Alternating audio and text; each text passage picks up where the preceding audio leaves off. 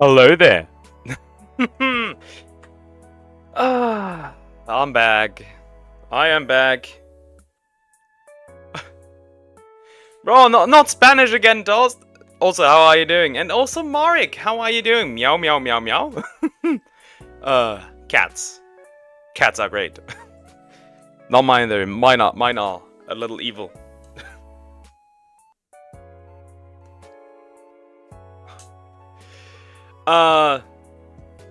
I'm finally part of the big boys.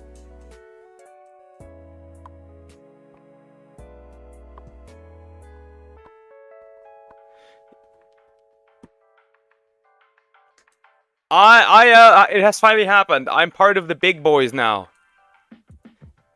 I'm part of the big boys now.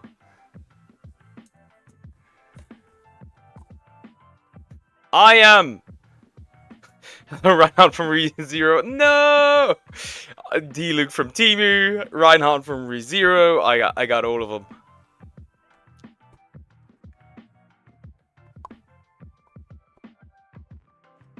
I've been called a bigot. It has finally happened.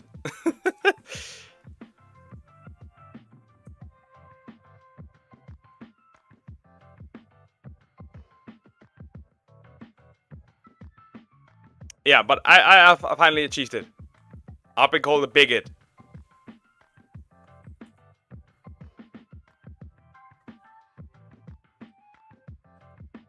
I don't know how, but it has happened. I guess it is what it is. That's great. Now the only thing that's missing is Grifter. If I get the Grifter, I have achieved it. I have actually achieved it.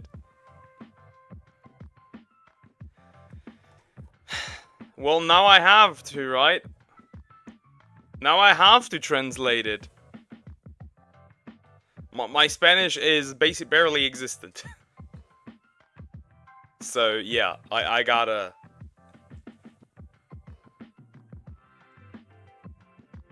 I think I know where this is going. I think I know where this is going.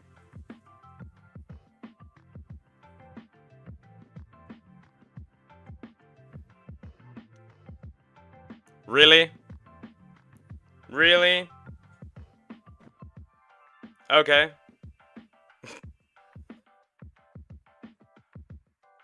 Okay. Okay. I see how it is. I see how it is.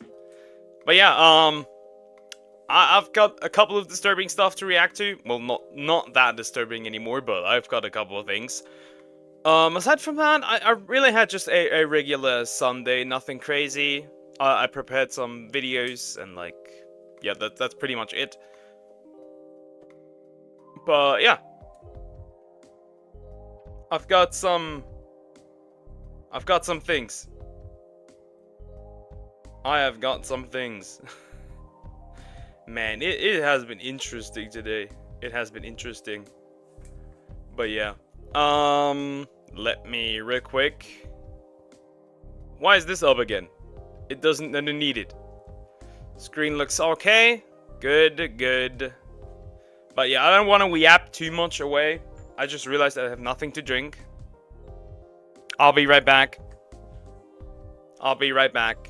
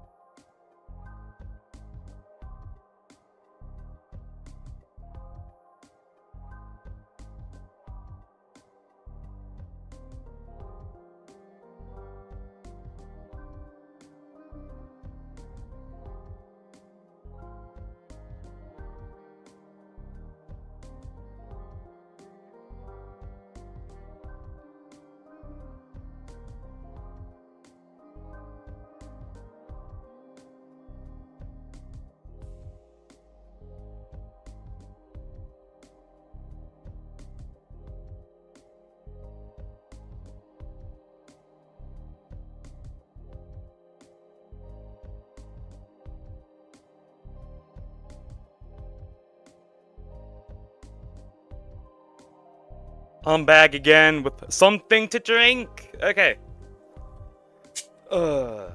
Water. Good old water. Good old water.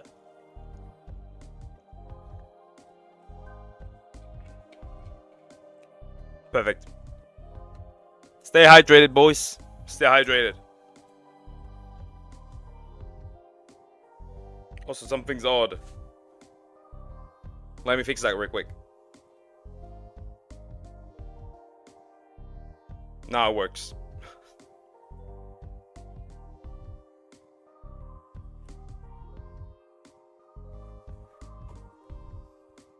Okay, now I got it.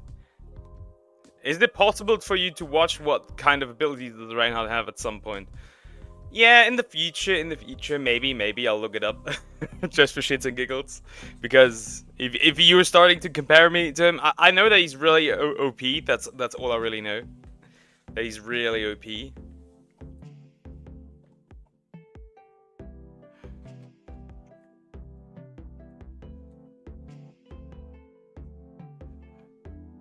Okay, let me close this one.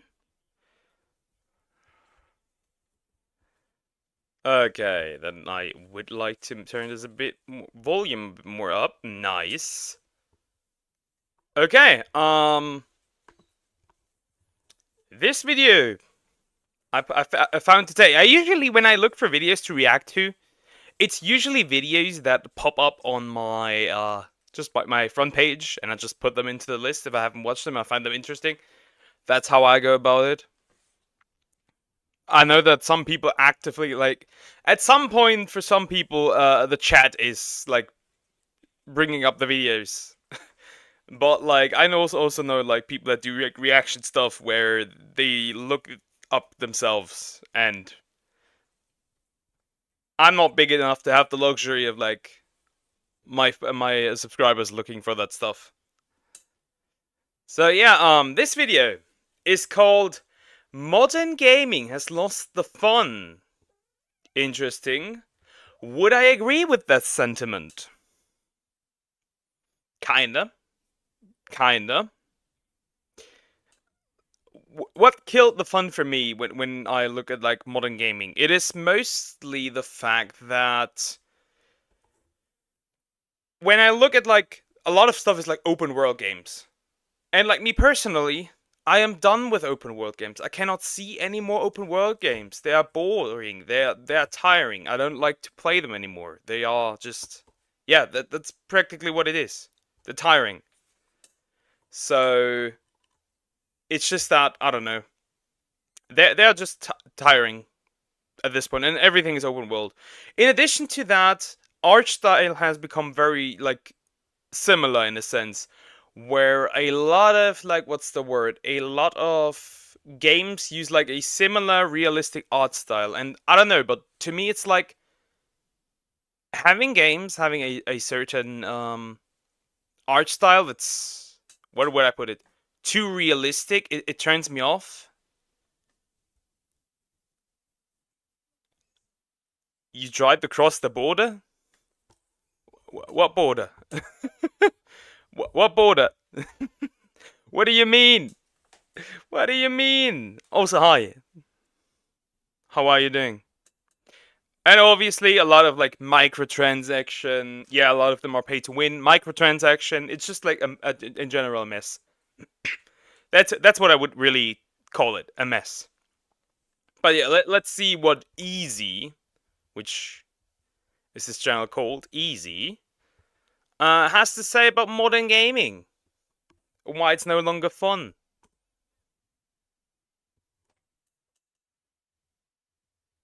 Oh, stop it. Wait a minute. The tab. It is muted. The tab is muted. Now it should work. Okay, let's see. Let's see what Easy has to say. Okay. Let's get into it.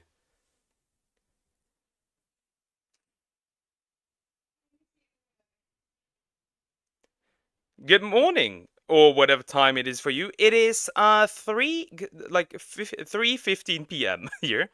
I found that your video and community post content both are my kind of style. So I decided to see what you're doing today. We're just doing like reaction stuff, nothing crazy. Usually I also stream like Pokemon shiny hunting, some RPG stuff. I don't have a hentai tab because I don't watch that stuff or read it or whatever you would consider it. Which is why you only see a tab like that. Do not worry. But yeah, let's see what this. Also, Marcus Blackwell, how are you doing? First of all, that's really important. Always need to know how you guys are doing. But yeah, let's see what Easy has to say. At their most basic, video games are entertainment. The Oxford definition for entertainment is the action of providing or being provided. Wrong. They are now used for political for pushing political agendas and not like making games for the sake of making games and like creating entertainment. Good, we don't want you to get cancelled. It is gonna happen eventually. It is going to happen eventually. I got called a bigot today. That is my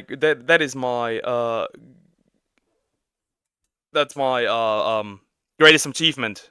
I got called a bigot for something that is nowhere near bigotry, but okay. Doing well, normal, but that's how it is. Like I like it. Okay, nice. With amusement or enjoyment. So simply put, they are fun.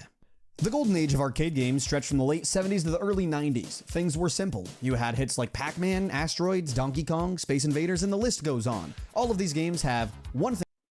I would love to experience playing arcade games. I would love to experience that, but here in Germany we don't have that, so it's kind of difficult to like access that. But I would love to see that.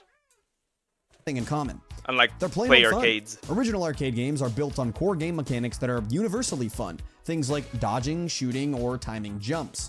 These are simple mechanics, but things people just love to do, especially when they're equally challenging and engaging and offer rewarding feedback for doing well. Plus, even with the limited technology back in the day, games were designed to be visually and sonically appealing, with colorful and vibrant graphics backed by iconic soundtracks and sound effects that offer satisfying feedback. But obviously, video games have evolved since then. They've come a really long way. I have thought, but I completely lost it now. What I wanted to say... yes. Yeah. The reason why video games are so... Like, what is the term? Stale? Would I use stale? I think I would use stale. The reason why modern video games are so stale is because they are somewhat...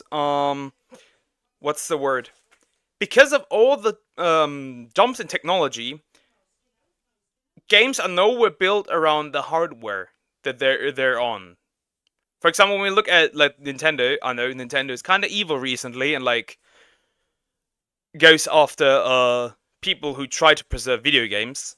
You can still use them as an example as to how you can use outdated hardware and still make great games.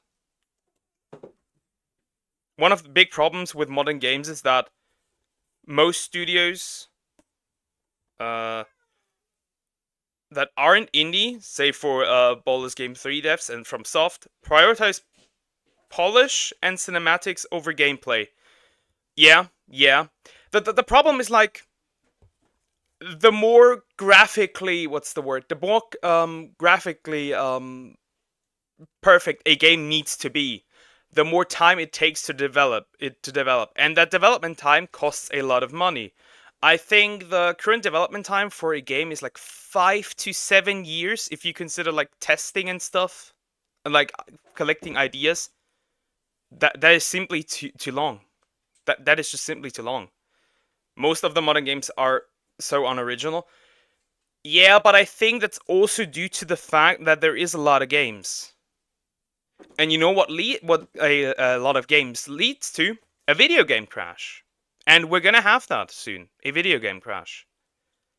This is why also Ubisoft is... One of the reasons Ubisoft is dying. From just being simple entertainment. We now have games that tell us stories better than movies can, games that can critique society, and games that simply make us think just a little bit more than we do when playing something like Galaga. You don't need the rest of the history. Point is, video games are no longer just mindless fun. They are now their own form of art. Oh Halo 3. Halo 3 was such a fun game. I don't like shooters, but Halo 3 is such a fun game. I love this game. It is so great. At least Ubisoft is pretty quick on game development and releases, for good or ill. I would actually prefer now if they did take some time and like make the games good, because man, they are on life support. But honestly, if they continue their policy the way they're doing now, good riddance. Art. They could be used to express emotion, tell a story, inspire people, retell history, question existence, anything. Literally anything someone wanted to say could now be done through this new medium, just like you could in any other form of entertainment. Oh, this hurts. Seeing Halo 3 hurts. I want to play the game again. It's so good.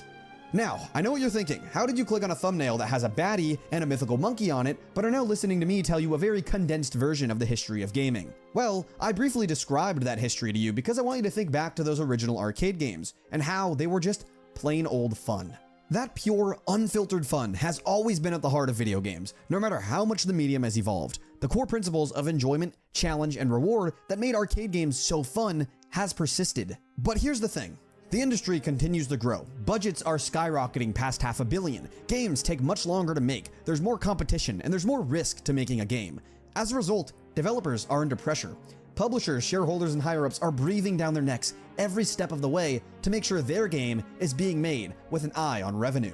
It's no longer enough to just make any game. For many AAA publishers and developers, it's blockbuster or bust. This pressure leads to many modern games. Then why are indie games thriving? If that were true, why are indie games thriving? Why is Nintendo, all things considered, thriving?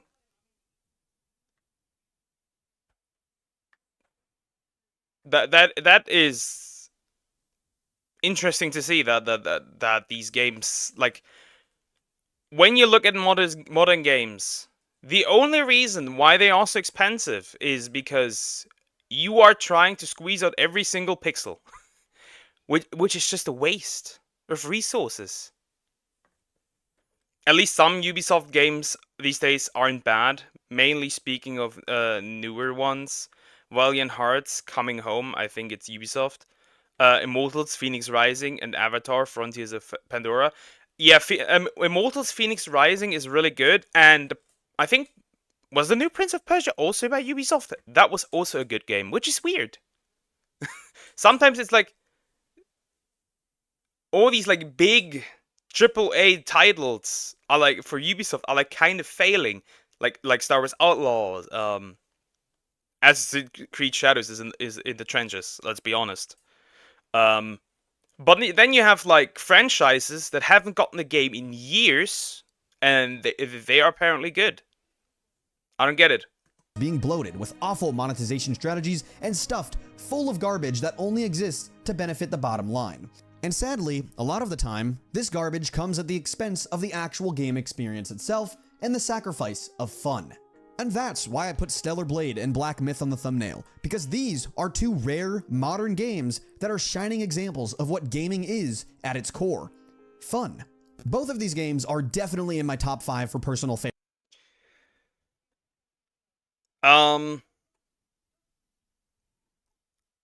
I think, and I might have lost my thought here, but I think with like games like Call of Duty, Madden, the football games, the whatever, the shooters.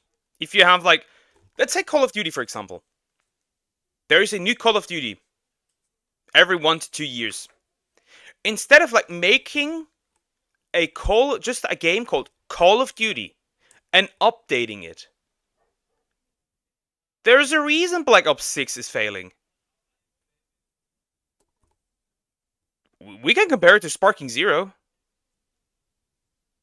Of course, a lot of people have waited for that game. 17 years, obviously. There's a good reason why it's successful. But it's also a good game. And, like, Call of Duty hasn't really, evolved in, like, years. They only release a new Call of Duty over and over again, or a new Madden, or a new 2K, to make money. That's the only reason.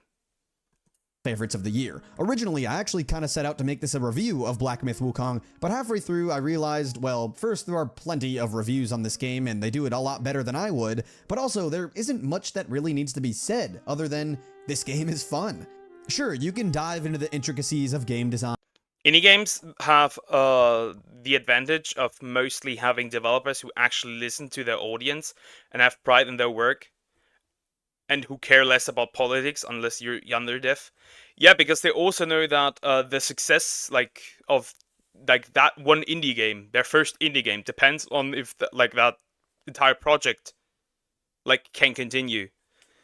Modern games like AAA titles, they really don't have that. That I guess that's one luxury they have, that they really don't like. If you have an established franchise, you don't need to perform super well to make a successful game. And why the mechanics are great, but what I love about both Black Myth and Stellar Blade is that they're just simple fun. You don't have super in-depth progression systems that require 15 minutes of reading. You don't need to min-max or worry about screwing up your build, or God forbid, have to go to YouTube and watch. Remember when they tried to push Wukong, or at least the company behind it, to kneel to DEI, and they refused? That they wanted $7 million or something? Interesting. People like me tell you what items are the meta. Not that having an in-depth game with intricate systems is bad, but these games prove you don't need to make the next Baldur's Gate or Elden Ring to compete in the market. I actually think it's a nice breath of fresh air to have these more simple games where the Baldur's Gate 3 devs would prove your latest point wrong. Baldur's Gate 3 is like a weird anomaly. It's a good game, but it's also what people would call a little woke. But it's still a good game. So it's kind of I don't know, it's in the middle. I personally haven't played Baldur's Gate 3. I heard good things about it, except for the bear scene. But yeah, I don't perfectly know much about that game. You literally just kick back and have a good time. For that reason, these two games remind me of what games used to be. Complete day one experiences without all the unnecessary baggage. They give me 2010s vibes where you'd fire up your Xbox 360 or PlayStation 3 and just have a fun time hacking and slashing your way through a game with no bullshit dragging it down. They feel like games that came out on consoles of the past, where everything was full of innovation. You mean throwing in the disc and not having to download a 50 gigabyte patch or half the game? I'm looking at you, Pokemon Company and Game Freak, with Pokemon Brilliant Diamond Shining Pearl. And originality. There was a focus on single-player experiences, and the emphasis was on good gameplay and engaging content. Best of all, though, these two games contain no signs of the modern gaming experience. You could immediately tell this by just watching the trailers. These games aren't bastardized versions of action-adventure games. They aren't soulless husks. Games that I can't play with my potato laptop and phone. Yeah, also Luxia, how are you doing? Yeah, I can't play these. The only reason I can play them is because I have the console for it. But yeah. No way I could stream these. And they don't rely on old IPs to tell a great story. When I first went to launch them, I didn't instantly have a 20 gigabyte update or get an ad for the battle pass on the first screen that I saw. I didn't have to see premium currency or content locked behind a day one DLC. I could just play the game. No worries, no second thoughts, just enjoyment. In fact, I'd go as far to say that games like these are really rare these days. There's a reason these are two of the biggest hits of 2024. Because simple action-adventure fighting games reminiscent of an older... They're good. The real reason why they're also really successful is because there is no competition, really. I would throw in Space Marine 2, because that is a really good game as well. Though I don't know when that video was made, but I would throw that in as well. But there's really no competition between these games this year. I wouldn't really say. Well, there's Sparking Zero, which is also a pretty good game. Which you could also throw in. Sparking Zero is also just mindless fun.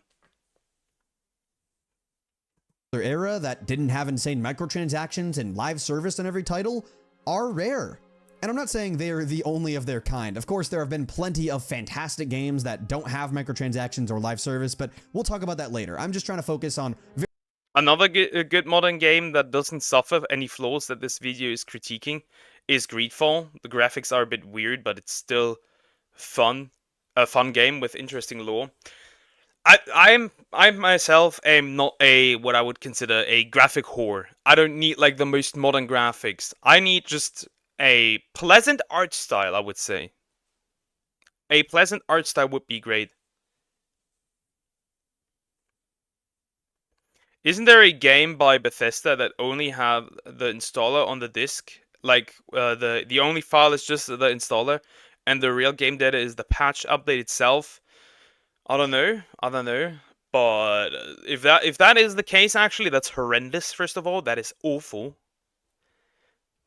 If there's one thing gamers should actually push for, it is complete physical media. Not like a disc where there's like half of the game on it, like 2/3 of the game on it, like I don't know, 3/4 of the game on it. The complete game on a disc. And if there's bugs and you need to fix these bugs, you can do that via a patch.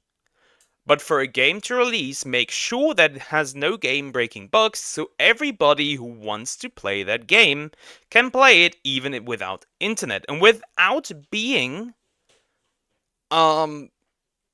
forced to be always online.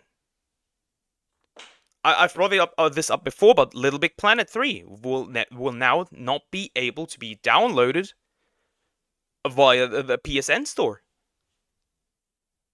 The game is basically gone if you don't have a physical copy, and those physical copies are probably now super expensive.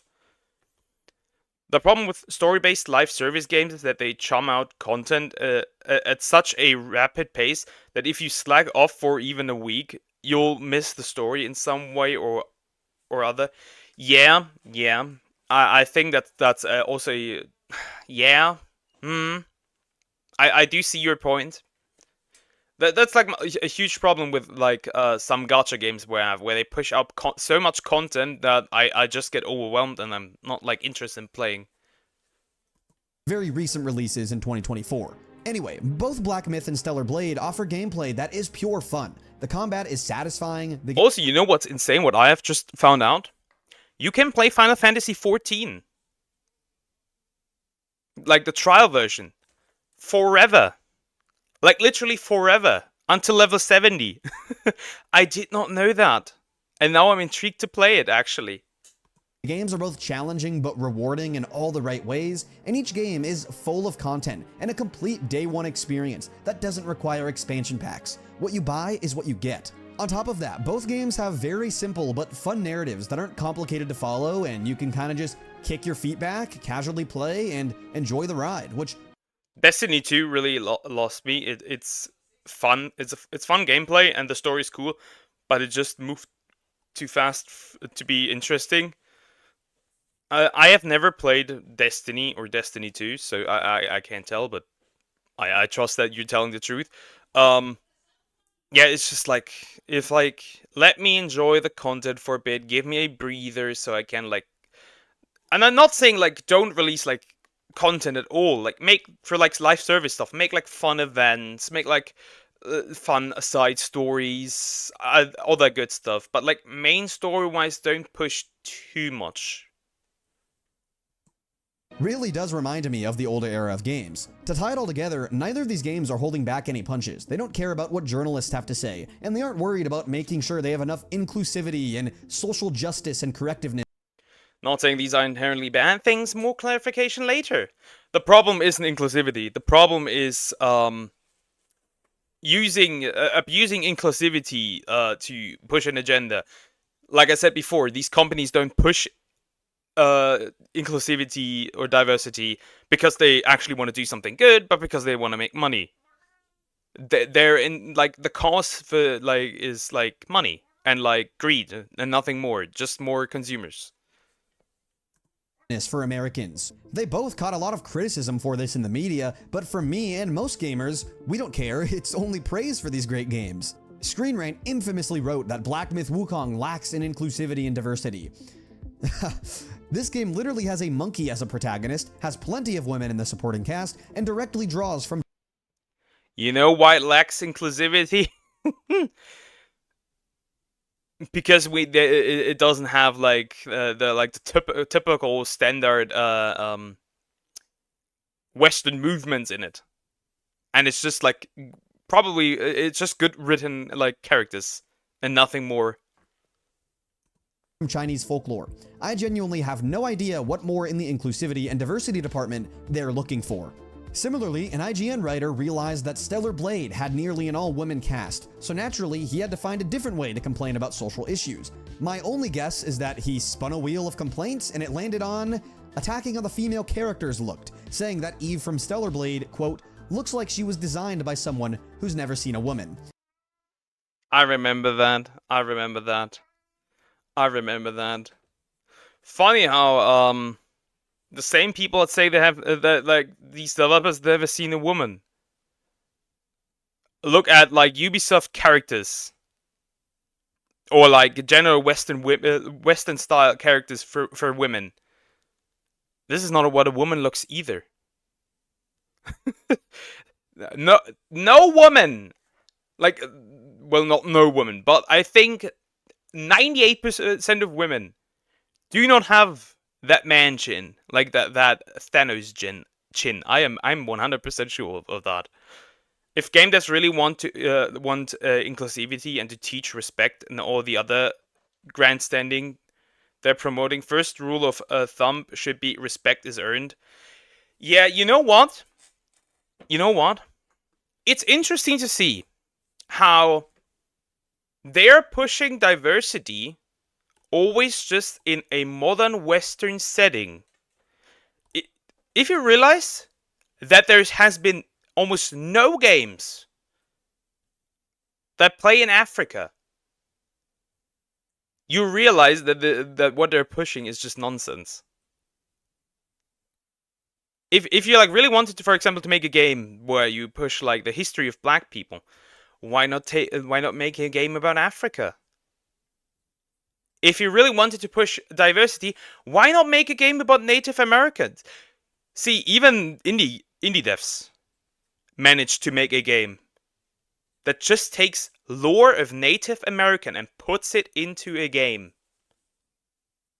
And the entire cast is Native American.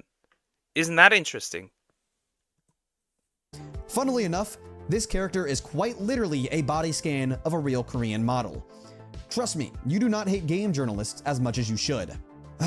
Anyway, the point is, these games feel like they're games that I'd play on my Xbox 360, where I'd get home from GameStop, pop in the disc, and just have pure, unfiltered, simple fun. Which is what games should be at their core, and it's what these games are. They're pure fun, and it's clear that this was the intent with these games. To make something that isn't complicated, doesn't have predatory microtransactions. Yeah, they did that well, but they are much more like the...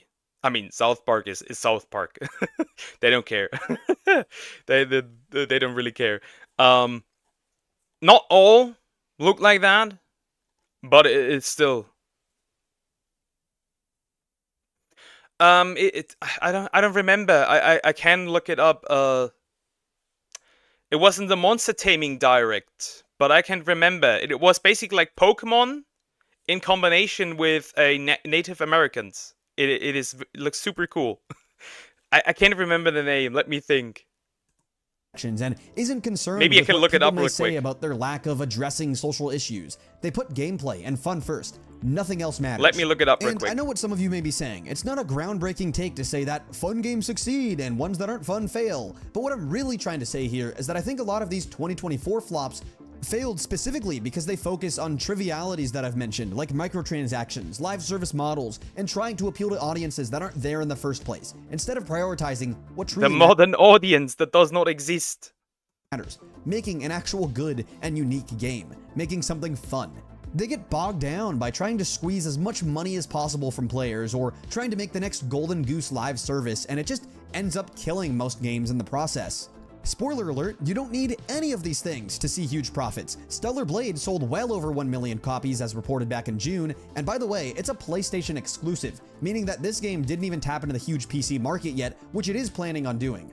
Investors were quoted as saying they expect the PC release to be far better than the release on console. Although profit numbers haven't been reported, this game is a massive success and is not done yet. The PC release is sure to break some records as well. And Black Myth Wukong, on the other hand, I mean, this is a tale you probably already know. The game has sold over 10 million copies within 3 days of release, making it...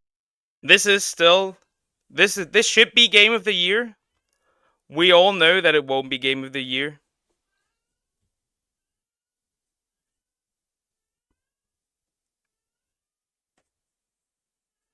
Okay, so the game is called 2P, The Legend of Arariboya, if I pronounce that well. I think just 2P would probably appear on Steam if you were to look it up. I think that if you looked it up on Steam, you would probably find it. Creatures of Ava. I just had a light bulb. Yeah, I found it interesting. I found it interesting to like look at it, but I don't know. Maybe not my style. I like monster taming games where you can like shiny hunt, because I'm a ridiculous shiny hunter. It one of the fastest selling video games of all time, crossing over $450 million in those 3 days alone. It's abundantly clear that both of these games are some of the biggest success stories of the year in gaming. And I don't think it's a coincidence that both of them are basically the same genre of action-adventure fighter that is... Wait a minute, maybe I can find it online.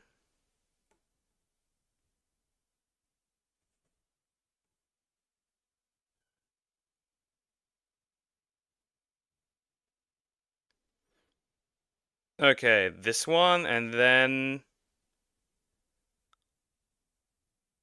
I think I could post it in chat. That's what it's called. That should do it. That should do it. Okay, let's continue. Is reminiscent of 2010's gaming, and both don't rely on shit like microtransactions or live service to make money. It's easier said than done, of course, but in the end, if these companies want to make money like this, you just need to make a game that's plain old fun. Who would have thought? Well, I mean, you'd think everyone, but apparently not, because there are multiple... It is super simple why that doesn't work. Because these people running these companies have never played a game in their life. They don't even know.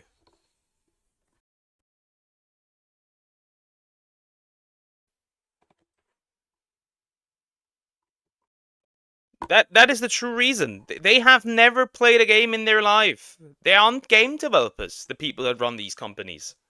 Flops from this year that all somehow seem to fall into the same pitfalls that a lot of flops seem to fall into, being corporate greed with microtransactions and live service titles. And just for some clarification, I'm not... And trust me, that will happen with Nintendo too. Because the people currently running the company now aren't game developers. I'm not saying that these things are the only ways to create a flop, but they are the most surefire ways, and are clear signs that a game is completely devoid of creativity, passion, and fun. They're also very common. It seems like publishers are just lining up, waiting to take their swing at live service. And if we're being honest, when studios attempt to do these things, they create some of the most epic flops that are just so fun to point and laugh at. So that's what we're gonna do. Starting Concord. Interestingly enough, they are updating the Concord files. Either they are completely overhauling the game, which I do not believe, or they're just going to turn it free to play, which is my assumption. Because it's weird. Why are they updating a game that they have shut down? And you know what? Even if that game goes free to play, they're not going to. Nobody's going to play it. Nobody's going to play it. with everyone's favorite 2024 flop, Concord, the Overwatch competitor that arrived just a little late to the hero shooter party. I mean, not that late, like fashionably late. They're okay. Oh, wait. You're saying it took 8 years to make this game? Oh, no! Yeah, this game really needs no intro. If you're at all familiar with gaming news, then you've surely heard of it, and even if you Yeah, yeah. Nintendo still knows that. Echoes of Wisdom is so good. It is so fun. And the Mario Luigi game looks very interesting. Again, it's interesting to see that like they will refuse to let like these like weaker like niche games. They refuse to let them die. Now, Pokemon Company, how about a new mystery dungeon? Like a completely new mystery dungeon. Not a remake. A completely new mystery dungeon. Thank you. If you aren't one to keep up with gaming news, then you've probably seen ads on this game because Sony has done an egregious amount of marketing for it, which is just hilarious thinking about all the marketing dollars they spent on this game, but also a little sad because they've got a fantastic game in Astrobot that they could have spent all this money on, but they didn't, of course, probably because Astrobot is another game that is very reminiscent of older gaming, this time in the platformer genre, which is another genre that is woefully ignored in the current state of the industry. You know, it's interesting to see Astrobot being so successful. Do you know who was also fairly successful that they let die? The Little Big Planet games. They were fun. I think 3 was a bit. I don't know. It was still fun, but not as good as 1 and 2. I think 2 was definitely the peak, but it was still fun. And then you released that weird game called Sackboy. Will Nintendo make a new Zelda game in the style of CD? I'm just asking the questions nobody's brave enough to. I don't think so. I don't think so. I think that's like that's like if you work at Nintendo and you bring that up, that's a topic that will get you fired probably. I don't think so.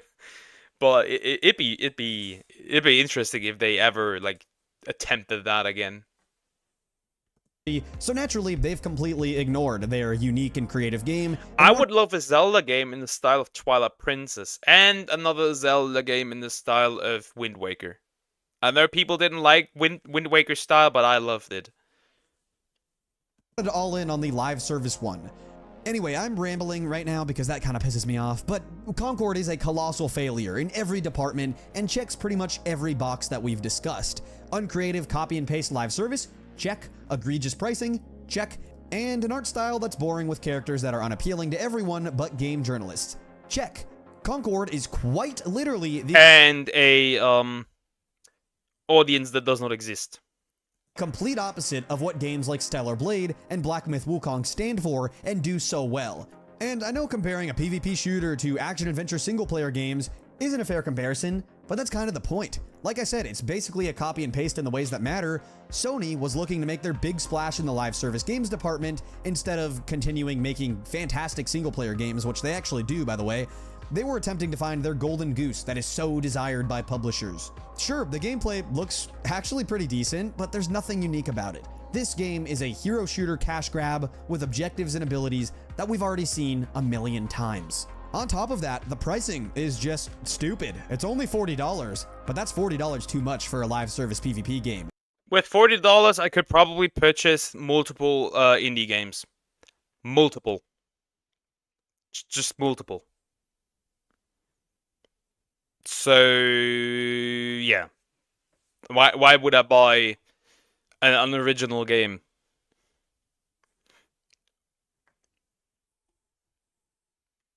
Concord did have one good thing, in your opinion. The fight scenes in the trailer were well choreographed. Now that you mention it, sure, yeah, sure, yeah, sure. It's just like, I don't know. They could have done way better. And it's gonna be interesting if they actually do bring it back, what they changed. Games like Overwatch 2, Valorant, and Apex are all free. Why would anyone spend $40 to try a new competitive game when they can just stick to the big dogs that they've been playing for many years?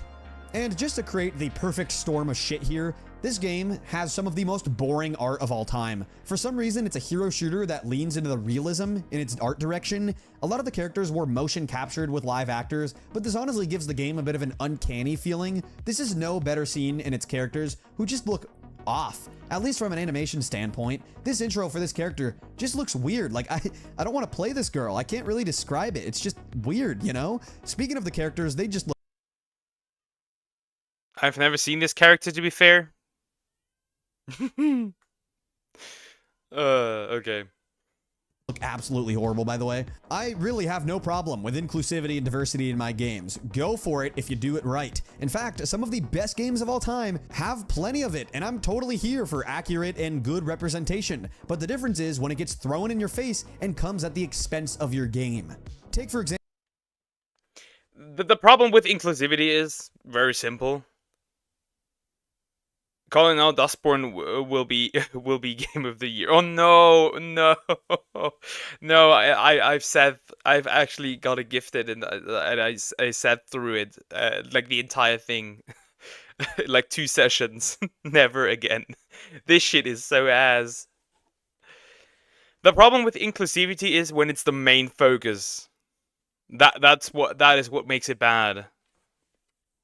Example, games like Fallout New Vegas or Baldur's Gate 3, games that feature diverse casts from all walks of life and beliefs, but each character is just seen as a common fact of life. Their entire personality isn't based on what makes them diverse, and they aren't thrust into the game just to say, hey, look at us, we have inclusivity. No, these characters just exist like every other character does, and nobody bats an eye at it or cares. On the other hand, with Concord, it's very clear the robot was the only good character, yeah. And then bro got really? There are pronouns in the corner for this character. That's wild. That is wild.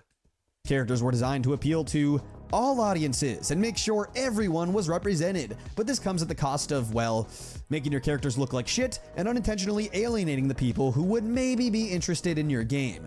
Instead of focusing on creating fun and unique characters, they spent their time on being socially correct. Just be honest, which 2 characters on this screen would you rather play as?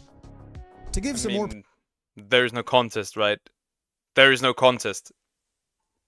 Perspective here, like I said, Concord was in development for over 8 years, meaning that they got the idea and started development when Overwatch was first released, which is... that's too funny, man. That's comedy gold. Anyway, this game has cost Sony 8 years and millions of dollars. Maybe they were 6 years on vacation. They started 8 years ago, were 6 years on vacation, and then worked 2 years on the game. Who knows? Who knows what's going on with these people? And in response, gamers purchased a projected 25,000 total copies, making this easily one of the biggest failures in not just the history of modern gaming, not just the history of Sony PlayStation, not just the history of... This is the ET of modern gaming. This is the ET of modern gaming. It's like, oh, man. I'm really just sad for the people that worked on this. They probably got like laid off and stuff, and like, oh man. Also, it's like a red flag. Like, imagine you fail like a game like this, and you're trying to get hired for a new company, and then they see you. And they realize, like, when they look at your resume, they see that you have worked for Concord. You think they're gonna hire you?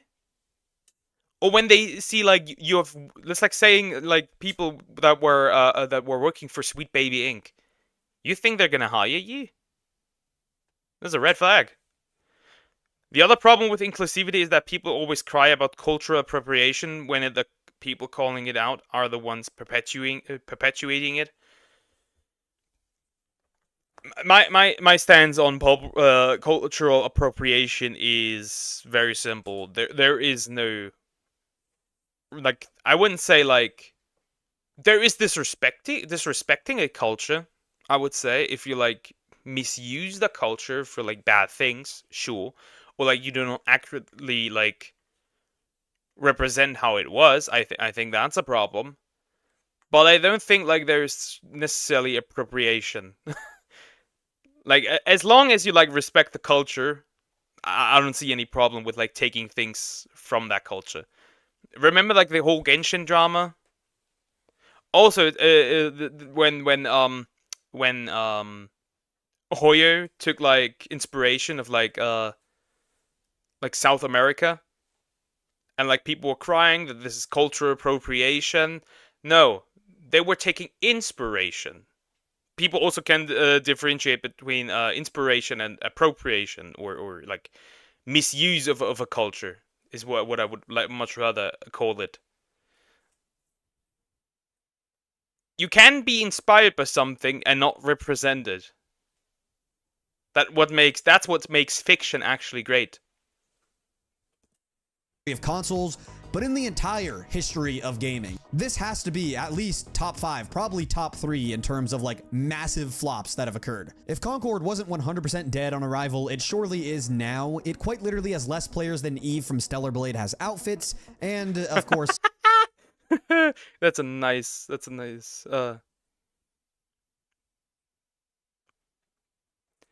Genshin drama, basically the new region Natlan was inspired by I think South America. And people were crying that the characters didn't have dark enough skin.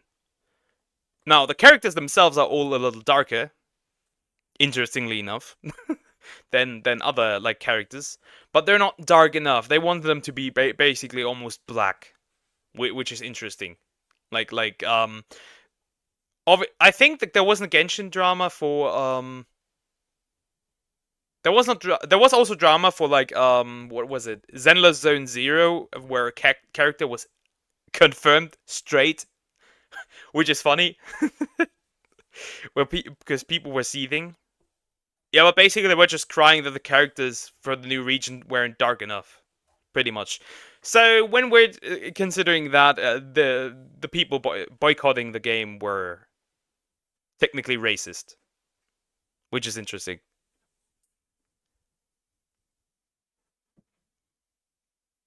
But South America and even Africa have white people. Make it make sense. It's also like, just because something is inspired by it doesn't mean it has to accurately represent it. When you look at the first area Mondstadt, it is basically like inspired by medieval Europe, because like the main city is literally a German name. This doesn't represent German medieval times accurately.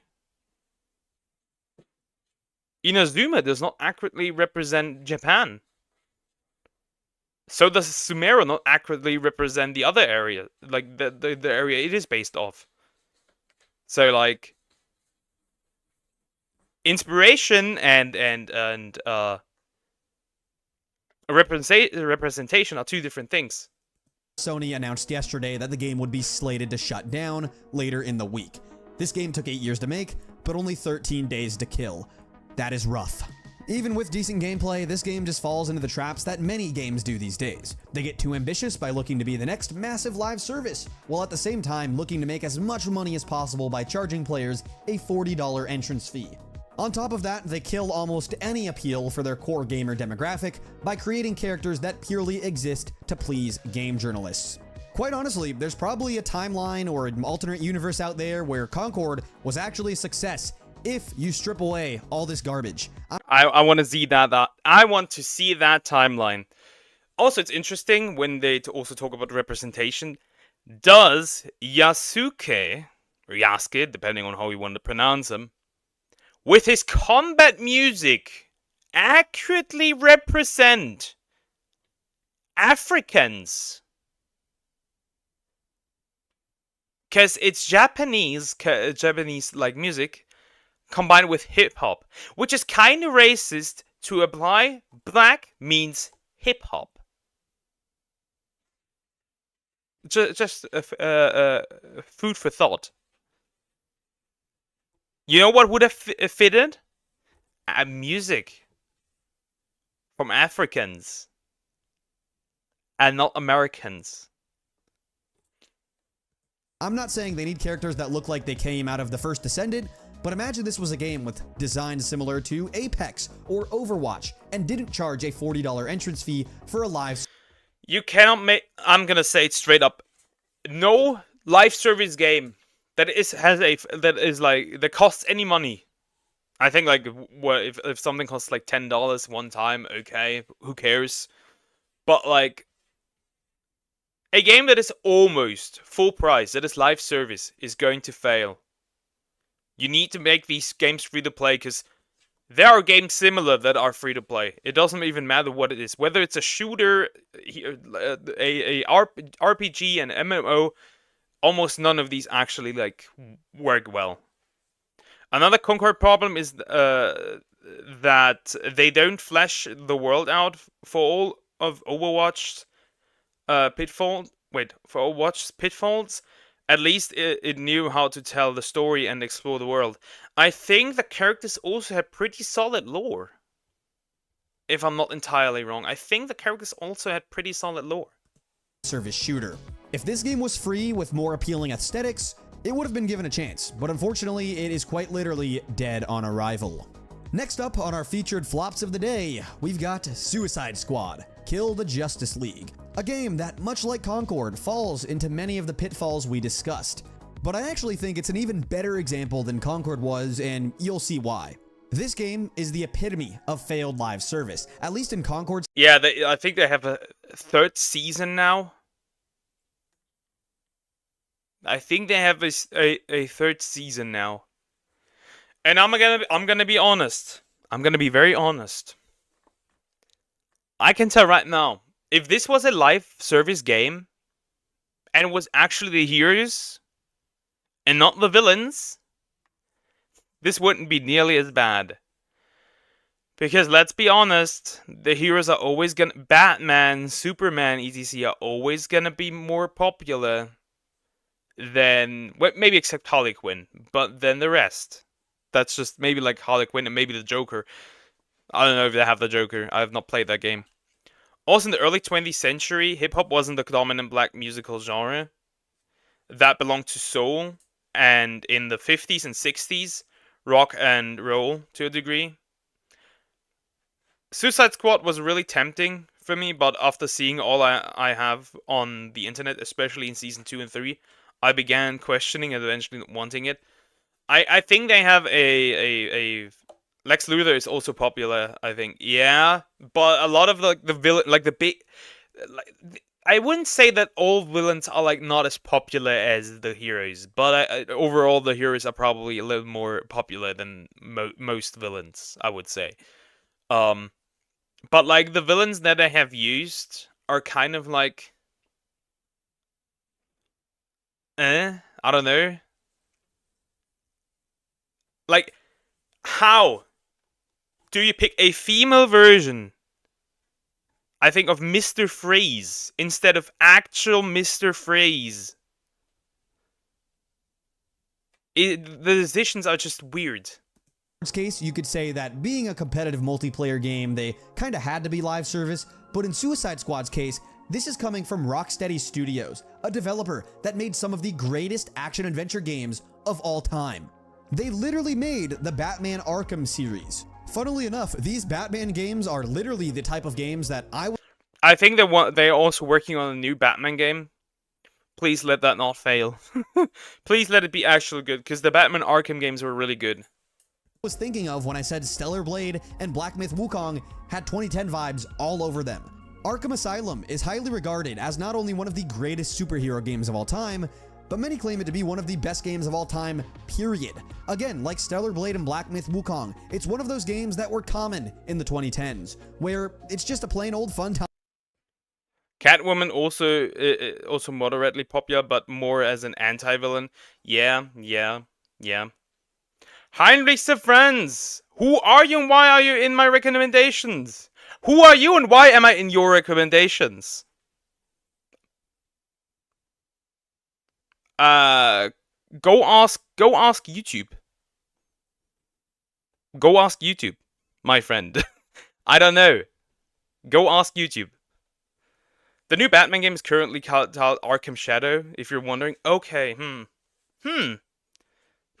okay. Maybe it's gonna be good. Rattle VR, how are you doing? Hi. I'm interested. Because if that's gonna be a good Batman game, then I'm gonna buy that. Because like these developers, I think it's very simple how you like make these developers change. You don't buy their games that are bad, and only buy the games that are good. In that case, that way you can kind of try and send a message. Now that doesn't always work, and the money that they get from like buying the good games might be used for the bad games. But I think it could be like a way to like tell them, hey, this works and this doesn't in a way. Time. Like Stellar Blade and Black Myth, you have a fantastic protagonist, a fun story, and amazing gameplay backed by simple but fun systems. Not to rehash what I said earlier, but this game doesn't have insane in-depth progression like Elden Ring or the deep RPG. Your chicken in Minecraft had a son? How do you know? Do chickens in Minecraft even have a gender? I don't think so. Because like they all look all the same. But good for the chicken, and for you, I guess. Features that Baldur's Gate has. It's not anything complicated, it's not over the top, it's just a simple action-adventure beat-em up. But this game and other games in its series are highly regarded and have been nominated for Game of the Year for a reason. The games from this series are some of my favorite games ever, and I look back on all of them very fondly. They are genuinely probably the reason why I love games like Stellar. If you want a good modern game, I recommend DC Superhero Girls Teen Power. That's bait. That is bait. I do not believe you. Blade and Black Myth so much. Sure, they're very different games, but there's just something that hits different when you can play something that has you so engrossed in the gameplay that you can just turn your brain off and have fun. Anyway, I'm kind of rambling again, this time about a fantastic game, so you can't really fault me for that. But anyway, the point of saying all that is that the same developer that made this literal Game of the Year nominated title also produced this complete dog shit in Suicide Squad Kill the Justice League. I wonder what happened. Surely the studio didn't want to cash in on the live service train and make a title that prioritizes microtransactions and battle passes over fun gameplay. Right? What in the goddamn? There just isn't much that needs to be said here. Also, there were some weird scenes with Harley Quinn calling a child Poison Ivy fun-sized, which was kind of weird. And my Minecraft horses can go through fences. I hate when that. I hate when it happens. Like you build a fence in Minecraft and then the animal's gone, and you're like, "Where did you go?" Fuck Art, I can't do this shit. Baloch, how are you doing? Yeah, art can be hard. I guess. I can't draw to save my life, so I wouldn't know. In fact, you're not baiting? I have it and it's actually pretty fun for how simple it is. I don't know if my tone is genuine to you, but I'm trying to be genuine. Hey, I might look it up. Sounds fun.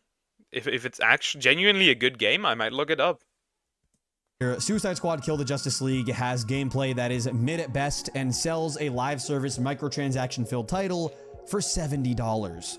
It is no more clear than this game here that the industry is just going in a bad direction. Sure, Call of Duty can get away with selling $70 games with battle passes, but that's because they've always been kind of a scummy franchise when it comes to pricing and microtransactions, and they know they can get away until they got beat by Sparking Zero. And not just the extended edition of Sparking Zero. Not just I think not just the second edition, the second that is expensive. Not just the Ultimate Edition, but all three individually. That should tell you something. If one of the most successful shooter franchises loses to an anime arena fighter, a good anime arena fighter, but still an anime arena fighter. They can go through it. I didn't let them out that they face through. I hate when that happens. I hate when that happens. with that because their player base is mentally ill and will buy whatever slop is thrown on the table. Although I actually Damn. Call of Duty players catching strays. Yeah, I don't know why Call of Duty players buy the Call of Duty games over and over again. They do not learn. They really just do not learn. They are literally just turned into what I would call like they're just mindless cattle that just consume and wait until next product releases so they can consume. So basically, what my dumb R did was I drew a freaking character. I spent my entire day on tried so hard, and in the end it turned good. But when I exported it from the asteroid, was that I freaking what?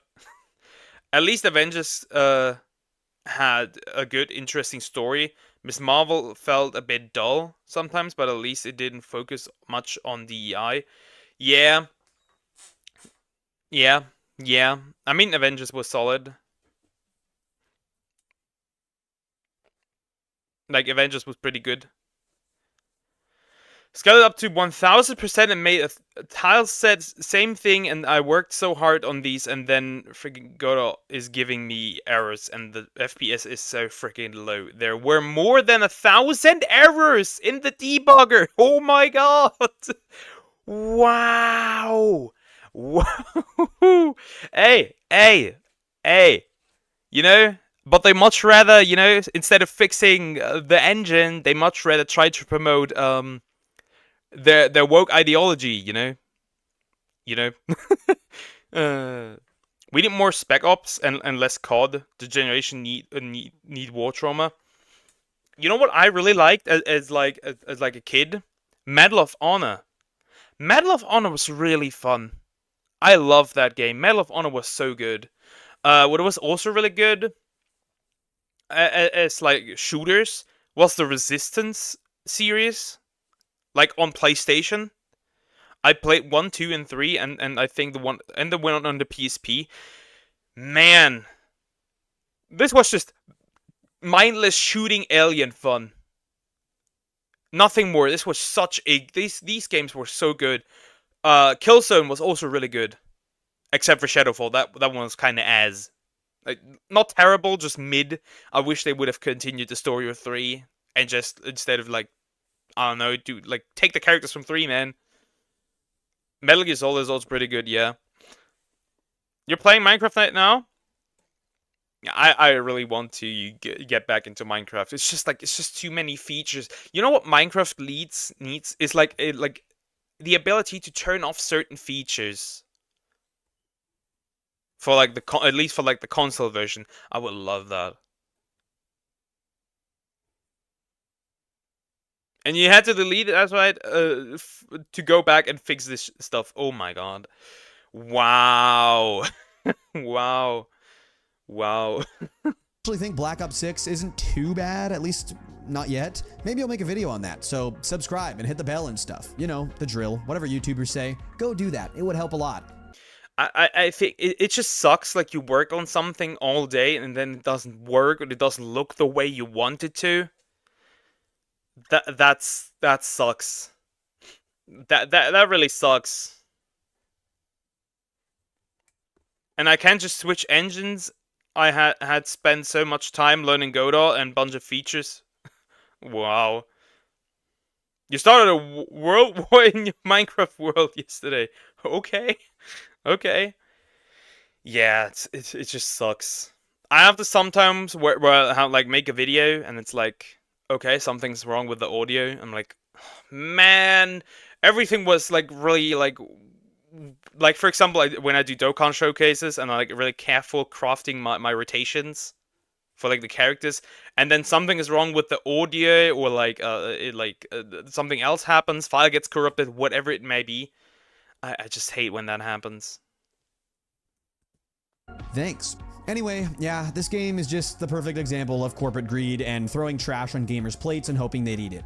They hoped that by placing this game in the Arkham universe and using a beloved IP that they would get away with pricing this thing at $70 and releasing battle passes and overpriced skins. Honestly, gamers should be... There's really mid skins on the new Diablo game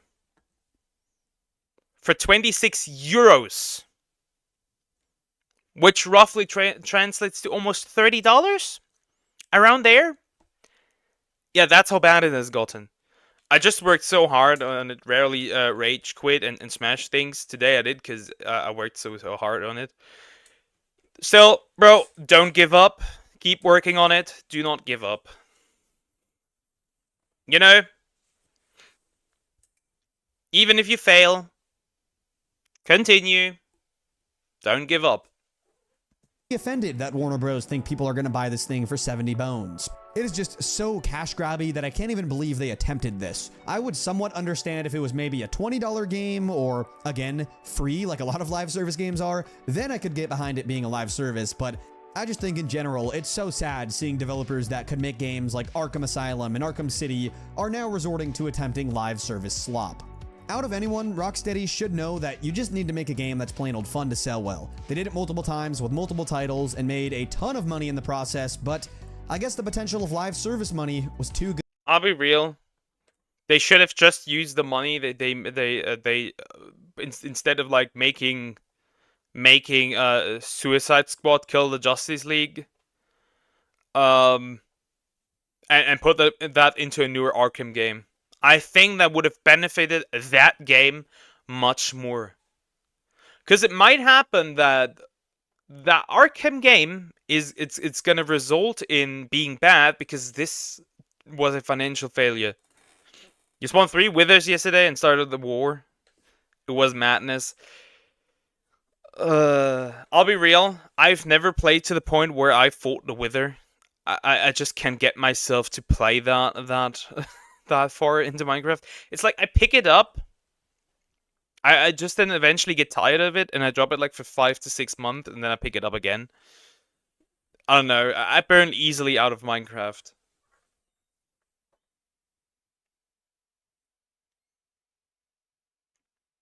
And I'm not at all good at art. I think you mean art. So I had to spend so much time to work on it. I was trying to make a Harvest Moon-like game, and the tile set then had so many tiles in it, and I bet I can't ever do as good. Like, the tile set had grass tiles, floor tiles, furniture, and so many other things I had worked so hard on. Again, keep going. Do you want to make this game? Keep going. Good to pass down. And live service is 100% the biggest reason why they failed, but they also fall into the other pitfall of attempting to diversify their game and appear more politically correct. This time, it's kind of at a much worse scale than Concord did, at least in my opinion. The biggest case for this is what they did to Mr. Freeze. Wait, did I read that right? Oh, no, that's Mrs. Freeze now, and Suicide Squad killed a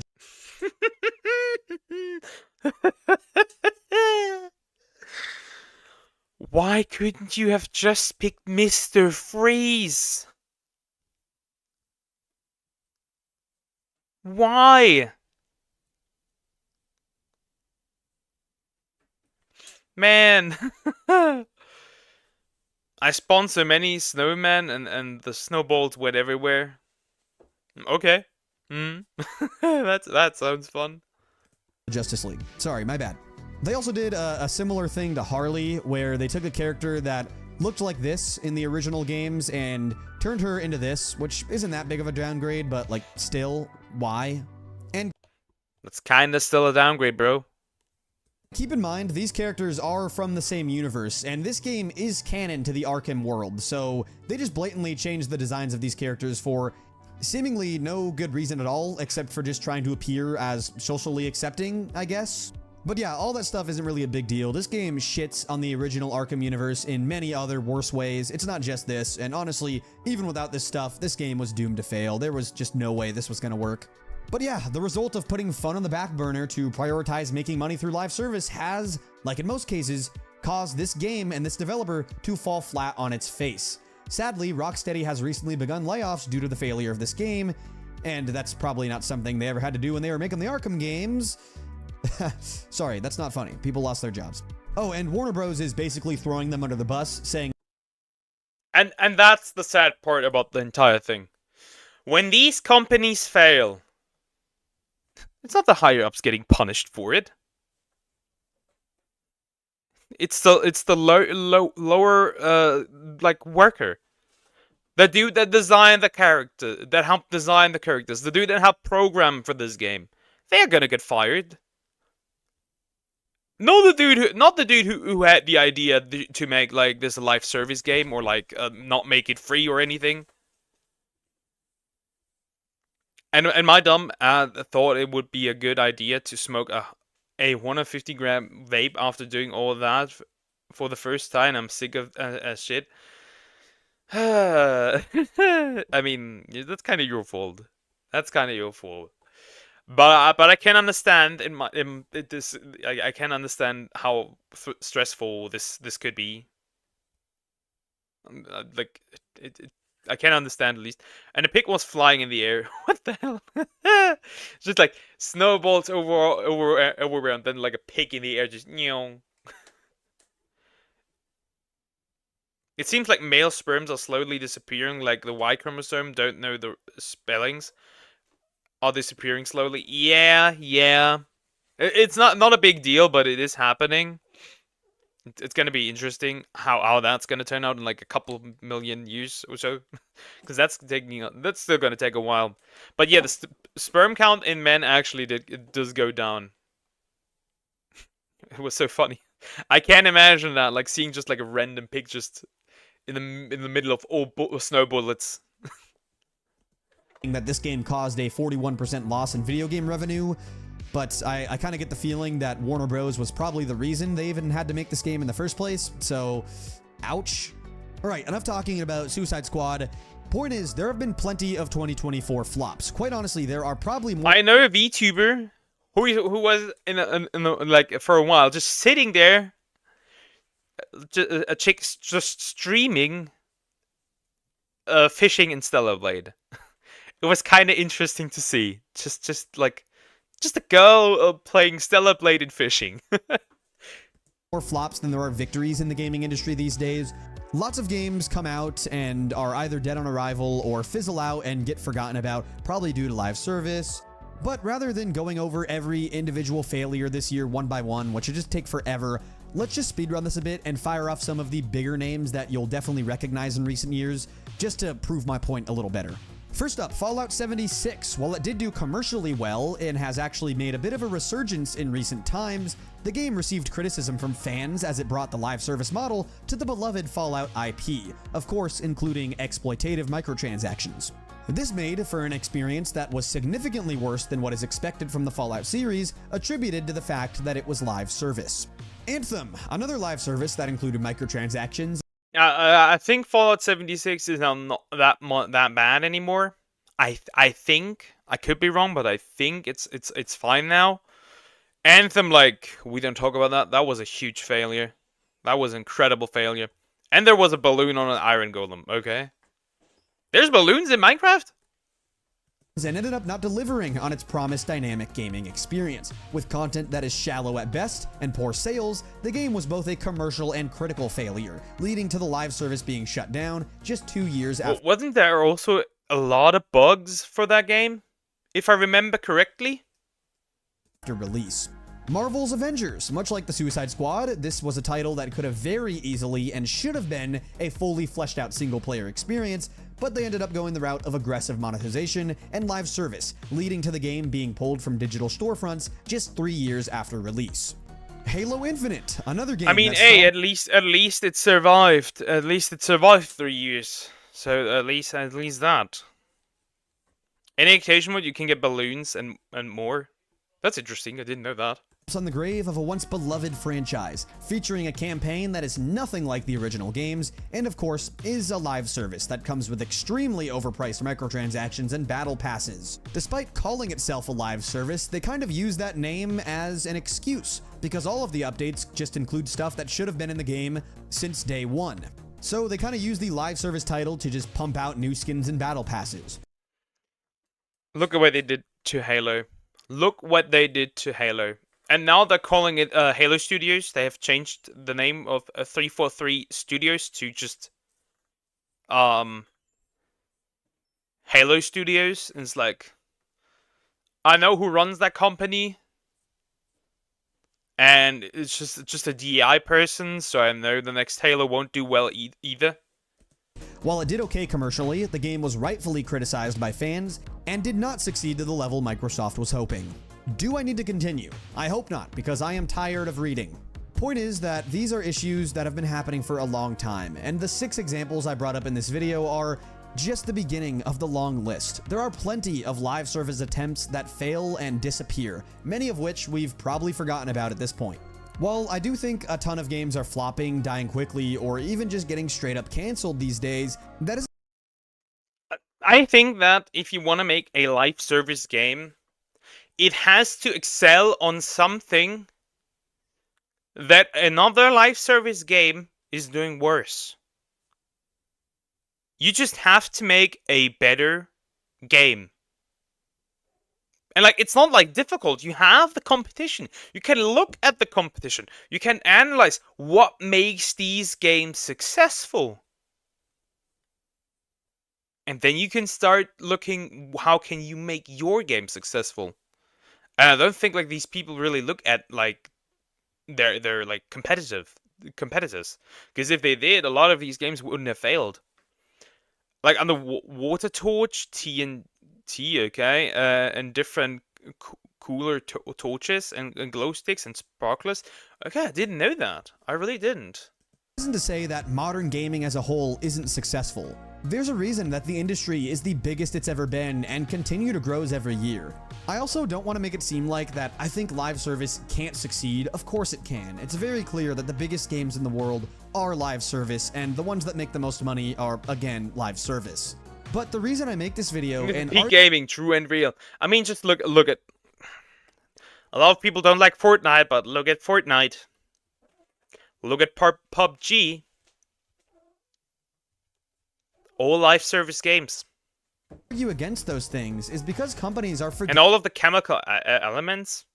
Again, I did not know that. That's very interesting to know.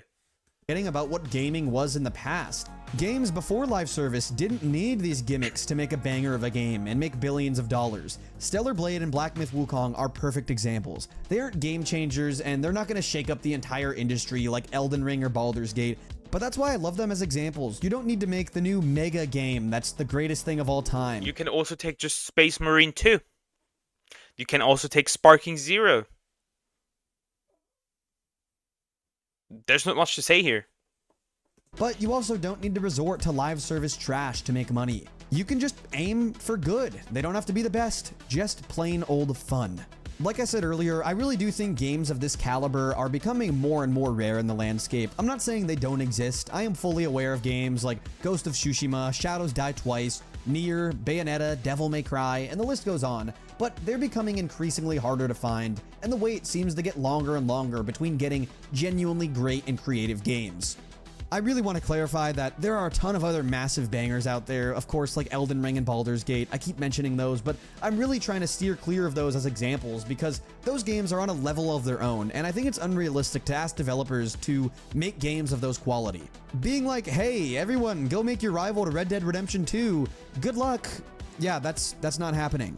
But it's not unrealistic to ask for games akin to Stellar Blade and Black Myth. Case in point, Rocksteady Studios literally made the Arkham series. They have the potential to do it, but they currently just want to aim for live service, much like a ton of other developers and publishers in this space. I understand why it's become this way. With the cost of games these days, companies have to do all they can to win players over and keep them spending. But I really do hope that the massive success of Stellar Blade and Black Myth can spark some change. Then cut down on the bullshit.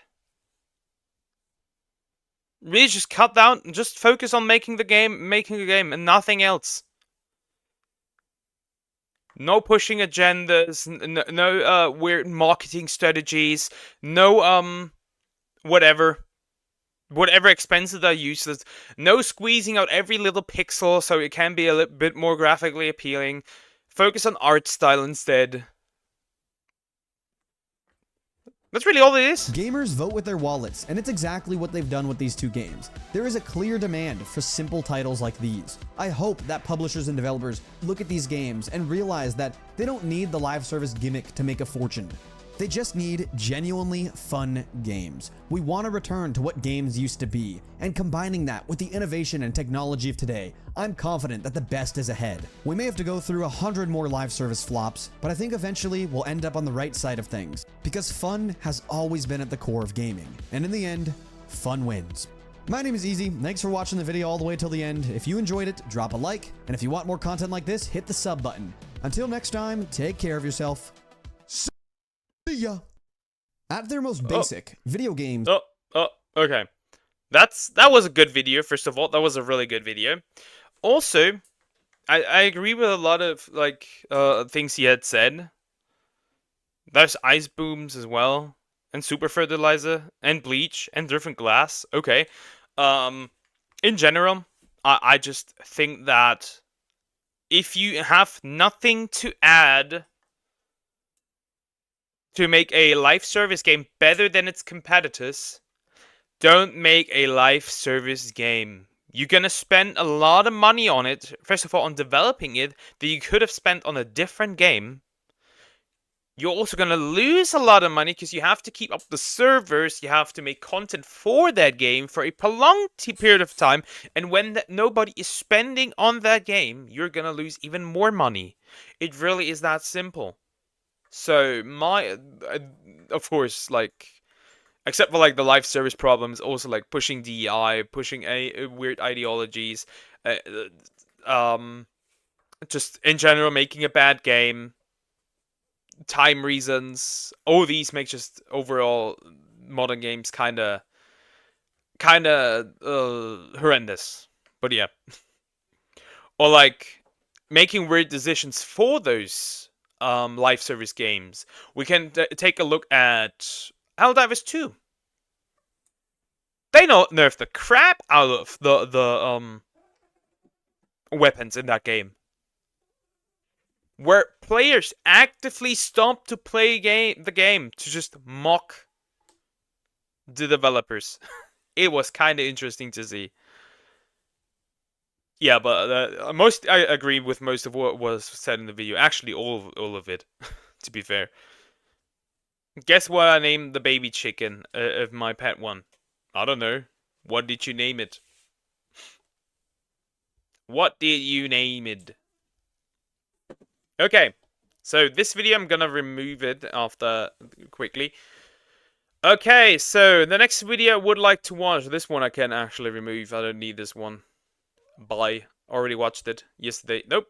Nope. Nope. Nope. Nope. Chuck. That's interesting. Remove. Okay. Okay, the next video I would like to watch is... Hey,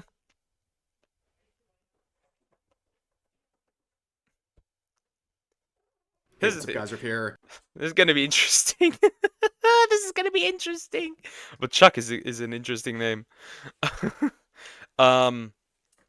Sweet Baby CEO called out. Ref says Desi. I am interested where this is going. I am very interested where this is going. I really can't believe that they actively, like, called this man out. I really can't. I don't believe it. I don't believe it. If they did, it'd be funny as hell. But I don't think so. I don't believe it. Let's get into it.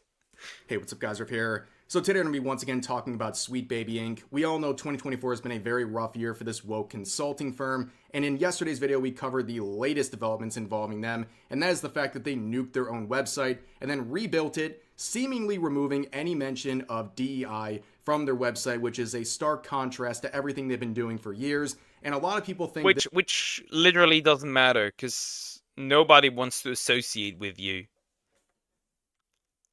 Like, the name itself is already a problem. Nobody wants to associate with you. No one. Not a single person.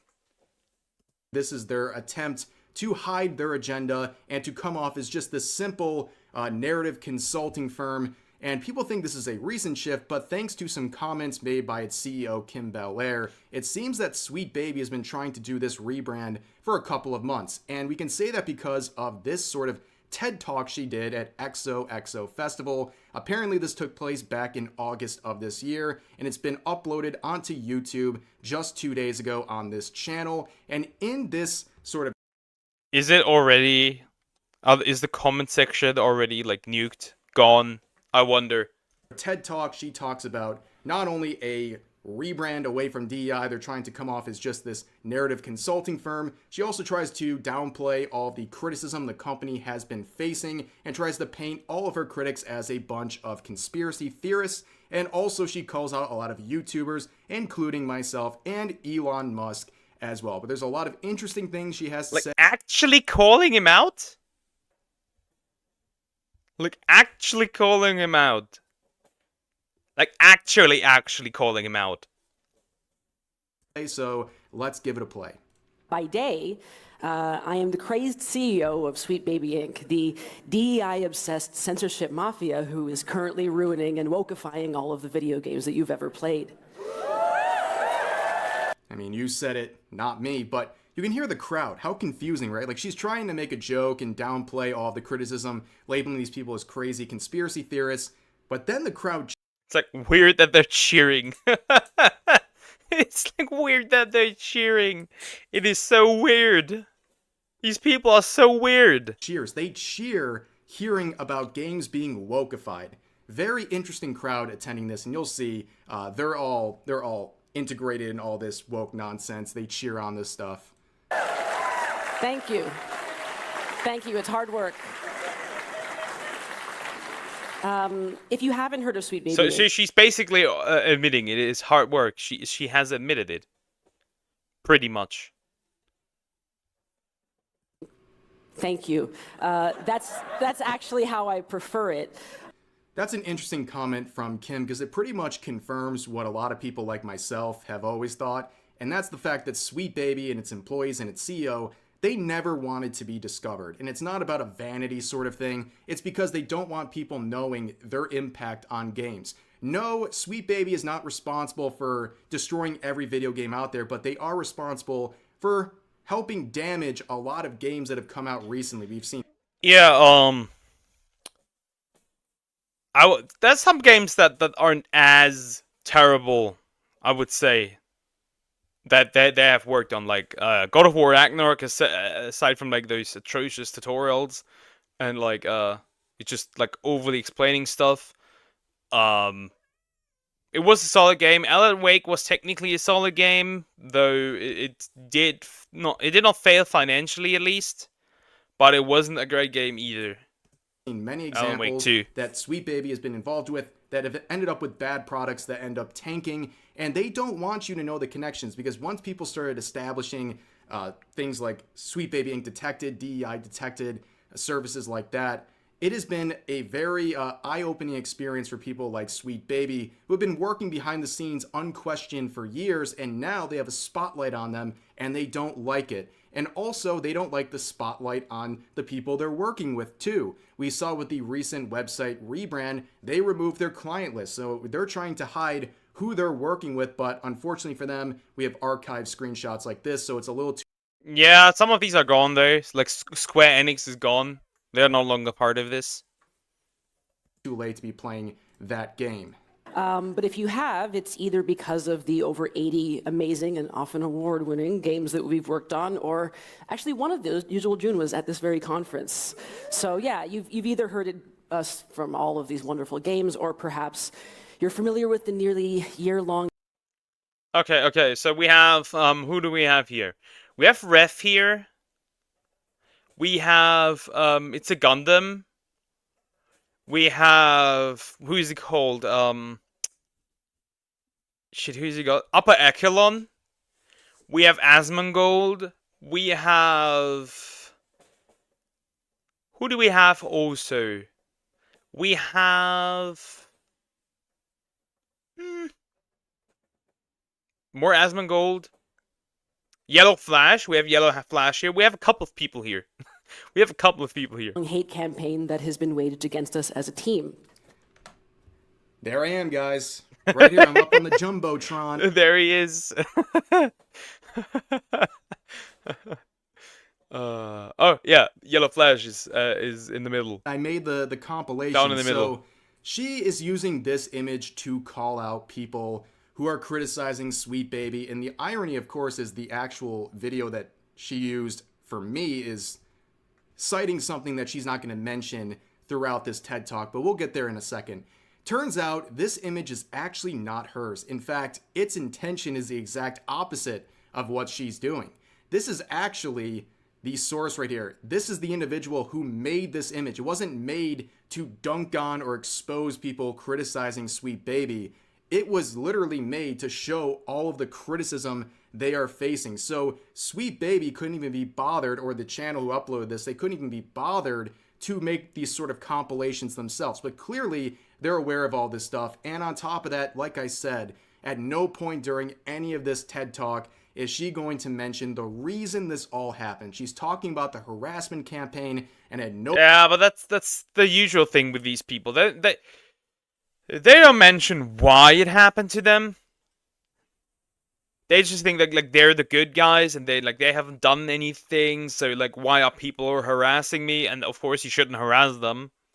Obviously, no death threats, no other weird shit, no like violence towards them, just genuine criticism. But of course, genuine criticism is also considered harassment, so careful with that one.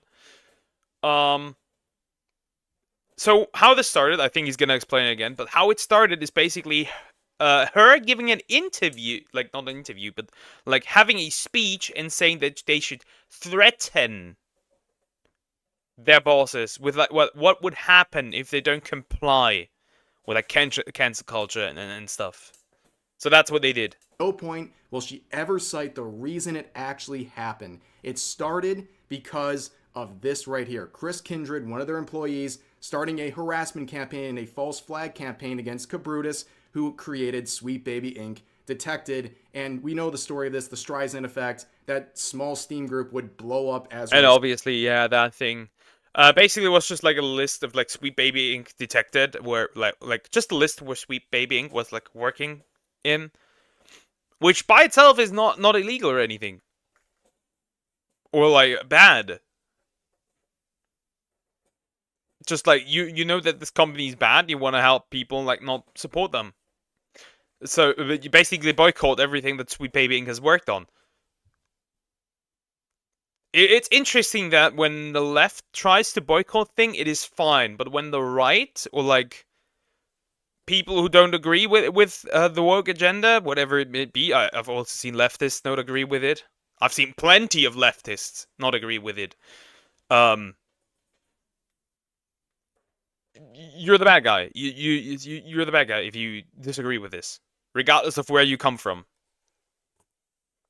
Result of this, and then the criticism campaign against Sweet Baby would ramp up to levels nobody ever thought, and they only have themselves to thank for that because of the actions of Chris Kindred. And just like the journalists who have covered this situation, they intentionally omit this entire interaction that led to the public, the really public discovery of Sweet Baby and what they're doing.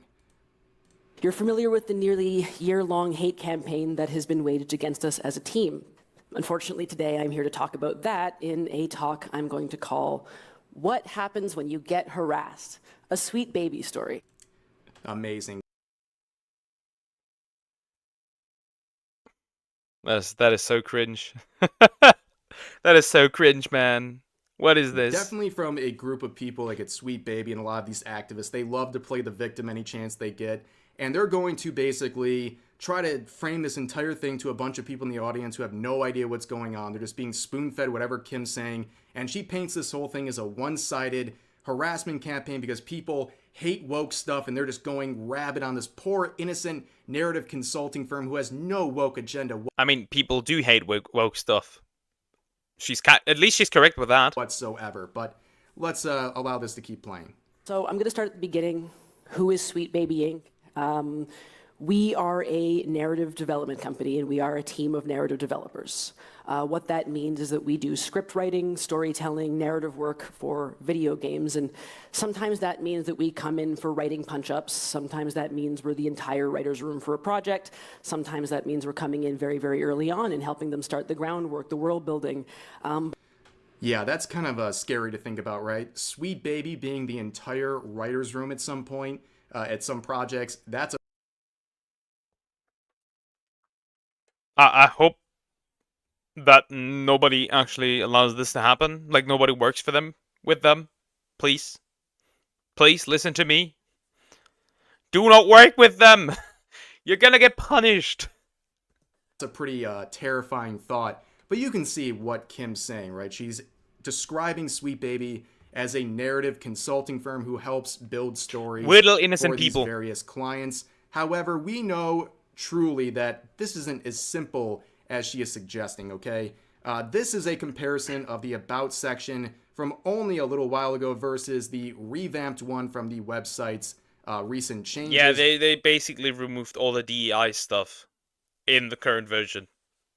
You can see how much they are trying to cover up their woke agenda. Here's the original About Us, saying founded in 2018, Sweet Baby Inc. is a narrative development and consultation studio based in Montreal and working around the globe. Our mission is to tell better, more empathetic stories while diversifying and enriching the video game industry. We aim to make games more engaging, more fun, more meaningful, and more inclusive for everyone. Then you can see the updated statement. There is no mention of inclusivity, diversity, anything like that. In other words, we make games more focused on we make games more racist, less inclusive, less meaningful, less engaging, and less fun. Because remember, what they think diversity is not what the most people think diversity is. Remember that. It's just for money reasons, just for funding. Not because they actually want to do anything good. Maybe that is the core intention, and they're just misled. But I can't look in somebody's head. And that is reflected in how she is speaking during this TED Talk. She is not mentioning anything about DEI or a woke agenda in her description of her company, because I think at this point she knows it is a crutch. It is something that is turning off a lot of people to anything they're working on, and really, why would anyone want to be associated with Sweet Baby and their agenda at this point? So I think they're doing... Nobody. People who have worked for this company cannot even find a job. Even if they had a change of heart or anything, they can't find a job now. Because they're associated with them. Everything in their power to sort of clean up their image, but as always, it's a little too late, right? They're trying to paint themselves as a non-DEI, non-woke, not even involved in any sort of stuff like that. They're just a narrative consulting firm, when only a year ago you have employees from their company making slideshows like this onto YouTube saying that they want to burn the games industry to the ground. That was their objective at Sweet Baby, and now they expect you to sit here and just think, yeah, now they are gonna get burned to the ground. Interesting. Totally not having any sort of an agenda behind the scenes. Nobody with a brain is buying this right now. But what I want to really stress is that all of our work focuses very heavily and very seriously on story. That is what narrative development is.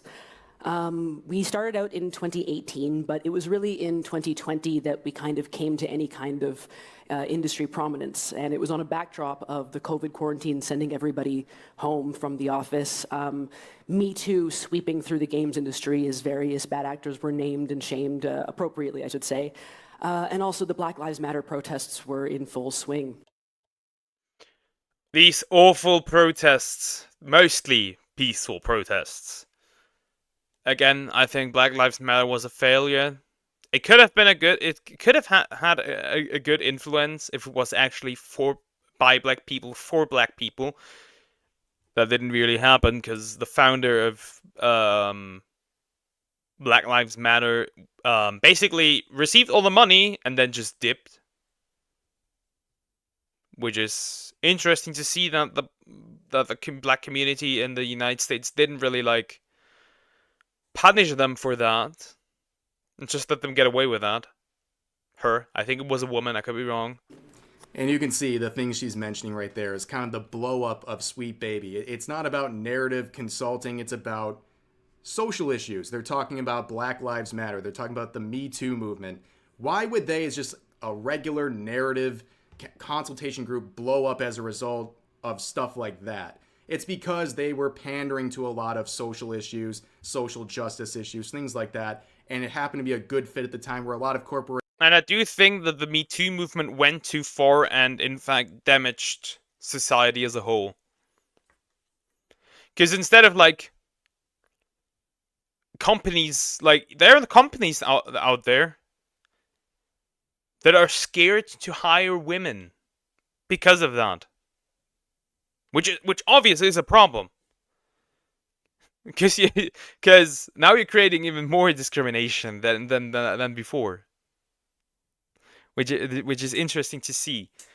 These movements, when they go too far, they cause more damage than they do actually help. If they are like in a controlled way, coordinated, good. If they aren't and they lose the plot, then it'll result in more problems.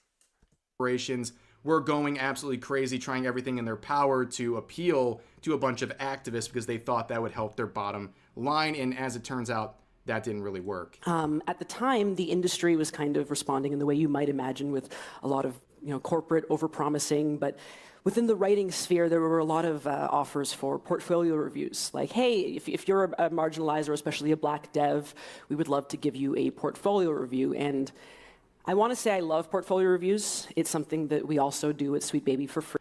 So she goes on to talk about how she likes to give a helping hand to a lot of people who are marginalized and they don't get a regular shot. And this reflects their original outreach statement that has been removed in the revamp of their website, where they say new and marginalized talent can change the industry if given the proper support. We want to provide this through our programs. Like I said, no rebrand, just changing the language. And in another interview from a few years ago, Kim talked about the same thing and basically said that she wants to hire people who are minorities, even if they don't have the qualifications. She thinks that is a more important factor towards their employment than their actual writing skills and things like that. So it really all goes back to a lot of their original goals. She's just wording things differently. But let's watch some more here. I decided to do a cheeky Google and see, like, hey, can anyone put that together? The Google went bad. So what she's referring to here, by the way, just for context, is she was helping release two major projects Sweet Baby worked on. That is Alan Wake 2 and Spider-Man 2. And she decided to Google search herself, basically to get a little insight on how excited people are to see Sweet Baby's involvement. And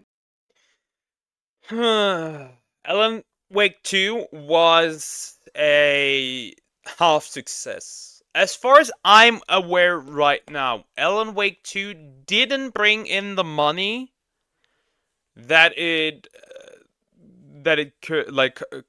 costed to make.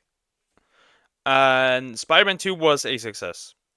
But it's Spider-Man, you can't really do too much damage to not make people buy it. It's Spider-Man, come on. Wow. Who would have thought it turned out bad? And I mean, Spider-Man was a good game. Spider-Man still was a good game. You can't deny that Spider-Man wasn't a good game. Because rather than any praise or people going, wow, how did you do it? Or just, hey, a narrative development company, what does that mean? I'm really interested. We were instead found by kind of 4chan and the worst people on Twitter. And looking back, there is a funny element. Okay, let me read that. And if you ever thought every modern AAA game feels written by exactly the same people, it's because they basically are. Sweet Baby Inc. are basically a branch BlackRock that consults on ESG in gaming. Basically, if you want ESG funding, you need to pass the ESG scores for this company by this company. Yeah, that's what I say. ESG money. Every AAA American game studio has been outsourcing their game writing to the shitty ESG-obsessed company. It's not just Sweet Baby Inc., it's also companies like GamerX, for Pokemon Go, for example.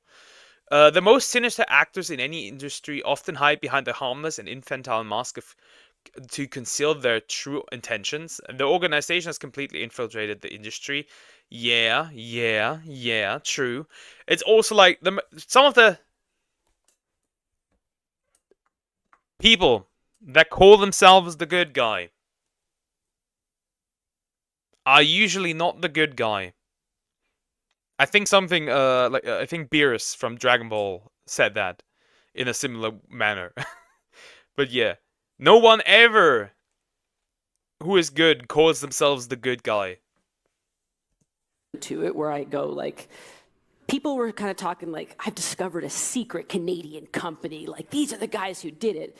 And the discovery that they had made was actually our public-facing website. So you see her talking there about 4chan and the worst of Twitter. So she's trying to once again downplay the criticism she is facing. It's not from people making honest criticisms of their company and their involvement with various games, but instead it's a bunch of nut jobs on 4chan. It's the 4chaners and the crazy people on Twitter, instead of the very reasonable people who have been making videos. The 4chaners are also sometimes even a blind chicken can find something to eat. Just passing out by out here, and also looking forward to the reaction on Reinhardt's abilities on the future. Quite sleepy, and it's already 11 p.m. Again, no need to like announce like that you're going to bed or apologize for it. If you're tired, just go to bed and sleep. Yeah, go to bed if you're tired. Videos, tweets, and what have you, giving fair criticism while they are, yes, discovering who this company is. It's not that Sweet Baby was like hiding somewhere, but nobody knew who they were. So the website being... You never need to apologize for that or like make it seem like I am mad that somebody is like not gonna watch or anything. Like, it is okay. Public is not something that really meant anything. Just saying. Because nobody knew who they were.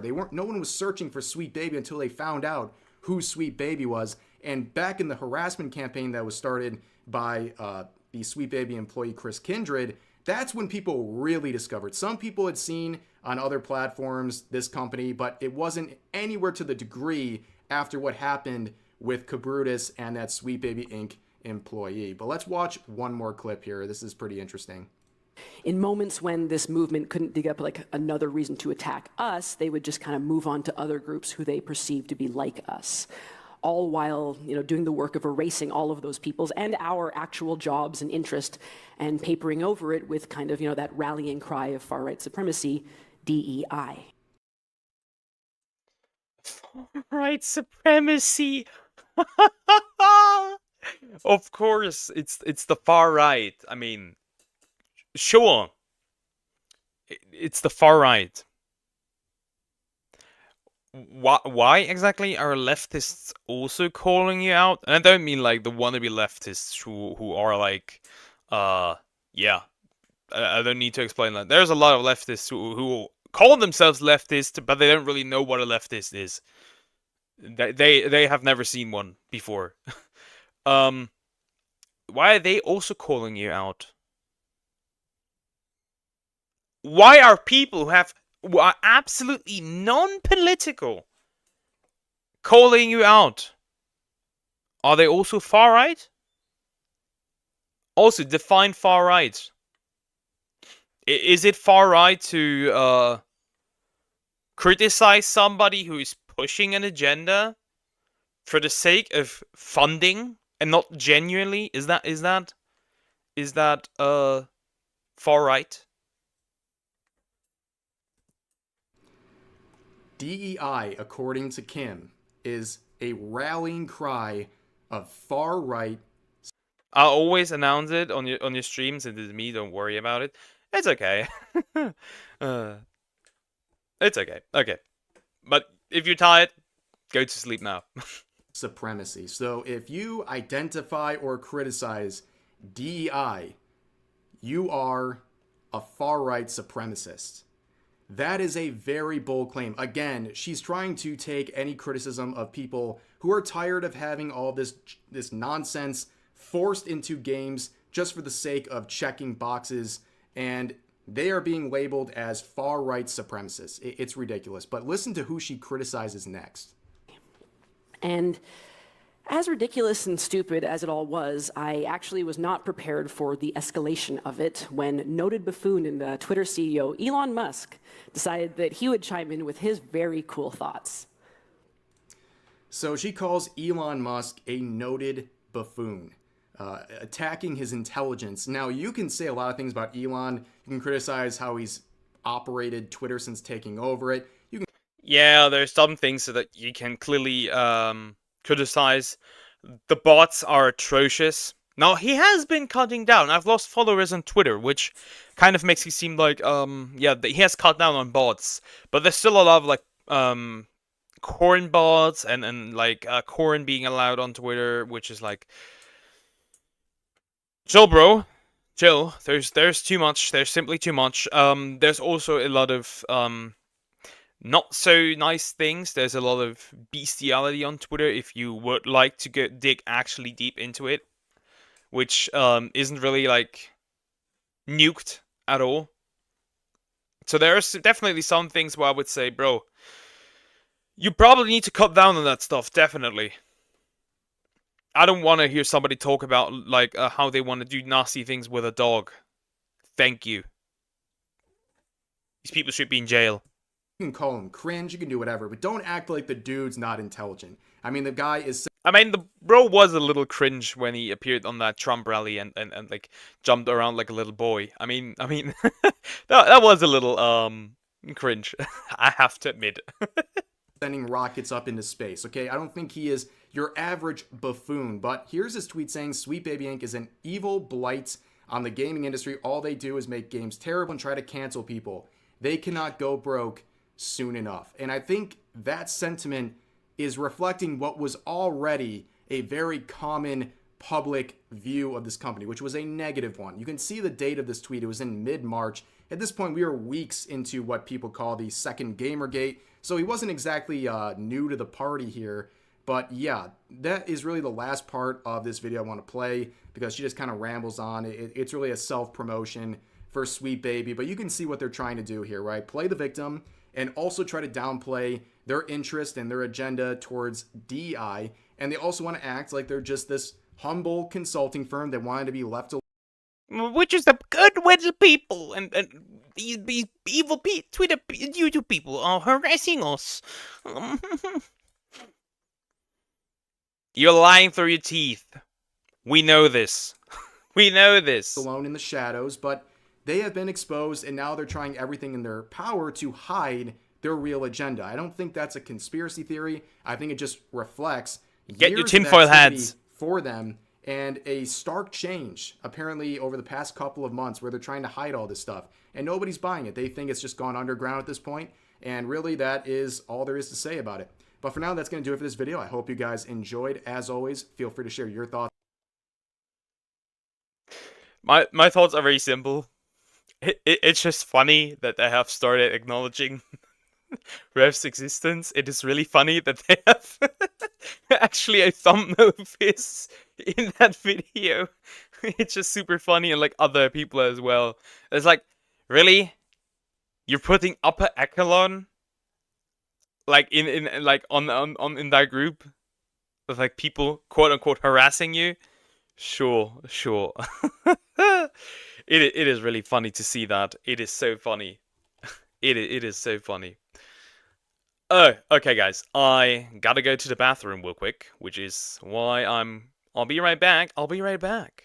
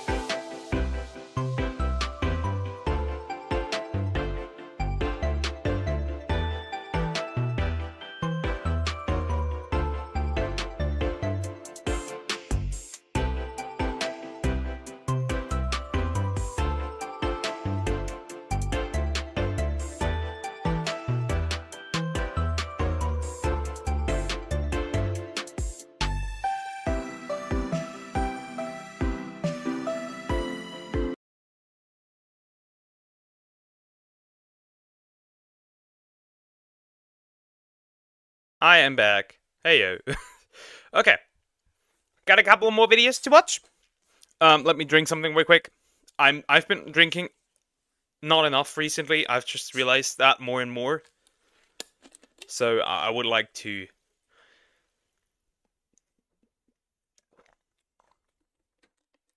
And I think that's kind of my fault also.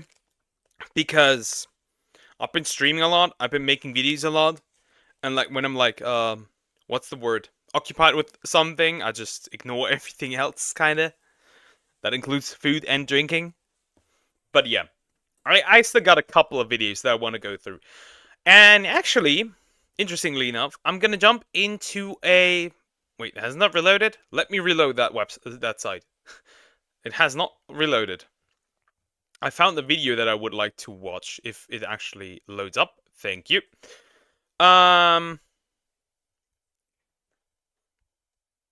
Roblox. Roblox. This video is called The Dark Side, Uncovering the Dark Depths of Roblox. So, my history with Roblox is actually kind of a, what's the word? Not a big one. I've played it a little bit with, like, sometimes my little brother wanted to play with me and, like, that stuff. So, it's kind of interesting to it's okay. It's like basically a collection of like multiple games, if you call it like that. It's basically like a game development engine, even I would call it. The only games that I played on it is like the Monster Taming games. So Doodle World, Lumion Legacy, Tales of Tenorio is rather new. But yeah, those are the games that I have in fact played on there. And now we're gonna watch Uncovering the Dark Depths of Roblox. I am interested in what this video is gonna talk about. This is by Visual Venture again. He makes a lot of videos that are like this, actually, so that's cool. It's always a year ago, so it might have gotten worse. It might have gotten less worse. I don't know. Let's see. Parents, beware. Monsters are among us. The days of Roblox being Among Us. Why did he say it like that? a kid's game is long gone. Investigators got a hold of what they believed was the predator's username on Roblox. Men were arrested for allegedly preying on children they met through the Roblox video game. We're your family. We're not going anywhere. We'll always be here for you no matter what. Please come home. Roblox is more than just a game. It's a platform where users can express themselves by creating games of their own. And it's a huge hit among kids looking to unleash their creativity. On average, 200,000 players log on to Roblox every single month. And most... Interesting. Okay. But didn't know. I guess it kind of makes sense that it would be that many. Most of them are very young, making Roblox 9 to 12, yeah. Pretty horrible people. We've talked about the dangers of Roblox before, but this time we're diving even deeper into the game's dark side. Alright, so before we begin, I just want to say thank you guys, because it's absolutely a dream come true that I can make videos for a living for you guys, so thank you for being here. So in this Roblox iceberg, we go over 10 topics, and each topic just gets darker and darker. It's time to explore the disturbing world of Roblox. Roblox's biggest hater. Back in the early 2000s, Roblox started like a lot of other game studios. That's how it looked back then? That's kind of wild. Two friends, Eric Castle and David Baszucki, wanted to create a game that could teach children how to make their own game. So they recruited their friends to help create Roblox with them. In 2006, Roblox was launched. But it wasn't until the mid-2010s that it became the giant that 2.5 billion? Wow. It is today. Like any popular video game, there are bound to be haters. For Roblox, one of its players hated the game so much that they became infamous in the Roblox community. The player, Julius Coles V2, went on to... But if you hate a game, why do you continue to play it? I don't get it. Huh? If you hate it, why do you continue to play it? to become Roblox's most notorious hater. Julius first joined the game in 2013, and from the very start, his actions turned the Roblox community against him. At the time, Julius was copying the designs of popular Roblox games and releasing them as if he created them himself. As a result, Julius's account got banned, which only added to his anger, and he made his anger clear to everyone. And all the users who play Roblox, I hope you get a disease or just cancer. What? Yeah, get this guy out of here. Yeah. Julius eventually started a YouTube channel where most of his content featured him expressing his hate for Roblox. He would call out players, developers, and Roblox YouTubers. No, at this point you're not just a hater. At this point you're a fan. At this point you're a fan. What do you mean, hater? Among the YouTubers he called out was Albert Stuff, who's known today by his channel Flamingo. Albert Stuff. He was a big mother effer, ain't you? Early on, a lot of Roblox. What did Luigi do to you? What did Luigi do to you? What did bro do to you? Bro didn't do anything. Poor Luigi. Help this man. Poor Luigi. Players believed that Julius was producing hateful content to gain attention, but one day he crossed the line. Julius uploaded videos insulting Roblox's co-founder Eric Castle. Hello, my name is Eric Castle, and I have cancer. As I'm making this video now, I would like to say I hope all the kids on Roblox get cancer, and I hope they know. And on February 11th, 2013, Eric passed away at just 45 years old. He lost his fight with cancer. The insulting videos that Julius uploaded outraged Roblox players. That is really disgusting. That is so disgusting. But in 2017, Julius uploaded an apology video and has since moved on from his hateful content. I apologize to the Roblox admins and moderators, to the innocent lives and people on Roblox. To this day, Julius is still active on YouTube and has over 55,000 subscribers. Judging from the comments of his recent videos, Julius has regained support from a lot of his followers, and he and Albert Stuff seem to be on good terms now. In this next chapter, we focus on a problem. So basically, I mean, this isn't too terrible. It's just somebody whose hate just went overboard. And I think somebody who kind of played a character and hit too hard. It was too edgy, but nothing I would call too terrible.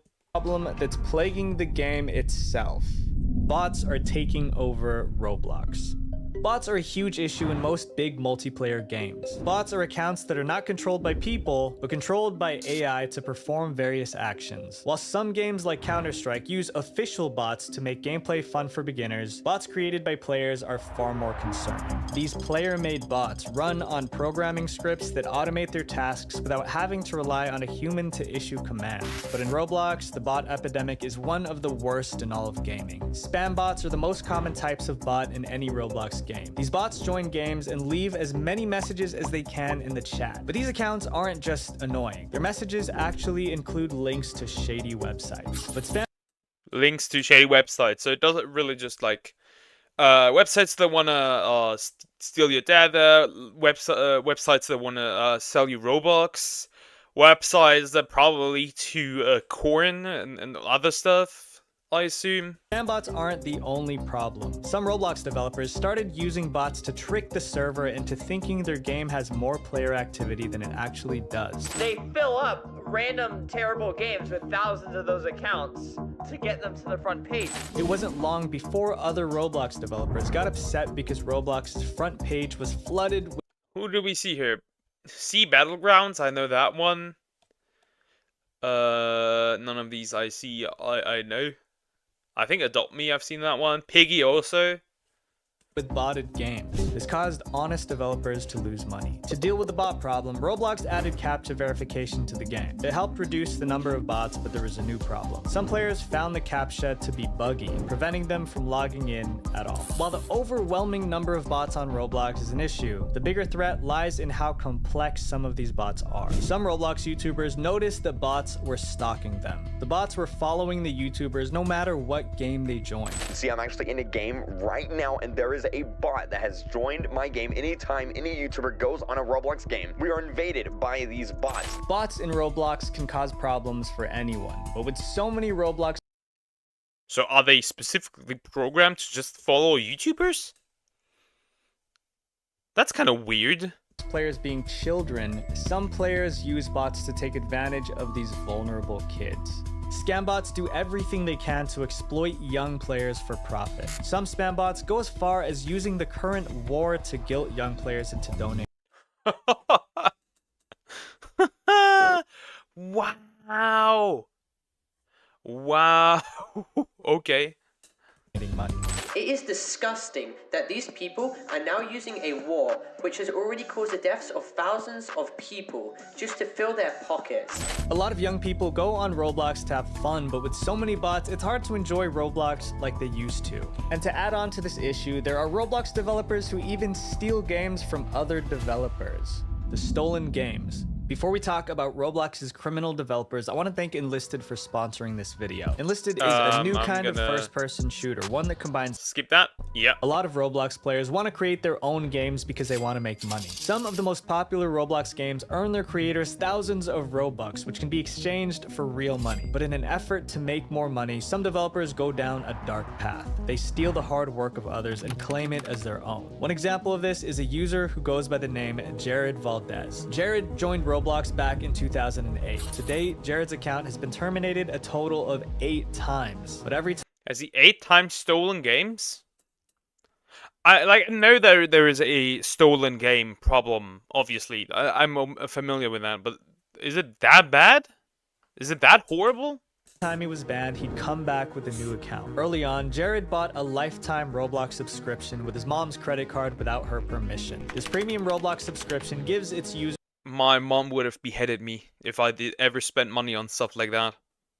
My mom would have killed me. Live on stream Roblox. right now. Jared's mom contacted her bank to cancel the purchase, which led to his first Roblox account getting banned. But from that point on, Jared would repeatedly get banned for plagiarism. He copied over 10 of the most popular Roblox games. It's estimated that Jared earned over 7,200,000 Robux by plagiarizing. Using the exchange rate of Robux at the time, Jared's plagiarism resulted in about $18,000 being stolen from developers. But Jared's plagiarism didn't stop at Roblox games. In December...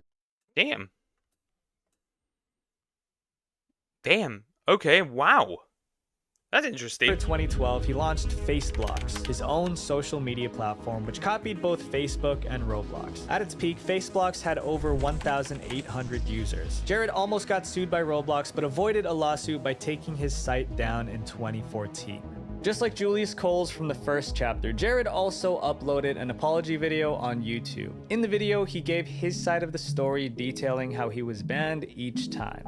I would like to take a moment to say sorry to the whole Roblox community and team for all the messed up things that I did on Roblox. The Roblox community had mixed feelings about Jared's apology. Some people understood that he was a kid and just accepted his apology, but others felt that it was still unfair that he had profited off the hard work of others. Jared's story... I still think that he should pay back that money. I'm gonna be 100% honest. I still think he should pay back that money. Story serves as a reminder that moderating the Roblox community can be difficult, but at the very least, Roblox can moderate their staff, right? As our next chapter shows, Roblox itself doesn't always play by their own rules. Roblox broke its own terms of service. Roblox and TikTok are two very different platforms, but they have one thing in common. The majority of people who use these platforms are very young. On TikTok, the official Roblox TikTok account has nearly 13 million. Goddamn. I don't know. The problem is with stuff is you can't always control what these people do. But I think that if you have terms of service, you should also, as the company, first of all,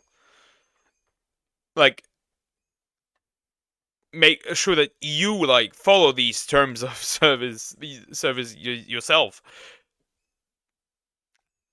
Might I add another company that also breaks their own TOS? Twitch?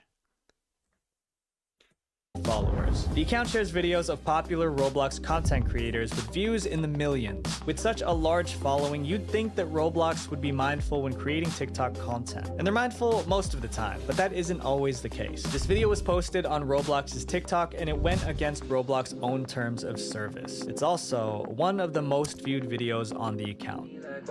Are you a keyboard? Because you're my type. Are you a bank loan? No. You have my interest. I get your email? It was good, baby. You like wine, you get better over time. I'm trying to wine. Players. Help! Help! I'm dying of secondhand cringe. Help!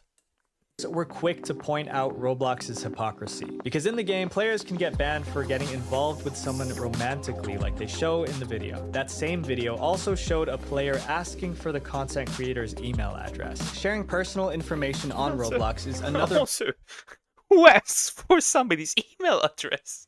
Who does that? Bro is from the dark ages. Violation of the terms of service. And the community was upset because it encourages kids to act in this inappropriate way on Roblox. If they see Roblox posting somebody doing that stuff, they're going to believe they can do it too. But this wasn't the only example. Earlier, Roblox posted another video on TikTok that promoted romantic relationships. The creator in this video claimed that she got married on Roblox. This TikTok sent the message that this behavior is allowed on Roblox when it actually isn't. YouTuber Green Lego Cats 123 covered other instances of the Roblox TikTok account promoting other inappropriate...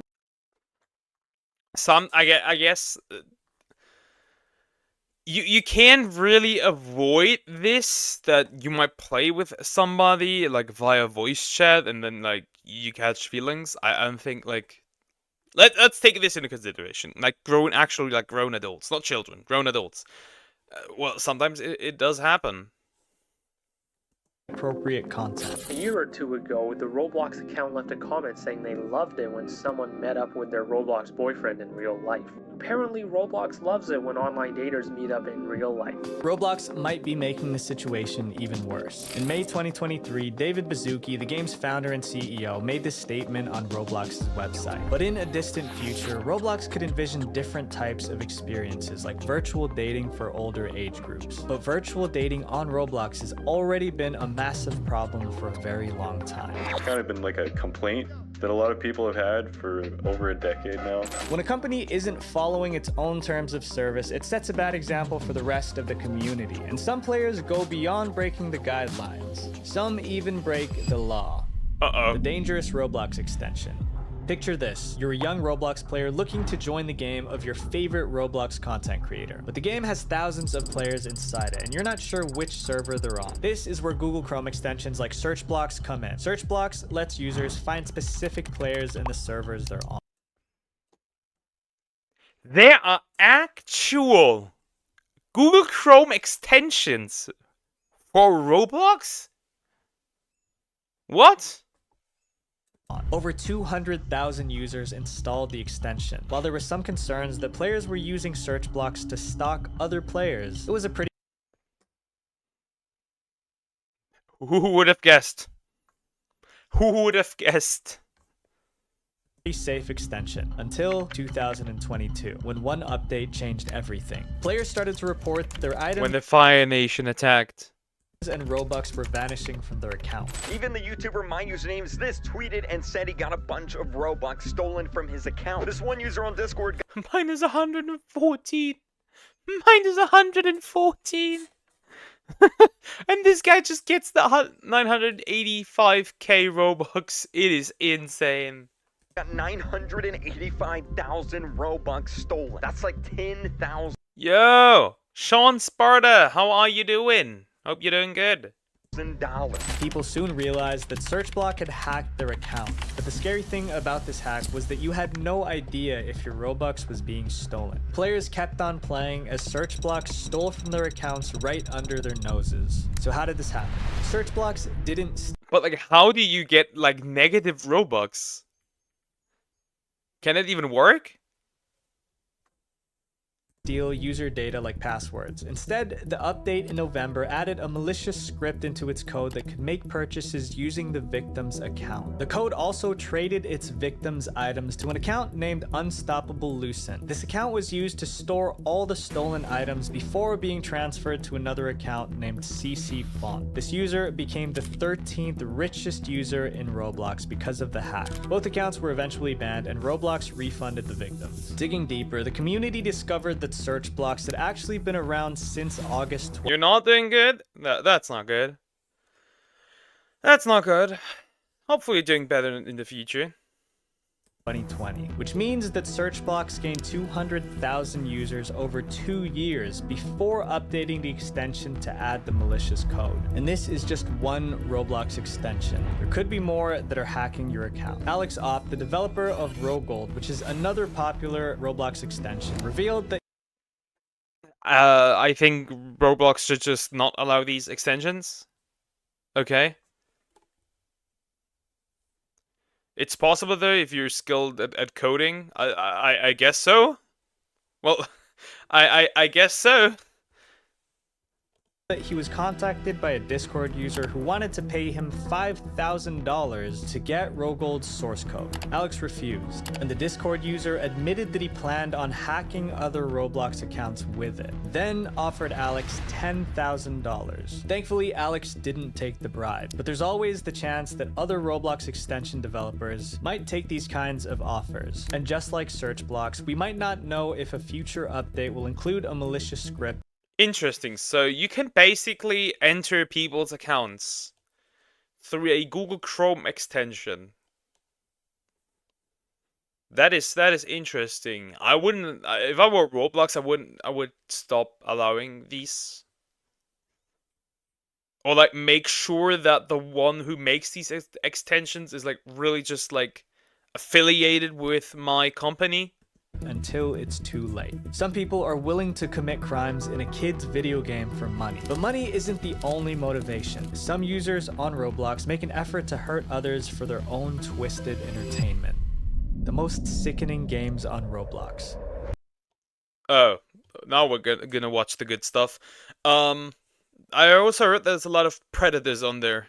A lot of Roblox developers try to stand out by creating unique games. Others stand out by creating experiences based on real-life events. One of the most popular examples of this is D-Day, a Roblox game that lets players experience the Normandy landings during World War II. But some recreations take things much further. There are games in Roblox that let users relive certain horrific incidents in history. In 2020, let me guess, there's games that let you relive shootings, like school shootings. Roblox started cracking down on games that reenacted shootings. Some of these recreations were based on real-life incidents and included realistic screaming, blood, and gore. And these What? What? Why? Why? Okay. I've been playing Roblox since 2014. I'm still playing it in this day. I play it here and there, but it's mostly just like the monster taming games because I'm very into the monster taming genre, and there's a couple of good ones that I play on there. These recreations aren't hard to find. A Twitter user named Daniel Kelly discovered that when he searched for Christchurch on Roblox, he found multiple games that let users play through the event as the attacker. And this trend isn't new. The Roblox community has been exposed for recreations of horrific events for more than a decade. Some of the earliest Roblox games that started this trend were recreations of 9/11. Roblox. Okay. Okay. Okay. Okay. 9/11 and Roblox. Who would have thought that is a thing? Roblox is a game that allows players to express themselves creatively by letting them make just about anything. But inappropriate content like this doesn't have a place on Roblox. On the App Store, where Roblox is rated 12, No shit. No shit. That content like that has nothing to do, has no place on this platform. I mean, it's a platform for anything, and I don't think there's people moderating these games to see which is appropriate and which is that. because they might be using bots to do that kind of job. Yeah. Yeah.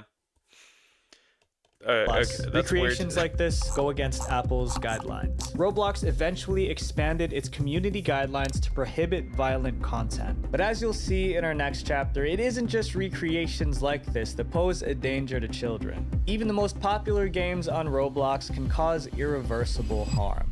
The notorious hack.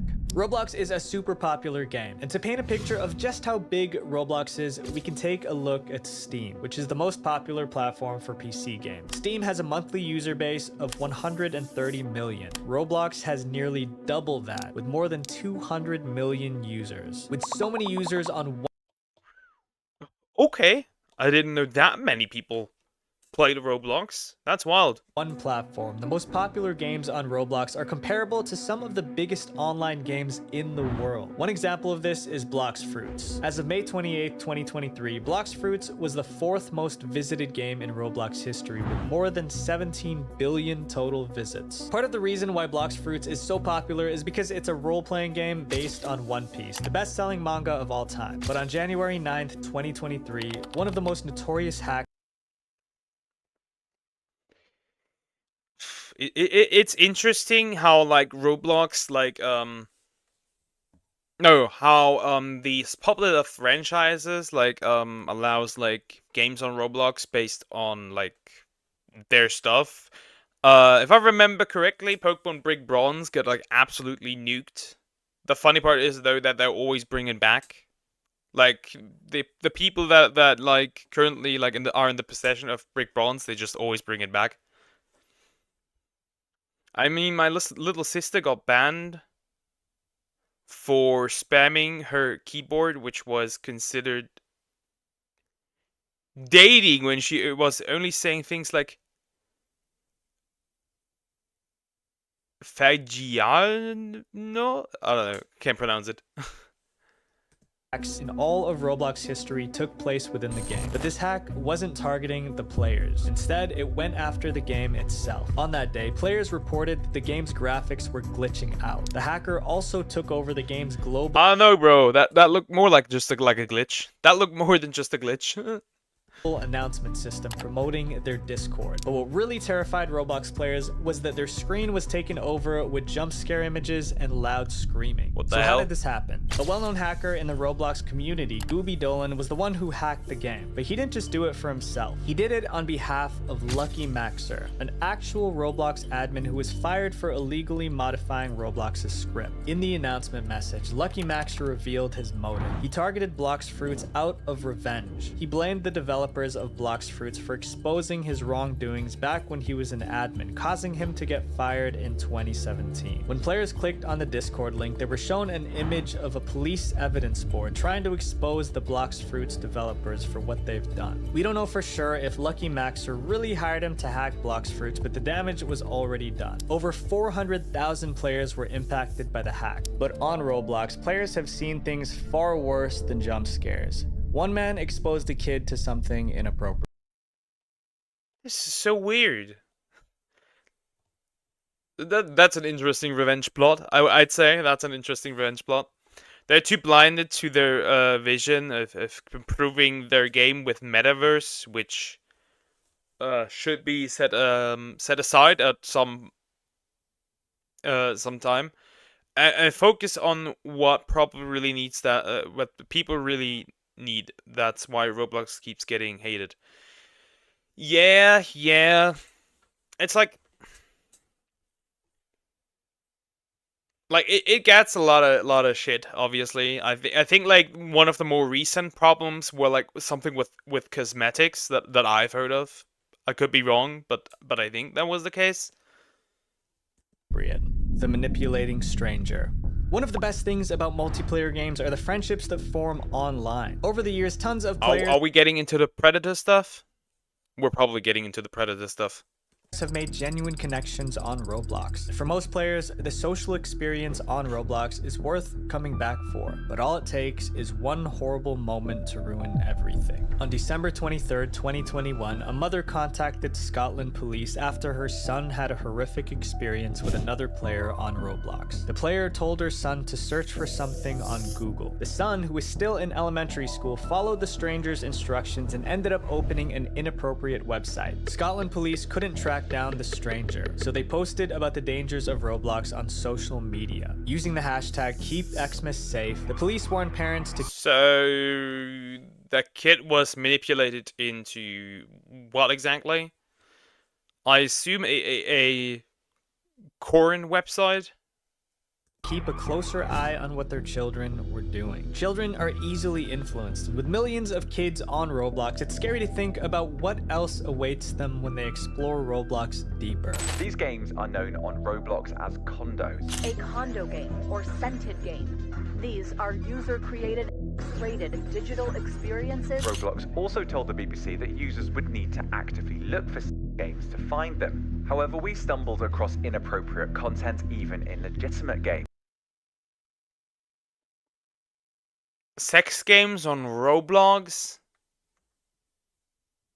Well, if it exists, there's Korean of it, I guess. I found this like random game. I just heard a bad song and a bad picture. Bennett's dad Brian says he came across this real-life photo, so graphic we had to blur it.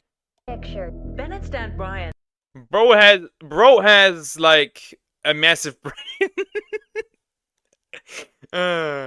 The forehead, before head, and after head. He has a head start. Oh my god. Bro looks like a cone head. And says he came sorry. across this real-life photo, so graphic we had to blur it. Every player's experience on Roblox is different. You might make it through every game without seeing anything graphic, but not everyone is so lucky. Roblox regularly takes action against this kind of content, but content moderation is never perfect. Even with the best content filters put— What I mean, it's not Roblox's entire fault for that cause. It's a platform type of game where millions of games are being created in an hour or minute, and they can't moderate them just that quickly. Yeah, I can understand that. But I also think that, especially since you have that, like, an audience that's that young, you need like a big team for moderation. Like, there's no getting around it. You just need a big team for moderation.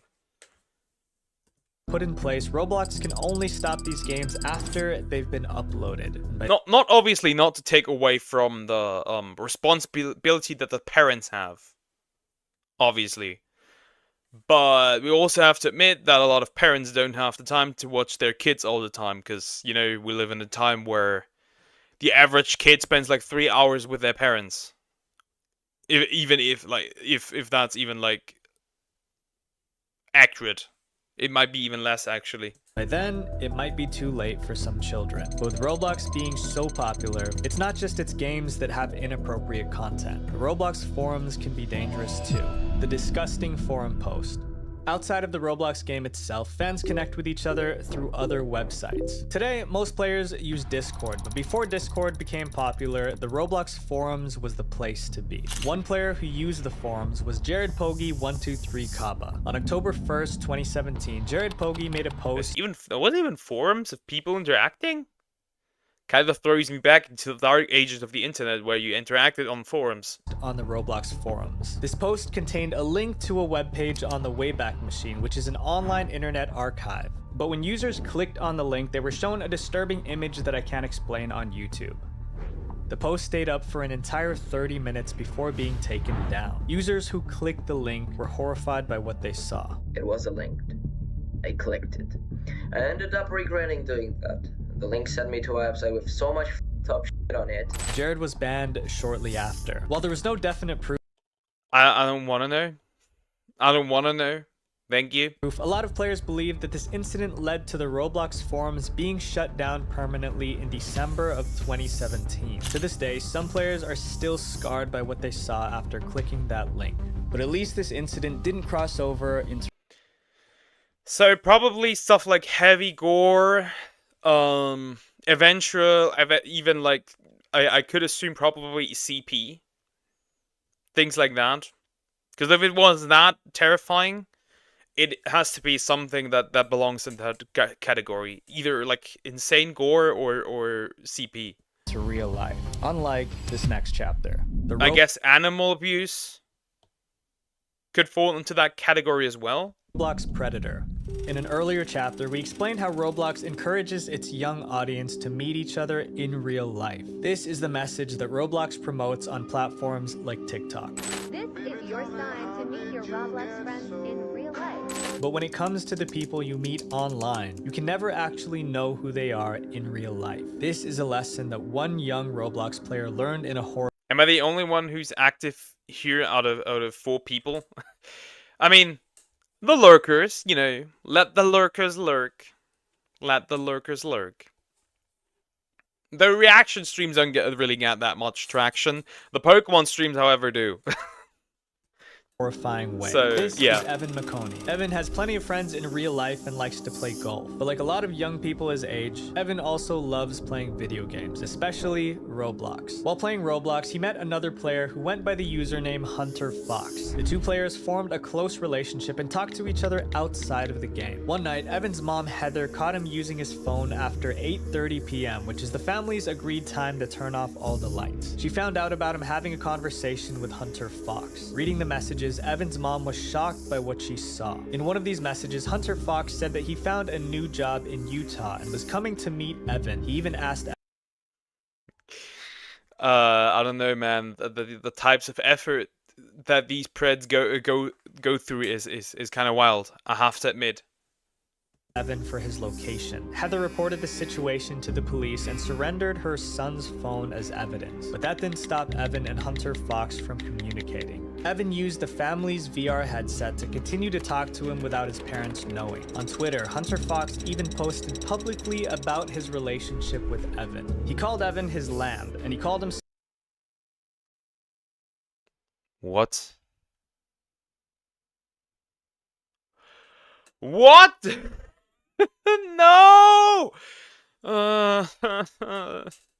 Leave the kids alone! The wolf. Almost a month after they met on Roblox, the worst case scenario happened. On December 26, 2022, Evan went missing and an Amber Alert was issued. Heather was devastated. She couldn't understand how after everything she'd done to protect her son... I'm so disappointed Mr. Beast fell off. He was a good guy. I'll finish the video and then I'll go in on that. Son Evan had still been taken away from her. I don't understand what this person had on my son, what grasp he had on him that convinced him to just walk away. Nobody's mad at you.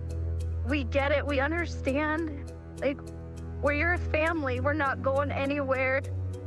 We'll always be here for you no matter what. Please come home. But after nearly 48 hours of Evan going missing, there was a glimmer of hope. Police found Evan almost 800 miles away in Nebraska. They found him at a gas station after reports of a suspicious car in the area. And there in the car with So he got abducted, okay?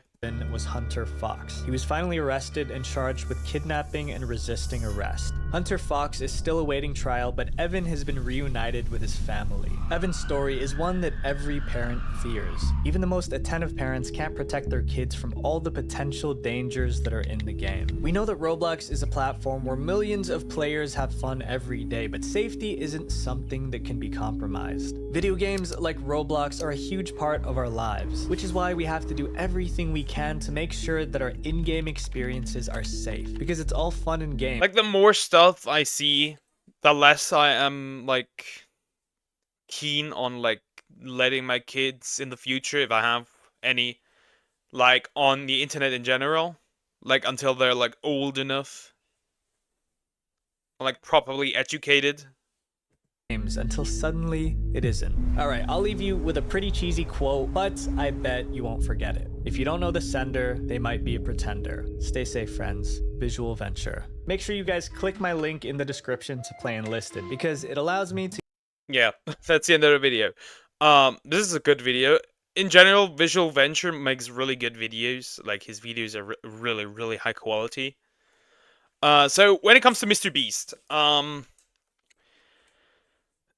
he kind of changed YouTube, and I think in like a negative way. Well, first off, he kind of promoted like YouTube being more like about this like money stuff, like making money, turning it into a job. Have you ever watched the new Bleach episode yet? No, I have not. I have to make a confession. I have to make a confession. I've never watched Bleach. I never watched Bleach. I really want to do it in the future, but I haven't done so yet. I should probably get started. I should probably like watch it while like editing videos and stuff. I think that could be a good idea. Um, like I'll be real, the only anime stuff that I've watched recently is like the newest Dragon Ball Daima episode. That's like the only thing I've watched. Um, but yeah, back to the Mr. Beast thing. So, my opinion, okay, my opinion. He has turned it more into a money thing than an actual content creation thing. I think Jacksepticeye said something in a similar vein, and he kind of like made it less about just having fun, just having fun, more about like corporate. I cannot sit through a Mr. Beast video. I just can't sit through a Mr. Beast video. This ADHD TikTok style editing is so off-putting. Also, it's like it's not really fun to watch because like I would like to see how he like the planning, how he does all this stuff. I would love to see that, but it's like just like it's really just mostly the end product. And I don't really like all like the game shows. I really don't like them either. It's like, don't get me wrong, it's really high quality content. But I wish he would make like a separate channel where he can have like his main channel where he has like those like ADHD edited like videos of like his project. But I would love for him like to like upload videos like maybe on a second channel where he like shows the planning for those projects that he does and like the execution and stuff like in depth. I would love that. Then obviously the Ava Chris Tyson situation happened where there is definitely you cannot tell me that there's definitely not some shady stuff. Like even like without Chris Tyson, there's not some shady stuff going on, I would say. There's definitely some problems with the game shows as far as I have heard. And like other stuff, the Lungeley thing is kind of weird. Where I thought Mr. Beast was a grown adult, and ever since like he made that weird video where he compared like hit like there like KSI Logan Paul I think, and his like brand to like the original thing where they got the idea from. I don't know. I didn't expect him to be like this kind of a little kid. So I kind of lost respect a little bit because of that. Could just be me though. And like I don't know, it's just his videos are not my style. His content in general is just not my style. It's high quality, is good, but I honestly couldn't care less. I have to admit. That's just my opinion though. Like I said, don't get me wrong, his content is really good. It's higher quality than anything I've ever seen.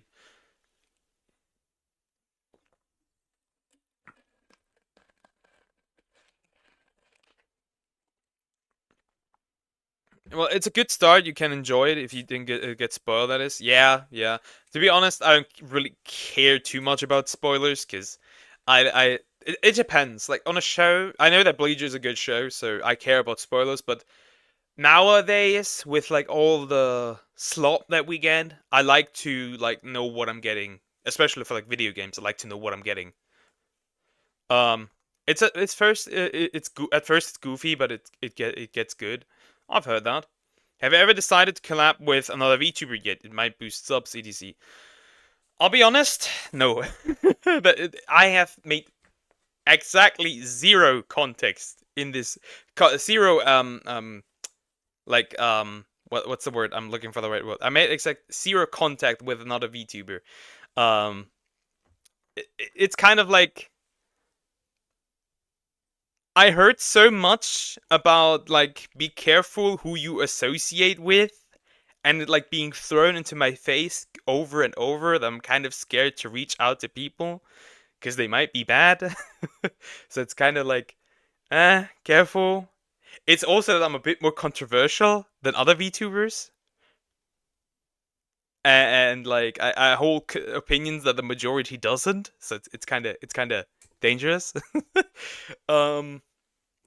It's also that I'm a guy and like I can only collab. I think I should only collab with guys because like most women, I don't think they would like to collab with me. I assume but that's just me. But yeah, I want to look at another video.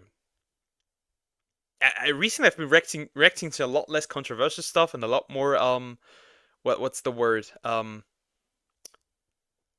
First of all, I should probably remove this out of the playlist. I should remove this out of the playlist. And I should remove this out of the playlist. Oh wait, this one out.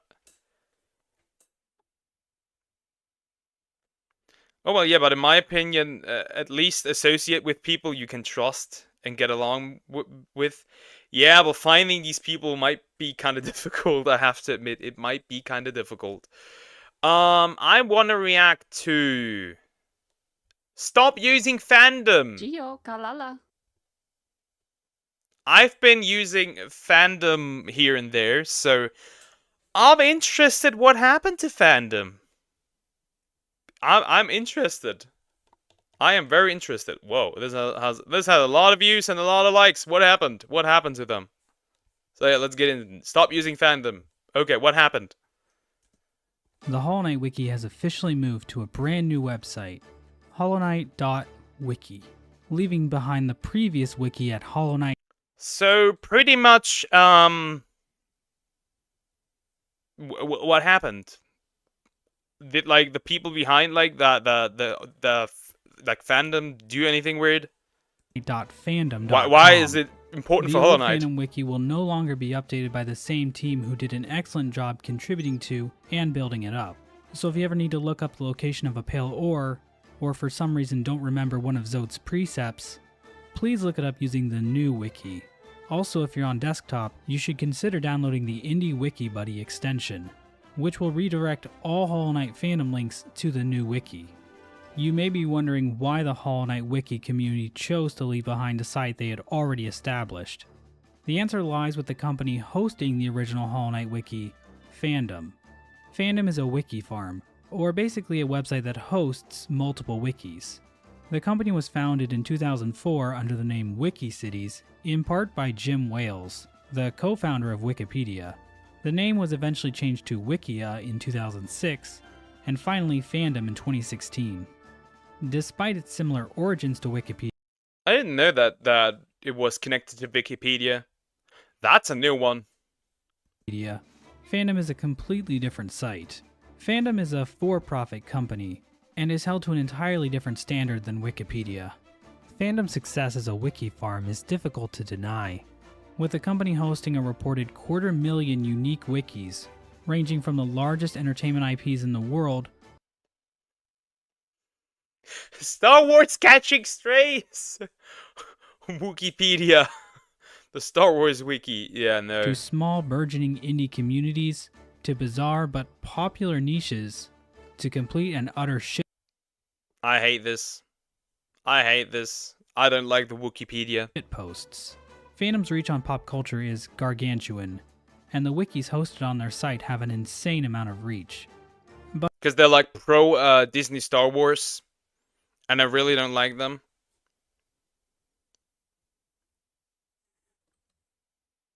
Sometimes react on some hot topic or news and be careful to not get on the bad side of the internet, though. That might boost some views, in my opinion. Honestly, the channel's growing fine, and to be fair, I'm not like desperately I need to grow. It's just like I'd like to grow, but I'd also like to have fun, you know. And like I'm by default on the bad side of the internet. Let's be real. I am by default on the bad side. But over the last several years, a number of wiki communities have A decided bad side in quotes. I wear it with honor that I got called a bigot today. I wear it with honor. I wear it with honor. part ways with fandom. Recent years have seen the departures of Zelda Wiki, Fallout Wiki, Terraria Wiki, Ark Survival Evolved Wiki, Arthur Wiki, Noita Wiki, JoJo's Bizarre Encyclopedia, RuneScape Wiki. That many left? Like, explain, dude, what happened? Diary of a Wimpy Kid Wiki, Rhythm Heaven Wiki, and most notably, Croc Wiki. And as of just a few weeks ago, the massive Minecraft Wiki finished moving off of fandom as well. With members of the community... What did they do? That, like, even... Wow, what did they do? They literally war crimes have been committed, probably. Citing reasons to leave as aggressive ads and branding, degraded readers' experience, and the infamous Grimace incident. But Grimace? just how bad is fandom, you may ask? If you poke around various internet threads and forum posts, it won't take long to find numerous complaints about fandom's website. The most common complaint is the website's aggressive ads.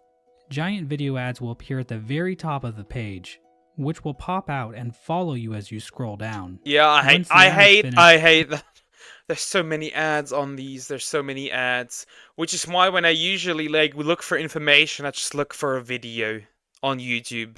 The video player will then start auto-playing some random fandom content that often has nothing to do with the wiki you're on.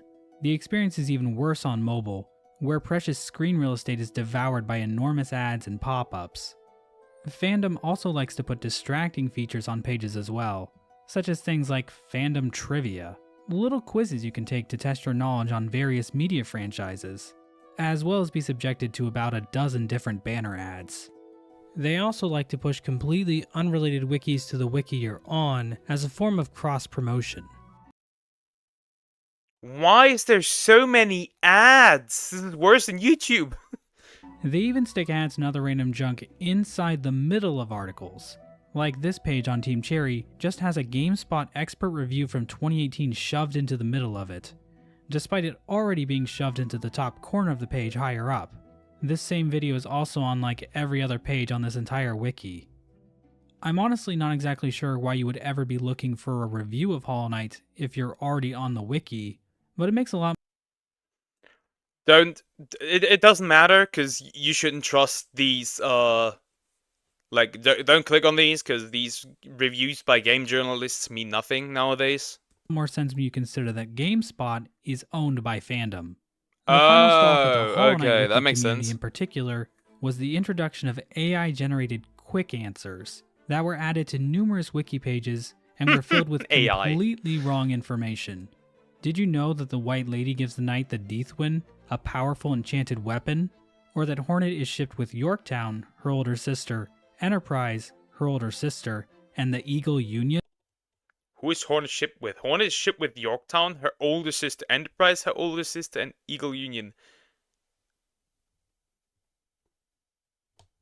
Her actual sisters? That Alabama? These quick Sweet questions were home implemented Alabama. by fandom without warning, and community admins had no ability to remove them from their wikis. Fandom quickly removed this feature due to extremely vocal backlash, but they haven't completely canned it, hoping to reintroduce the system later on, without any clear word on whether or not communities will be able to turn it off. Another example of fandom shoving things people don't want on their site is this sidebar, which is always displayed on the side of any wiki page you visit. That way you're always just one click away from fandom's anime page, which is just links to a bunch of popular anime wikis, as well as the honest trailer for the 2008 anime classic Speed Racer. This sounds a bit random, but it makes sense when you consider that Screen Junkies is owned by Fandom. You can also... If you get some more regular viewers in the future, maybe try something new in the reaction videos. Sometimes, like, try not to laugh. I don't know. If you have done that before, it might help. I mean, I've reacted to some, like, memes and stuff, and, like, even, like, the queso PS2, PS5 messages. Those are really good. Also access the beta for Fandom's new Fan Central, which is some kind of strange social media feed where you follow specific fandoms. There are lots of posts on here, but they don't seem to be getting much engagement at all. But who hey, there's knows? Doodle World! Maybe this there will was be Doodle what World! Finally kills Twitter. Nice! Roblox. For some reason, I get a lot of posts from the Funkipedia Mods fandom. Glad to see they're still kicking in the year of our Lord 2023. Because Fandom likes to insert all these ads and video elements and other random crap into their website, they also restrict how a wiki is allowed to look. Fandom, along with pretty much every wiki on the internet, is built on the open source software MediaWiki. But Fandom is far more restrictive of... So, it's really just ads? Is that the problem in general? Like, ads and, like, useless features? Interesting. How a community can lay out and style their wiki. And many administration features are blocked behind Fandom representatives, limiting creative choice among wiki communities. A good example of this is Fandom's policy towards community moderation and user verification. Fandom does provide some protection against vandalism, but the options are limited. Outside of a complete page lockdown for everyone except admins, which is not a good long-term solution, any page protection on Fandom can be passed by users who are verified, a process which happens automatically 4 days after an account is created and registered. Fandom wants to keep... So, basically what happens is technically a bot can make an account and just wait 4 days until the bot is verified. That's kinda ass. The bar for access to edit wikis low, since they believe that wikis belong... Technically, like, if you wanted to vandalize any wiki, you just would have to wait 4 days. That's kinda dumb. ...to the community, and everyone should be allowed to contribute. This is actually fairly reasonable, but it doesn't quite work as well for fandoms composed primarily of shit posters. Case in point, Pizza Tower. Vandalism became a huge concern for the Pizza Tower wiki in the summer of 2023. There's literally shit posters on there? Due to the average Pizza Tower fan being approximately 11 months old, the wiki became overrun with people inserting tons of random memes into pages. The constant vandalism drove the moderators to fork the wiki and move it to a completely different wiki farm website, Mirahi's. Of course, you'll find vandals attempting to deface any wiki site. If you didn't know that, welcome. Wikipedia is also not safe. Not just that, but if somebody gets caught saying stupid stuff, if you didn't know, the dude that was consulting Ubisoft on Assassin's Creed Shadows changed his Wikipedia page, edited his Wikipedia page. so he didn't get caught. Well, he did get caught. Regardless, it doesn't matter. How long are you staying up? This live stream seems long. I usually stream like 6 hours a day. Usually. Because I don't have anything to do anyways. Might as well do something productive. Welcome to the internet. Please leave before you learn what the word bussy means. Every wiki has to deal with vandalism. This guy fucks. Also, bussy. I know what it means, unfortunately. In one form or another. But if your wiki is on Fandom, it's not just vandals that might show up to deface your articles. It might be a mega corporation looking to advertise their newest product. Nintendo? Long ago in the summer of 2023, McDonald's released a Grimace Shake to celebrate the birthday of McDonald's anti-hero mascot, Grimace. The Grimace Shake was a huge success, beloved by people all over the world. Just look at all they's happy faces. I have never heard of that. Was that a United States only thing? What do you mean all over the world? I have never heard of that. But there's a more sinister side to this corporate marketing stunt. To help promote the Grimace Shake event, McDonald's paid fandom to alter the Grimace article on the McDonald's wiki, distorting it into one big advertisement. Fandom replaced the independent research done by volunteers with what I can only describe as Grimace propaganda. His ass is not driving that car. Even the front page of the McDonald's wiki wasn't safe from Grimace's grubby paws. The entire front page became a paid promotion, with adverts luring visitors to download the McDonald's app, and a commercial where Brian Cox demanded helpless viewers. What the hell? What the hell? McDonald's literally supervillain. All right then, since I gotta go, bro. Have a nice day, night. I'll try to catch up on some live stream, and if I have time, at least make the live stream lively. Hopefully, someone at least gets active here too. I gotta go sleep. I haven't slept for some time. Yeah, go to bed. Rest well. Again, the reaction streams don't get that much attention. Tomorrow's gonna be better. I feel like. Viewers to partake in the drinking of the Grimace Shake. Get Grimace's birthday shake with 10-piece McNuggets or a Big Mac when you order Grimace's birthday meal. I have never heard of that. I live under a rock. I've never heard of that. Move against me, I'll put a hole in the back of your fucking head. The front page of a wiki is arguably the most sacred and important of them all, with editing rights usually restricted only to the admins themselves. To change that to an advertisement? Well, to quote a wise man, what a joke. One of the prominent contributors to the Grimace wiki page shared his frustrations on Twitter, pointing out the clear ethical quandaries related to fandom replacing actual articles with advertisements. It sets a dangerous precedent for how fandom is allowed to replace or alter community content. It's also that, let's assume that somebody does make retcons. Let's say somebody does, like a company does make retcons. Like Warhammer has made like retcons on like that there are female custodies.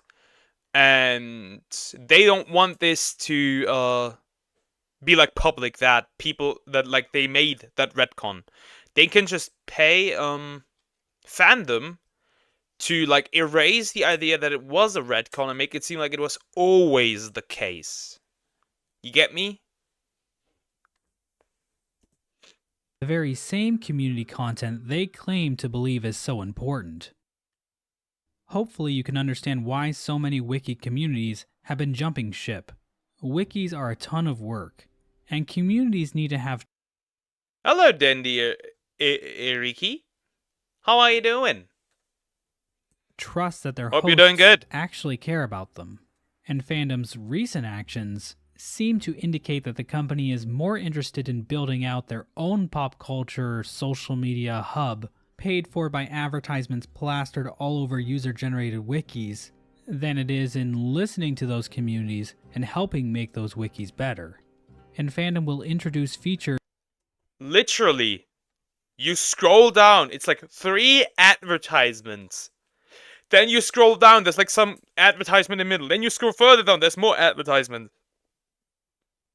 There are just a huge advertisement page, nothing more.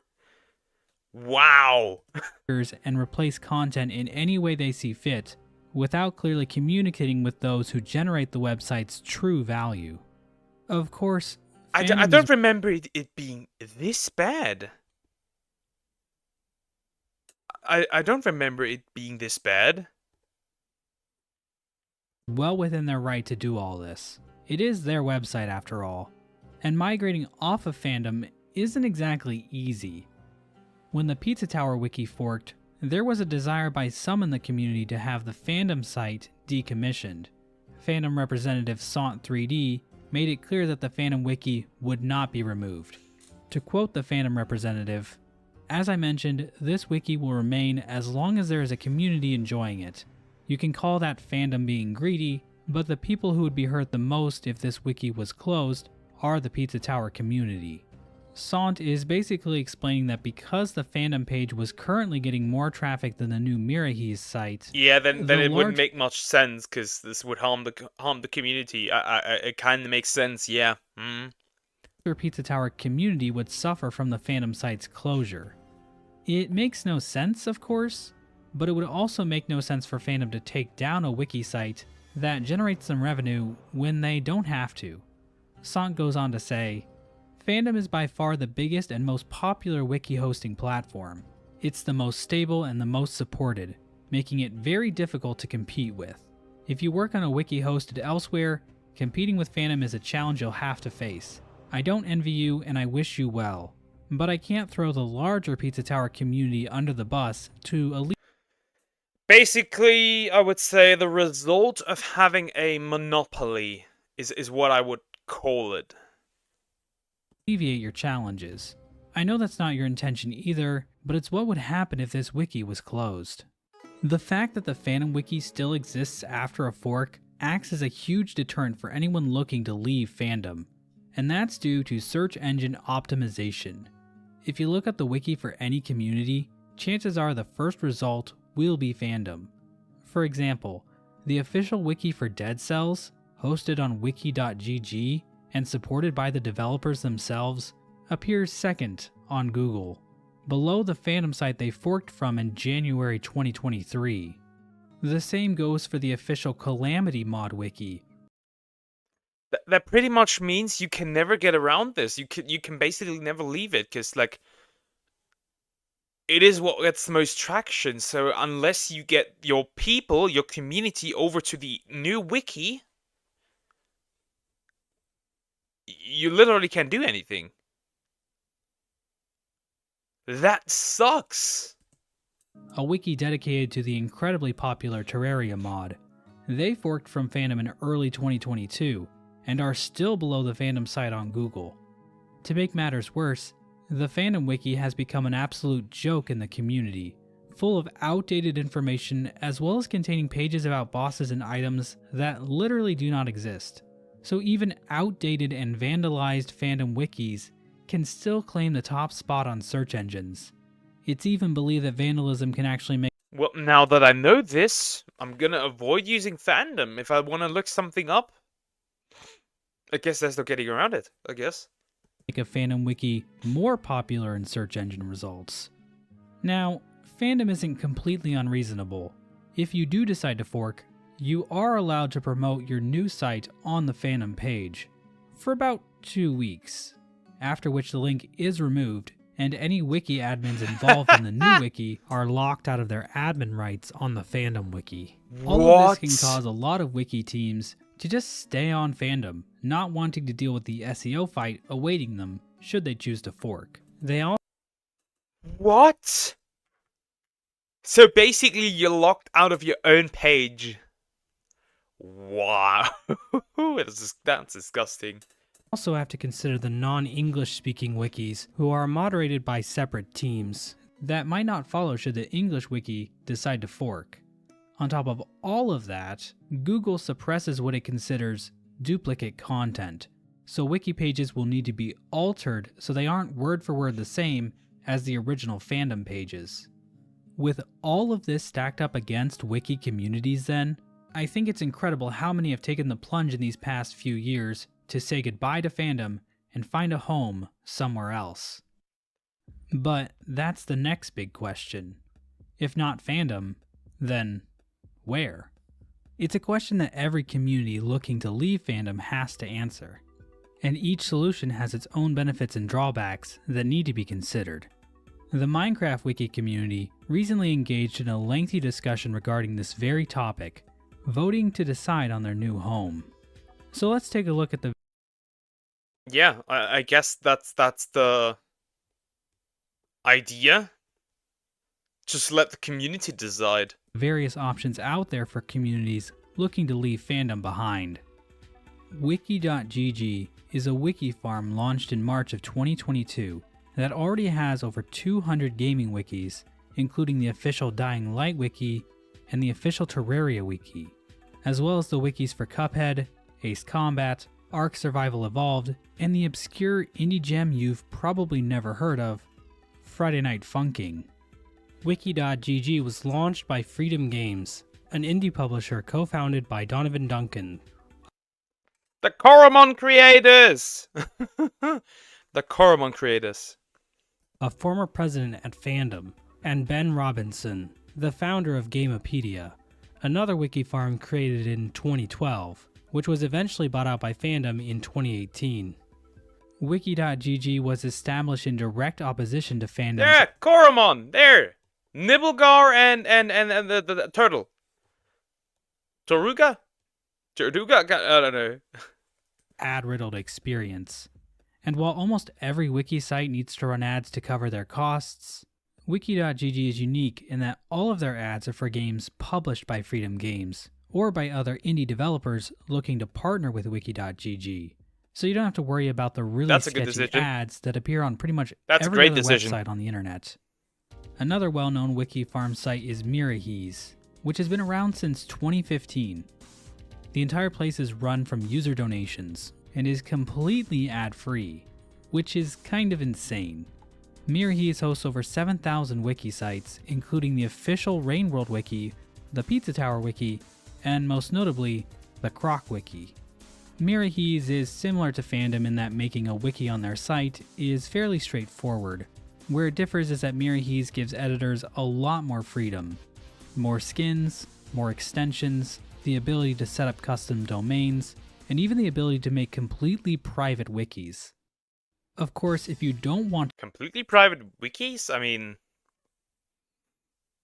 I don't see the exact reason for that. To be hosted by a large wiki farm, another option is to just host the wiki yourself. That's what the JoJo Wiki decided to do after forking from Fandom in 2019. According to their support page, it costs $480 a month to maintain the servers for JoJo Wiki. To cover the costs, the wiki does feature ads, but in a far less intrusive way than Fandom. The website also runs a Patreon, where members of the community can donate to help keep the lights on. JoJo is just one of many independently run... I mean, that's a way, but $480 is wild. ...wiki sites, alongside Fallout Wiki, Smash Wiki, Jiggy Wiki, the wiki that shall not be named, the Homestar Runner Wiki, Yugipedia, and many, many more. Wikizilla even. The benefits of self-hosting should be obvious. Self-hosted wikis have the freedom to do pretty much anything they want. They don't have to worry about any administrative powers that aren't directly connected to the community itself. The biggest drawback to self-hosting is that it's very complicated to set up. There's a lot of technical know-how required in self-hosting a wiki site, not to mention the expenses involved.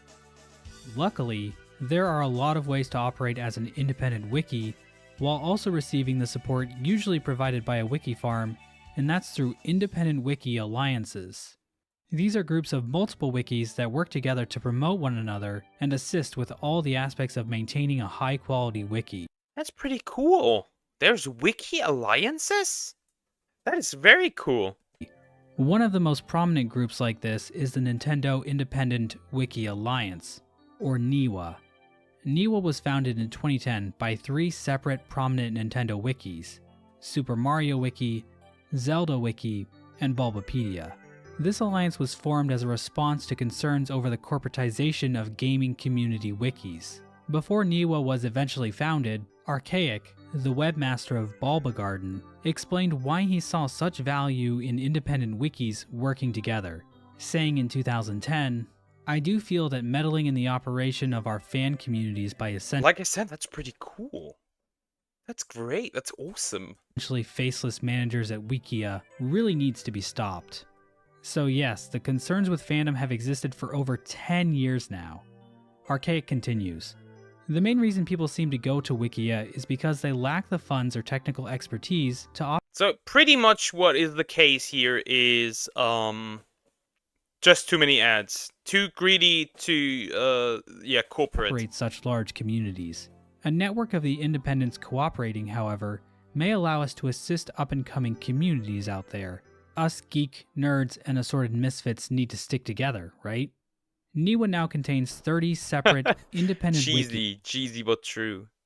wikis, of which some, but not all, are self-hosted. Bulba Garden provides hosting for Nintendo Wiki and the F-Zero Wiki, among others. Another site, abxy.org, provides hosting for the Metroid Wiki and Zelda Wiki. Both Bulba Garden and ABXY have been in operation for over 15 years now, and offer wiki communities a large degree of freedom while also providing guidance and expertise from over 15 years of operation.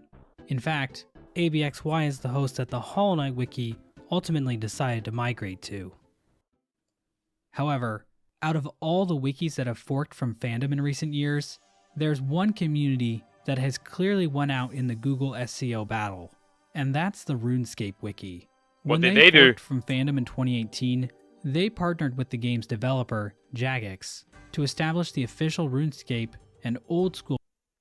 That is wild. They even like work together with like the developers even. That is crazy. RuneScape wikis. That's Their amazing. partnership was in the works for an entire year before the actual fork, and the admins even established their own company, Weird Gloop Ltd. Weird Gloop. Weird Gloop's success with the RuneScape forking and SEO battle with fandom is what ultimately convinced the Minecraft wiki community to migrate over to their team. Bro, Ren. Wikis occupy an interesting space in the modern internet culture. As more and more people I mean, go they are online each important. year, the internet is condensing into fewer and fewer sites. Message boards and online forums have been replaced by social media and walled gardens. Fandom is a crystallization of this exact same phenomenon in the shape of internet wikis. They want to capture every last community they can and create some kind of pop culture zeitgeist. But here's what separates fandom from other big social media platforms. You can't make a video hosting site better than YouTube. You can't make a social media site as connected and influential as Facebook. You can't make another Twitter. And even if you could, you shouldn't. But there are a ton of talented, smart people out there that can create. Yeah, I mean, it kind of makes sense what is happening here. They got too greedy, and people decided just to leave. That's all it really is. Wikis better than fandom, because wikis stand in opposition Temtem! to what large internet companies need in order to operate. The literal source code of almost all wikis, MediaWiki, is open source and free for everyone, and it's been that way since 2002. Wikis are community created and exist to share information freely and efficiently. Fandom exists to serve you ads and make as much money as it can, and it will compromise its own value. Look at to the this. 1, 2, 3. community it claims to care about to do just that. In 2019, after the admins of the RuneScape wiki left, a representative from Fandom shared the following message. Fandom as a company has taken steps and made some feature changes in the last couple of years that did not put our communities and their needs first, and that understandably angered quite a few users. A lot. Going forward, it's our goal to collaborate with the community whenever possible, rather than dictate changes. That was 4 years ago, and things have only gotten worse. The reality is that Fandom has no reason to change their practices regarding their community unless way more wikis start migrating off their site. Luckily, each individual community on Fandom does hold the power to migrate somewhere else, so perhaps it's only a matter of time. Yeah, that's the end of the video pretty much. I guess I will never be using any like fandom wikis anymore, and I'll look for alternatives. Or even videos, yeah. That was an informative video. That is good to know that these shits are very much greedy. I didn't know that one. I really didn't. I really didn't know that one. Let me drink something real quick, and then we'll continue with another video. What do you say? Should we react to another queso video? Yeah, let's do that. Okay, queso's most absurd PlayStation messages, part 4, by Crackle Central. These are always super funny, so let's get into it. Yeah, let's see. Oh no, these are gonna be really funny. I pronounce obesity. It's already starting. Bro's fridge is running, but he sure isn't. Oh my god. Rick Grams. Rick Grams! Yo, is my monitor broken? Bro's favorite time of day is happy hour. Happy meal. Kevin heart failure.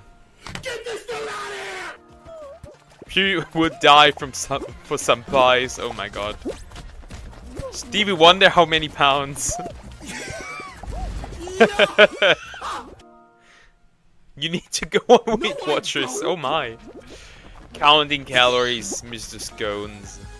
You're the reason they put weight limits on rides. Oh my god. I don't even go on roller coasters or nothing. You wouldn't be able to, probably. Chris name I miss a plate food. Give me a bag. Chance Snacker at the big plate. Big Macs or quarter pounders, of course you saw this.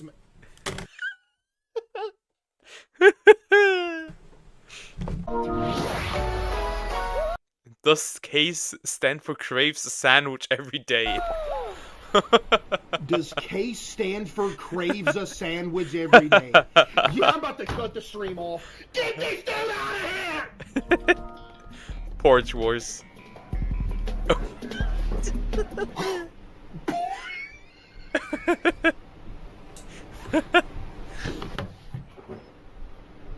Buddy, I completely forgot the show Storage Wars was even a thing. You can't run. Get this dude. Your pronouns are GLB. Oh my god. Wow. Can I?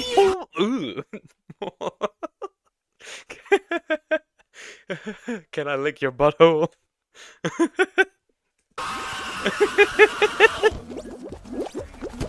Oh nah!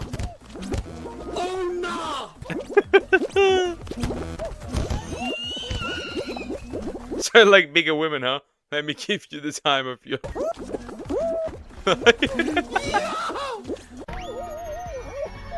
Harriet Tubby Man. Okay, nah! What are you talking Disgusting, about? man. Disgusting! But maybe. What? Nah, I'm playing. Maybe? Maybe. Maybe? Huh? Huh?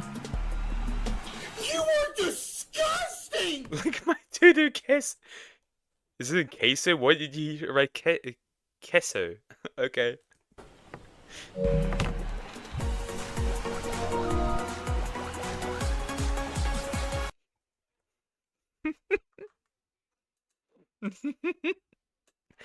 The mayor from the Cloudy Chance of Meatballs.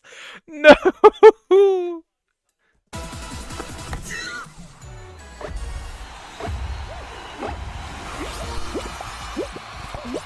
I did forget, thank you. Anakin Pie Walker. Anakin Pie Walker.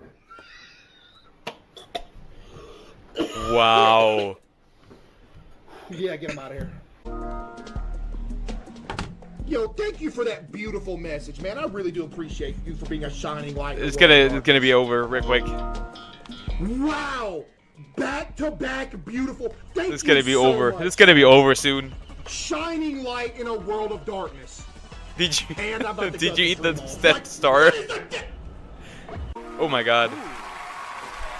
Mission eat as much. Eat as much as possible. Yo, get this dude banned from every single social media platform that I'm on. You want to be Steve Harvey so bad. Stop trying, Lucky. You. They called me the Taint Tickler. So you're gonna go it alone? Appreciate that message, man. Somebody's Thank you. going it alone. Saved it. Don't worry, friend. I've got your back. Our two families will compete. Please, Case, let me be your 5,045 shin. To find the best answers I'm to our at survey home. questions. Whoever gets the higher score will go to the final round, and they'll get only a few answers left. Have you found Harlem one? Globeater. Globeater. Ugh. Sneezing. Pirates of the Carbohydrate.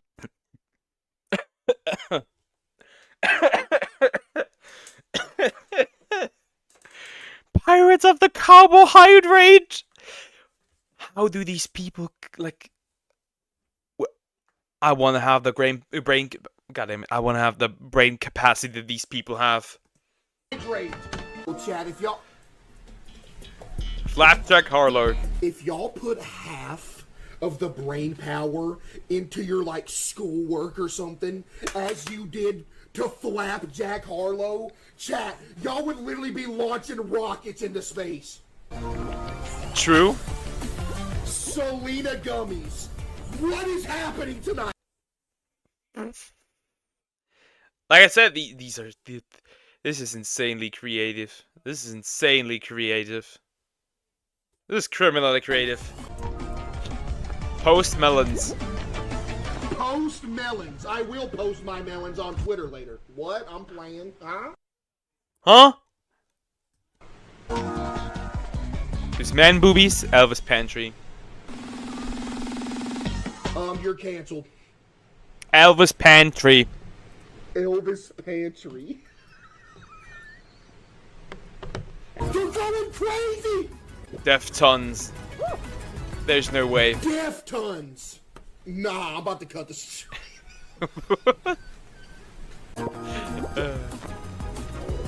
No, I don't. No! No! Not like Violetta.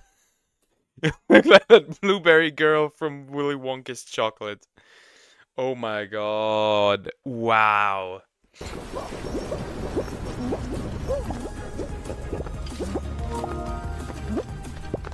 Nikki 30-piece nuggets. Alfredo Einstein. The way he screamed it. The way he screamed it. Baltimore. I'm German. I don't understand this one. Yo, I'm about to cut the stream. Stream snipers in these lobbies, but I always got at least a shooter with me. Patrick, my homemade dinner.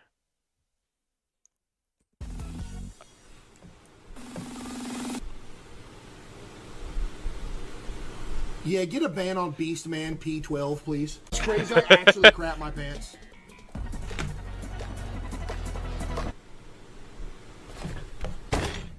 Ban everybody that said, of course, there was a pizza. I'm not the guy with the pizza.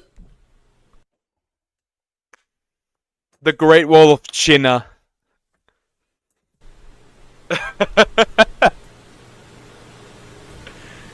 Wow. Thank you for noticing. I appreciate you, Flailing Noodle, because I've been working hard in the gym, eating right. Josh Rush eat done. Oh my god. The Fantastic Four. White Leonard. Will Ferris wheel. LaMelo Cheese Ball. LaMelo Cheese Ball. Brownie Jr. No. Dion Sandwich. Dude. What?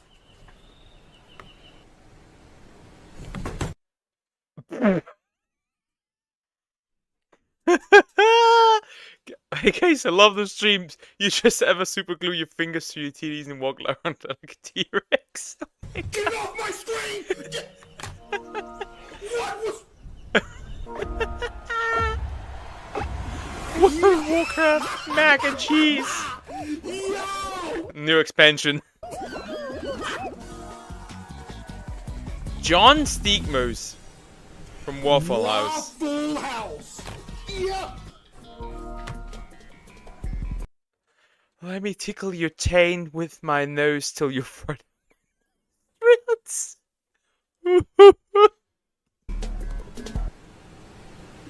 Oh, nah. This dude sent me 700 messages. What is this?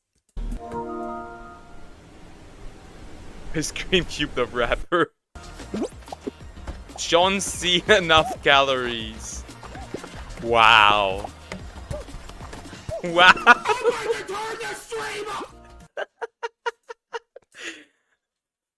Hey, Jet Narukami, how are you doing? Oh my gosh, these are disgustingly funny.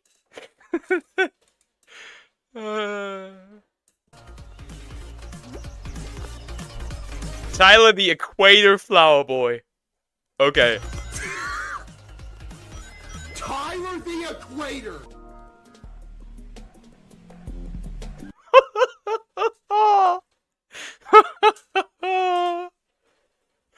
Wow. Hey, buddy, I was not the host of Man vs. Food. Buddy, you said that 5 times! No, I don't! Wait, let me lock in, chat. Hold up. What? I might. What do you mean you might? I'm kidding, huh? Oh.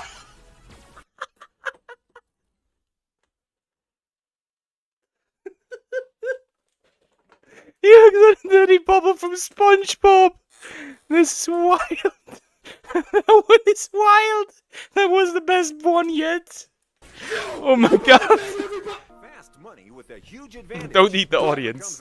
Okay. Goes home with a lot of I'm not gonna eat the audience. Buddy, first off, I'm not dead. And also, why are you saying rest in Reese's Pieces? Spider-Man far from healthy. Spider-Man far from healthy. You'll get L Gamer 329 banned. Joe White in the cheeks. Nah. Y'all appreciate that beautiful, wholesome message. Thank you.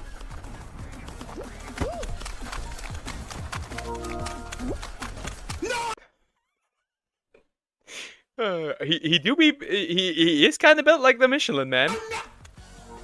I think. Wow.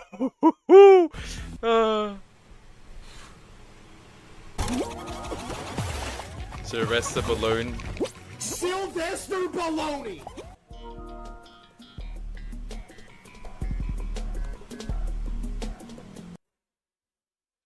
Wow. What did kind of wild. What did that message just say? Do this. Let me cook.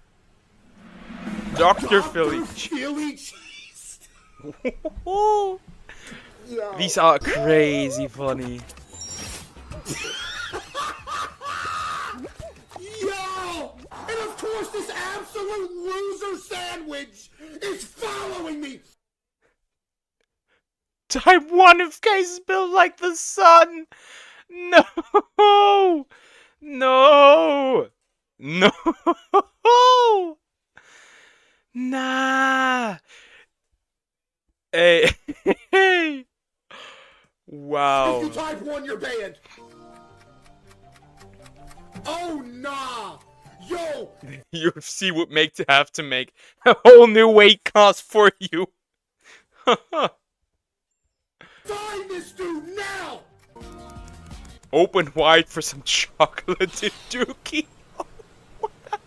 Oh my goodness, you That is mad disgusting, dude. are absolutely disgusting. Ah! William Milk Shakespeare. Really? To this one. I'm winning this game. John Shins instead of Johnny Sins. And by your buzzers. Here we go. We've got answers for 100 people. You're P-tight and cute. Thank you. We're Gen Alpha and Stop it. These were amazing. These were so good. Oh my god, were these good? That was so good. Wow. Wow, were these funny. Oh my god, I need to drink something because my voice is strained as hell.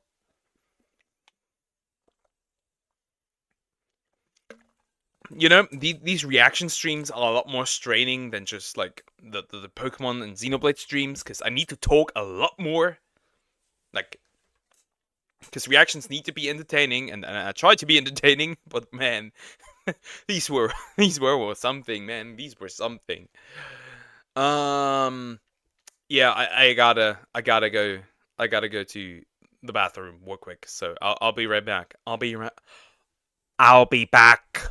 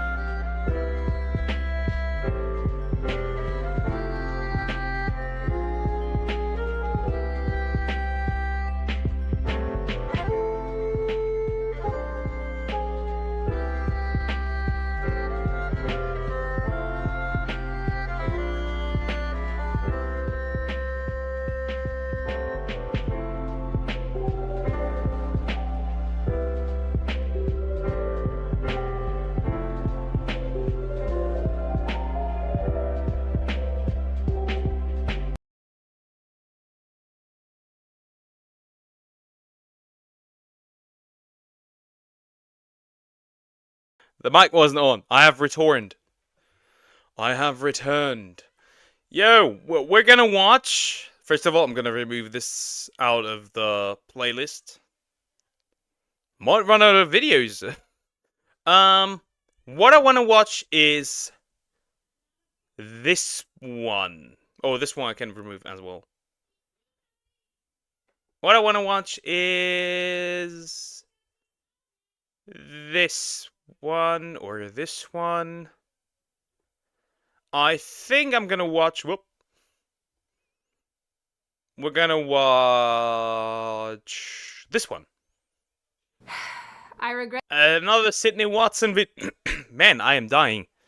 Another Sydney Watson video. This is called The Spectacular Failure of Fat Acceptance. This is probably about just the failure of body positivity in general. Which is attributed to it being more like acceptance. I would call the body positivity movement more like fat acceptance, because that's what it is. I think body positivity should be for those who are sick and those who those who are disabled, sick, whatever, and not for those who don't have like any discipline and let themselves go. Basically, is what I think. What's the word?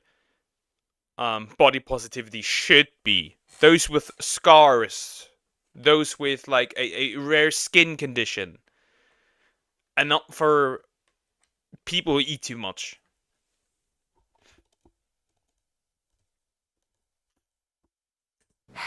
I regret to inform you, this is where we're at. We're gonna get an ad immediately. Hi, I can feel it. Sydney. Welcome back to hell. And of course, as per usual, before we launch in, this video is sponsored by me and my little tea company, Lions Tea Exchange. This would make a great gift for Father's Day because normalization of obesity has been accelerated. That's too far. Over means ugly and fat. But since then, several things have happened that have crystallized for me that the fat acceptance and body positivity movements are in free fall. Shocking, I know. Who would have thought that movements dedicated to obesity would fail? Not me. Who would have thought? Not me. The acceptance and normalization of obesity has been accelerating for some time. Being overweight is the smartest thing you can do.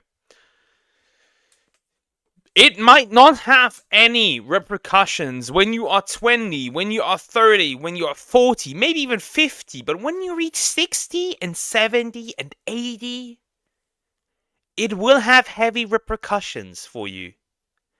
Your body, the human body, is very tolerant to a lot of shit that we do to it. But eventually, this will catch up to you. I see it in my parents, like older, like the parents of some people I know, where they're now reaching like 50 and 60, and like they are now like basically facing the consequences of like being overweight or not like being fit enough, and like yeah. And with the emergence of TikTok, fat activism has been allowed to take off and flourish. The fact that fat activism is even a word is concerning. What does that mean, fat activism? Are you advocating for people to stay overweight? Are you advocating for society to accommodate to you being overweight? Like, what does that even mean? Thousands of people that being fat is not only completely fine, but healthy. We need to be actively deconstructing the idea that weight... Is being fat fine? Yes. Should you aim to not be overweight? Also yes. Being overweight is fine. Staying overweight is not fine. I mean, you can do it if you choose to do so. I won't stop you. But I will also tell you the hard truth that you should probably lose weight, as it comes with numerous health benefits. Not only does it come with health benefits, but people will treat you better. That's just a harsh reality. People do treat you better when you aren't overweight. You get better chances of being hired. That's just how it is. And it's not because like you're fat. It's also because like you're what's the word? You can turn into a liability to a company if you are too overweight, is what I'm trying to say. Weight loss and getting smaller is what health is what feeling good is. We need to stop. Well, it sure as hell isn't giving yourself diabetes and then crying about thin privilege. I just realized from that last shot I should probably acknowledge it is once again that time of year where my arms and face are a different color, because I don't mind getting a tan here, but I don't want this to go in the sun. Because of the lines. Judge me all you want. I don't want to look like a saggy bag of cheese. But the problem is, this assertion about health and obesity is a lie. Finally, after years of obesity being glorified at worst and promoted at best, it seems that there has been a very obvious and significant shift in the way that people feel about... I think, as far as I'm aware, I've seen a clip of Lizzo losing weight, and honestly she looks great. and she also looks happier, it seems, which makes you realize that like she faced some backlash for losing weight. You have to imagine you receive backlash for trying to be more healthy.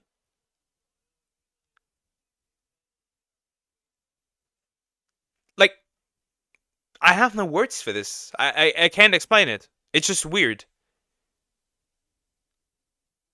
It's like telling somebody, yo, you stopped smoking? How dare you stop smoking? Huh? This issue. When fat influencers aren't dying, they're actively turning on these movements. Brands and companies have started to completely move away from body positive messaging, and there seems to be this general impatience accommodating obesity at every turn. Not to mention, the weight loss drug Ozempic has been on everyone's minds, whether it be speculating about the latest celebrity who has dropped a few pounds on it. So as far as I'm aware, this isn't a permanent solution. This is only temporary. If you don't have the the discipline to stay on that weight, you're gonna regain it pretty quickly. Or using the drug as the butt of jokes, like on the recent special episode of South Park called The End of Obesity. They're very aptly named. But the remaining fat activists are not taking any of this lightly. Pun absolutely intended. I'm not sorry. I saw recently a research paper where a fat scholar wondered— What do you mean, fat scholar? Do you mean like this could be taken in two ways? Do you mean a scholar in being fat, or do you mean literally a fat scholar?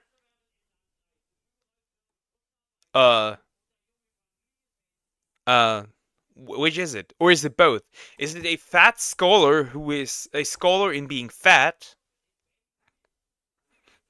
Many such questions.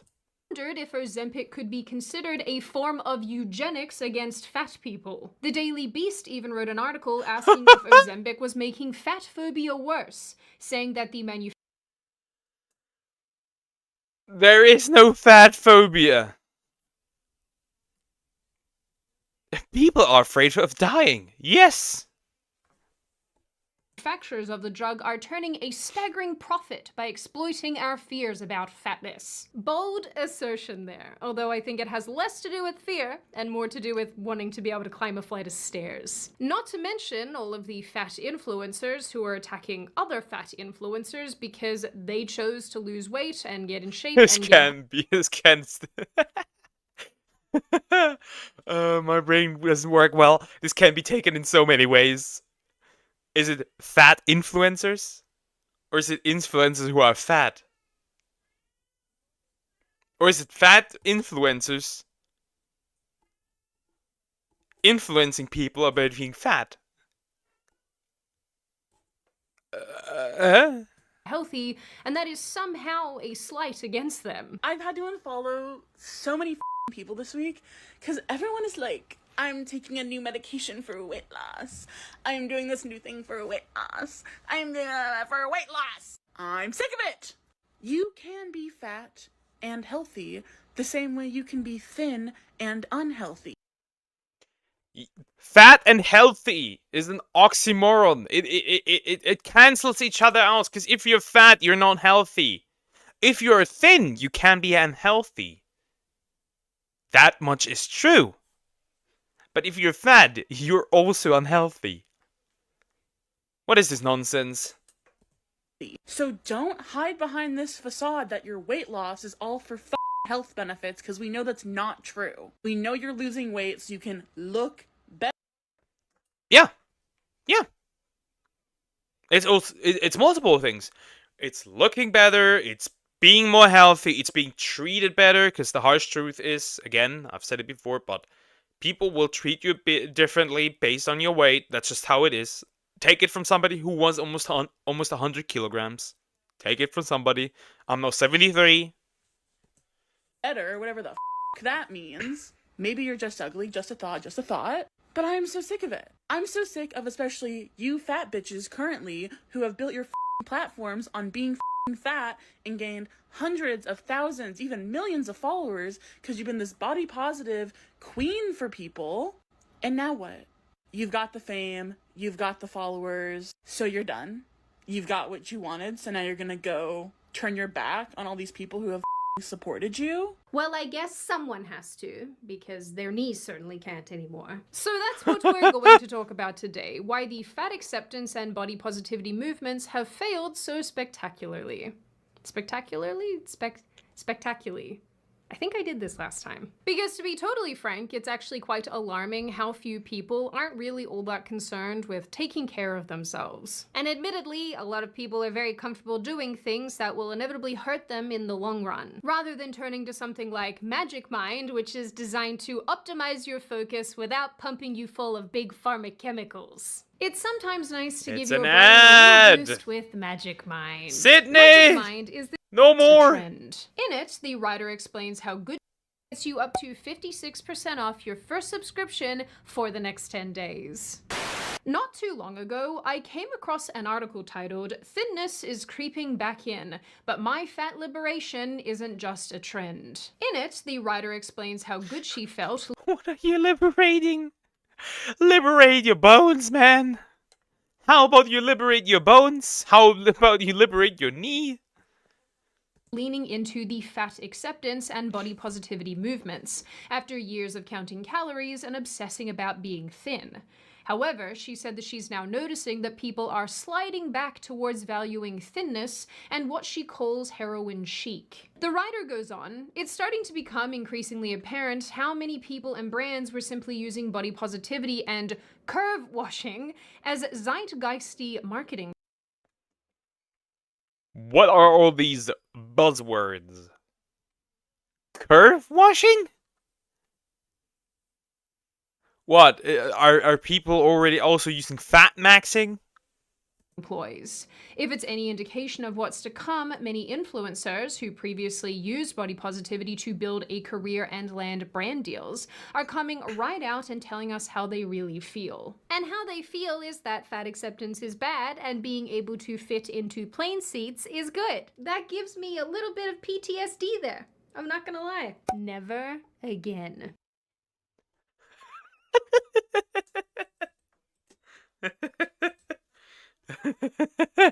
Yeah, I remember Sydney being cancelled on Twitter for complaining that somebody overweight sit next to her and like literally like squeezed her. But apparently, all of this is off-putting and wrong to our fat activist Also, friends. this frame does But a what wonderful this Daily thumbnail. Beast writer is saying is not actually isolated. Over the last little while, I have noticed a massive uptick in people getting very upset at former fat influencers getting healthy and losing weight. I'm gonna take the heat since no one else will, and I'll talk about this. The fact that there are influencers who built gigantic followings based on their conversations around body positivity, healing your relationship with food and with exercise, who have now done a complete 180 and are now talking about weight loss medications, weight loss surgeries, and just like being on a weight loss journey in general, literally just making coffee or eating their fucking breakfast, talking about the shit is insane. That should literally be illegal. The fact that there's one particular influencer who built over 300,000 followers talking about her ED recovery journey and is now every single day talking about the fact that she's intentionally losing weight to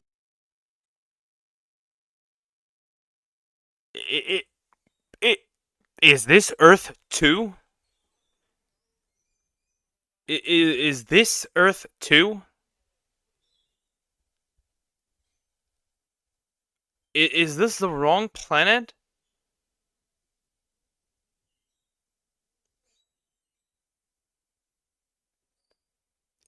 Is this Earth 2?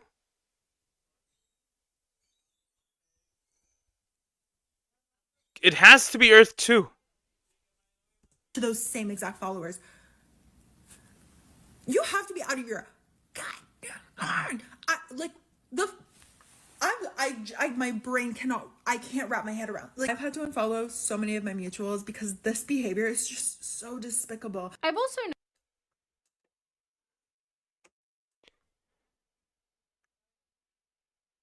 Let's continue.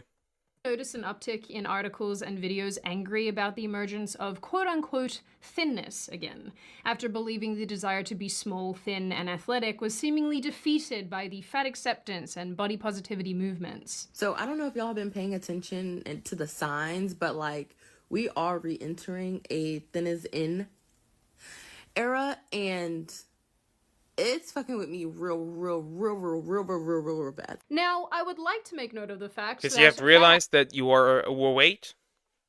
Is that why you are acting like this?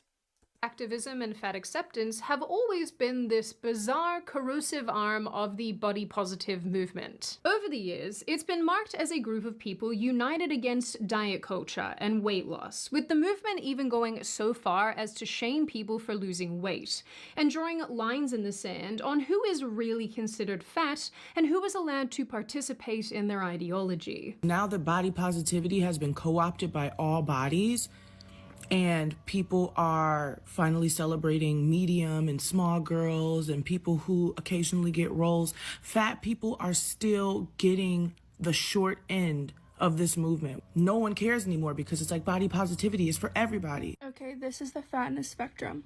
A small fat is a size.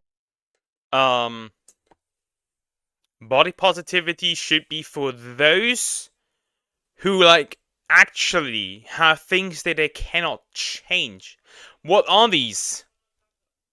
Okay, the fatness spectrum. Small fat, 1 to 2 times. 18 and lower. Mid-fat, 2 times. 3 to 3 times. 20 to 24. Toward 2 to 3. What the actual fuck? There is a little fatness spectrum? You're small fat. Why are you speaking over super fats? They're talking like there's some product in like a supermarket aisle. Size 18 and lower. 1x or 2x. I'm a 4x, 5x. I'm a size 26. Sometimes 28. I am the super fat you say I'm speaking over. Now, I know I may be the bad guy for saying this, but it will never not be funny to me that there is a fatness spectrum that doubles up as a victim hierarchy. Especially given that how fat The fatter you are, the more victim you are. you are directly relates to how many opinions you're allowed to express. We have more than earned the earth opening up and swallowing us all. Somewhere along the road, this ideology actually took root socially, making its way into dominant culture. Major brands started using obese models in their marketing, obese women on the front of magazines, and walking runways for major fashion houses. Women like Lizzo and Tess Holliday popped up as notable celebrities and role models in the fat acceptance movement. And all around, it seemed that the ideology was making serious headway. I discussed at length in a previous video the origins of the body positivity movement, but to recap for those of you who are not familiar, as it stands, there are 3 primary ideas that often get lumped together and are often discussed interchangeably: health at every size, body positivity, and fat acceptance. Health at every size is not, like, does not exist. Too thin, unhealthy. Too fat, unhealthy. That's the entire thing. Done. The There's not 2024 anything much to say. version of all of these is mostly just fat people screaming about discrimination and being very angry with doctors. Health at every size was the first movement to really gain momentum in the 70s and 80s. During this time, a strong emphasis was placed on being thin rather than being athletic or healthy. This time period gave us radical restrictive diets like the cabbage soup diet, and women, most cabbage soup. Ugh. Notably, were often prescribed drugs to, curb their appetites and whatnot. I'm pretty sure this is where meth came from, keeping the housewives skinny. After the death of Yeah, I don't know. That's also bad, obviously. singer Carol Carpenter, who suffered a cardiac arrest and passed away at 32 in 1983 after suffering from anorexia for a number of years, extreme diet culture and thinness was catapulted into public consciousness. But it really wasn't enough to change anything, as we saw things get probably a lot worse in the 90s and early 2000s, where, as I've mentioned before in other videos, women like Jessica Simpson were considered fat at only a size 4. But here, with the rise of the internet, and after decades of these body standards being front and center,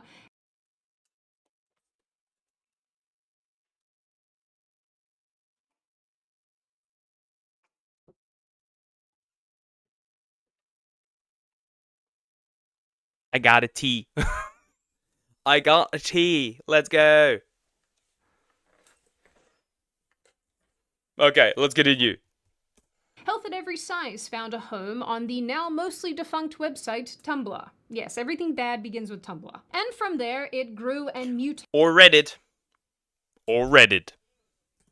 First into body positivity, which started as an ideology that encouraged people to feel comfortable in their own skin, regardless of their flaws, and then into fat acceptance, the new idea that looked down on dieting, weight loss, and fully rejected the idea of being thin and athletic in favor of accepting your weight no matter how big you get. And this is why I see no reason why we shouldn't bring back lobotomies. Now, because fat acceptance... We should bring lobotomies for a couple of reasons. We should bring lobotomies back for a couple of reasons. Not only that. is very closely tied to activism, and because our populations are just getting fatter and fatter, this, of course, started to catch on. Yep. Fun fact, we do not have a starvation problem in the world. At least here in the Western world. We do have an overeating problem. We have an obesity problem. If we cut down on all the food that we were consuming here in the West, we could feed the areas that do not have food. Nobody would be starving on Earth if we didn't overeat. Outside of this online subgroup. Soon it was being adopted as a marketing ploy by plenty of brands who saw an opportunity to reach a brand new, highly motivated demographic. Clothing brands started carrying larger and larger sizes. Major brands like Victoria's Secret did away with its angels in favor of a more eclectic group of people. And anything less diversity, than this, anything that was considered conventionally Fat beautiful Barbie. or athletic or thin, was almost vilified. Gave us some really Damn, I'm a villain? It's kind of crazy. really weird marketing. Let me tell you that much. Like, what is this? And why? Anyway, this is more or less where we have been for the past little while. Seeing obesity normalized everywhere, social media and TikTok especially being full of fat individuals deeming absolutely everything fat-phobic, and the rest of us growing more and more exhausted and impatient as time wears Guess I am fat-phobic in this regards. on. And the net effect of all of this, that I'm sure some of you have even noticed already, is that although our populations are getting fatter and fatter, there has been a massive shift away from these movements. Why brands and companies would choose to abandon ship is fairly self-evident. They finally cottoned on to the fact that the online screaming and activism and seal clapping for these initiatives doesn't actually translate into tangible sales. Yeah. When we look at, like, let's look at the gyms. There's a lot of people nowadays. A lot of young people go to the gym. These people screaming online are just a loud minority in a single bubble, in like a small bubble. They are like super loud, but they are not the majority of people. The activists that love to talk a big game online don't actually put their money where their mouth is, and frankly, neither do the rest of us. I like my products without a side of lecturing. Thank you. You hear that, Nike? You're not my mom. Not to mention the fact that fat activists truly believed that corporations weren't just out here trying to make a buck and piggybacking off of trends, and that they actually believed in the tenets of fat acceptance and were promoting these radical ideologies is wild. But we see this in a couple of things. For example, Chinese media where gay people, trans people, whatever, like the LGBTQ community in general, falls for the idea that characters in these games are gay or lesbian or trans or whatever. They're just farming you. They are literally just farming you. Love to live in that level of delusion. But I hate to break it to you, Sandra, Calvin Klein does not care about your war against the thins. It's also worth remembering that the Dylan Mulvaney Bud Light saga was a bit of a wake-up call for brands and companies all over the place. While this situation obviously has nothing to do with fat acceptance, it was a signal that the flagrant disregard for the It had to do, however, with a man being a symbol for femininity, which is obviously a problem. Hey Chanel, how are you doing? Hope you're doing good. The opinions of the average person were simply not going to carry brands forward financially and socially anymore. So the companies we get, that makes sense. But what about these fat influencers and former fat activists? What brought about their change of heart? Well, simply put, from what I can gauge, being fat long-term and just being fat at all is quite challenging. I don't mean the eating side of things, I mean just doing basic tasks. It seems that as time has worn on, these It is straining on your body, straining on your bones, straining on your life, on your social life. It is difficult to navigate if you're like going by plane somewhere, like public like public, what's the word I'm looking for? Shit. Public transportation, it is looking for a partner, it is a problem in many regards. Influencers have realized that the messaging of the body positivity and fat acceptance movements was overall misleading, keeping them in an absolutely miserable loop of pain and unhappiness. Back in early 2023, an internet personality called Gabriella Lascano, I hope I said that correctly, made a TikTok explaining why she'd moved away from the fat acceptance movement and why women shouldn't put being fat above their health. I don't care how trendy or cute or fun it seems to be fat. Don't let that hit your head.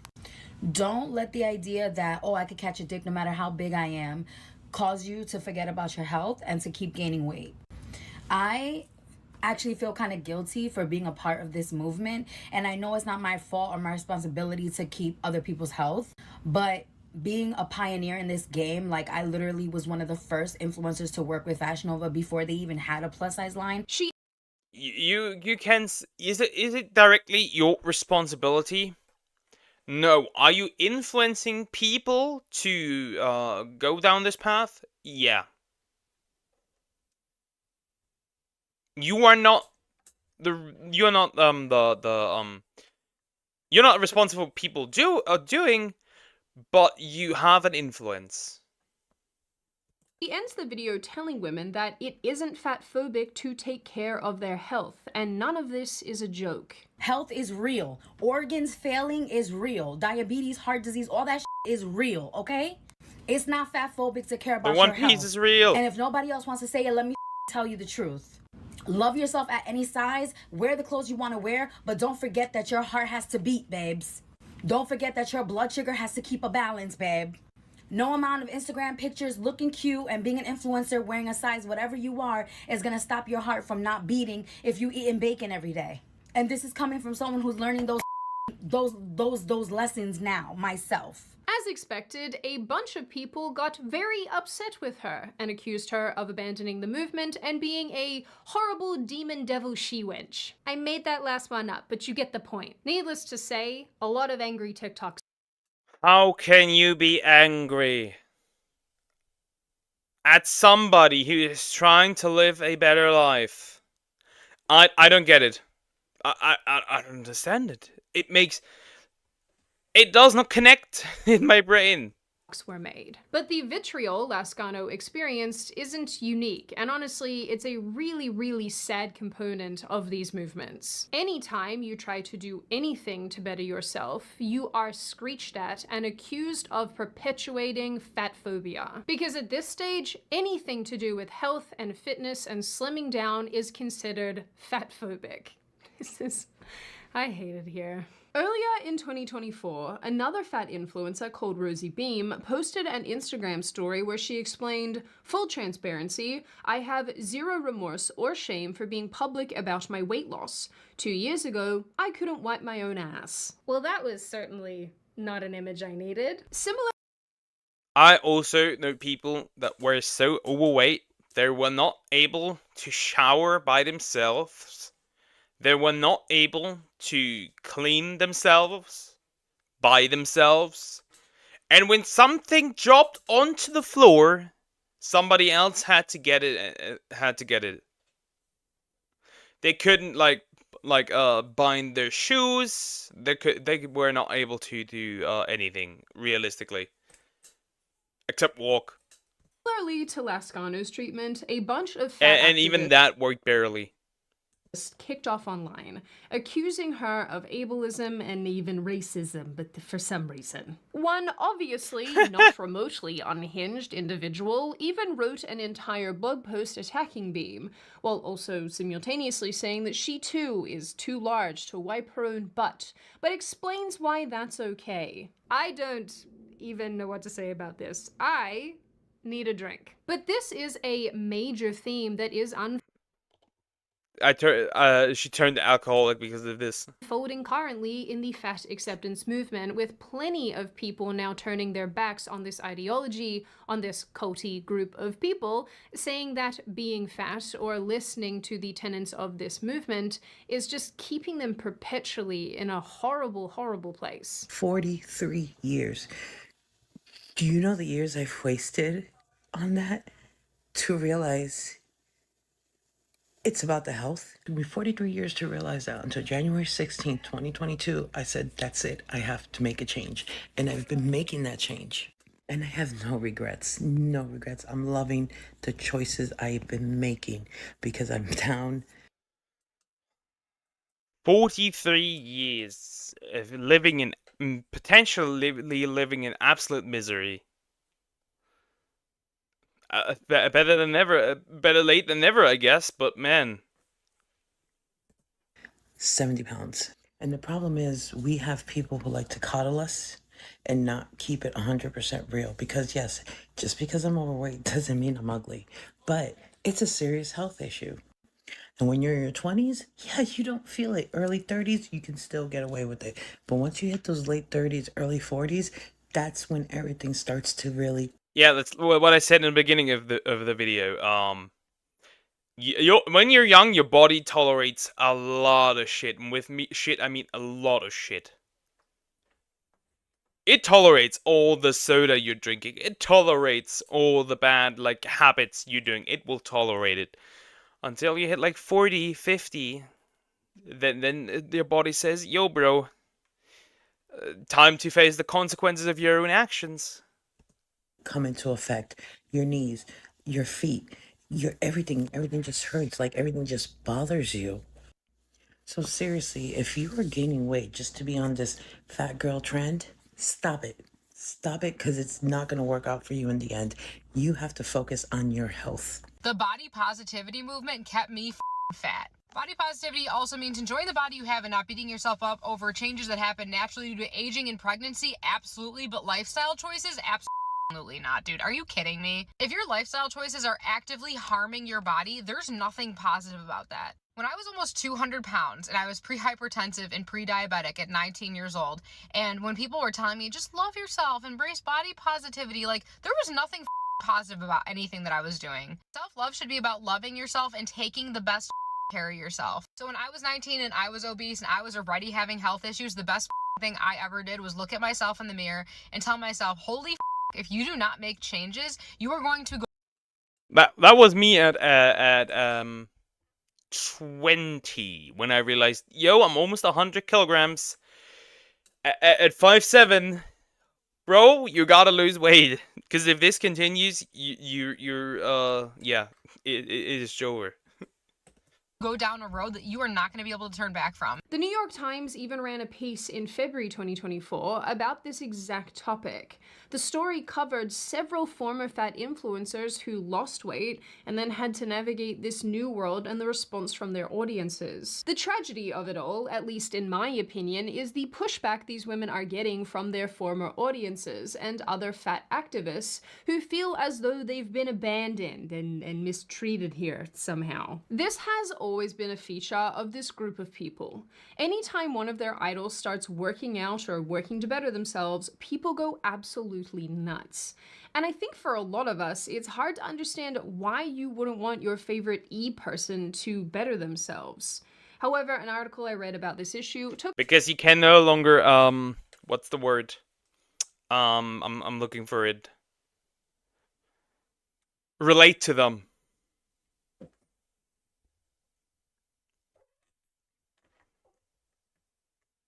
I thought body positivity was created for the disabled and people with birth defects, not fat Americans.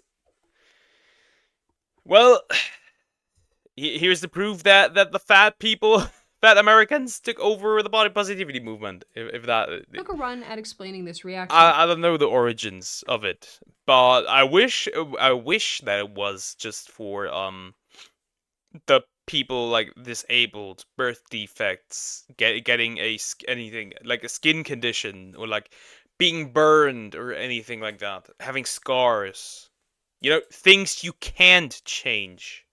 or like things like you get fat because of a sickness, like that sort of stuff. Writing, people don't look at body positive influencers for change, but for validation. If they wanted change, they'd follow someone who's already declared they're embarking on a quote-unquote fitness journey. And that does more or less seem to be at the heart of the issue. And speaking of hearts, I think you guys know where this is going. There's one final very important part of the failure of these movements that I wanted to touch on, and it is the passing of fat activists and fat acceptance people. Around the end of 2023, several outlets published articles about several notable fat acceptance people passing away before the age of 45. Kat Pause, a professor of fat studies, okay, a TikToker called The fat scholars are real. Waffler69, a reality star called Jamie Lopez, and another TikToker called Brittany Sauer. It's worth noting that Waffler, whose name is actually Taylor Lejeune, wasn't expressly part of the fat acceptance movement.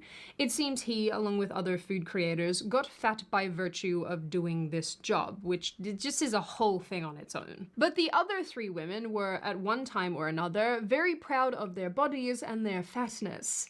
Kat Pause was staunchly pro. This is nothing you can be proud of. How can you be proud of that? How? Who fed you this delusion? Obesity until the end. She even made a point of suggesting that obesity wasn't unhealthy. Brittany Sauer originally made TikTok videos suggesting she too was very happy being overweight. Just because I'm fat, that doesn't invalidate the things that I say. But tragically... Depends. When you are a, like, health minister for a country, and you're fat, I will question the things you say. Before she passed away, she realized that promoting obesity was wrong. In one of her last TikTok videos ever, she warned other people not to make the same mistake. I ruined my life with food, binge eating, and lack of self-care. Eclipse to game. I will find you. I will find you. I'm gonna steal your lunch money. I don't care. How are you? Man, dude. That's mean. I'm not overweight though. And I'm hoping that it's not too late for me this time. I'm out of breath constantly. You know, and I wish I knew the cost of eating. I wish I knew the cost of the comfort at the time that I was seeking. And I just want this to be a warning to other people. This was more or less the same story for Jamie Lopez, a woman who starred on the show Super Size Salon. She seemed initially very proud of her appearance and weight. Her salon was also dedicated to helping other overweight and obese women, providing them an experience that they couldn't get elsewhere due to their size. However, she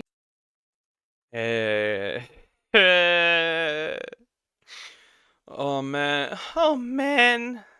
She soon began updating her audience about her weight loss journey and said that she lost 400 pounds. For those of you metric babies out there, I have no idea what that is in kilos. How much is 400 pounds in kilos? 181. She lost double my weight and then some. Wow. Wow. I weigh 73 kilograms right now. What?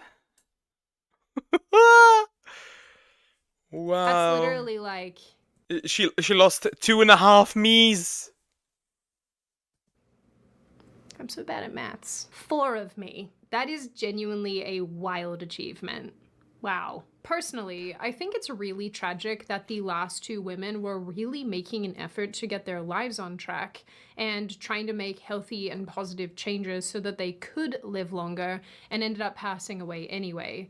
And meanwhile, the same culty group of people who promoted the ideas that led to their death in the first place will continue to promote them going forward. The bottom line is that while fat acceptance is definitely falling out of favor and more people are waking up to its lies, it is still operating as an ideology, as a group of people, and it is still pushing ideas that are leading people down a terrible path. Like I mentioned earlier, the way in which fat acceptance came into being was largely a response to earlier movements that prioritized extreme thinness, often at the expense of women's health.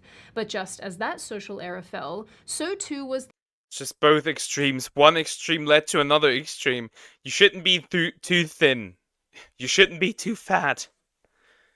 How is that difficult? the glorification of morbid obesity destined to fall. And not to be cliche, of course, but the pendulum always swings back.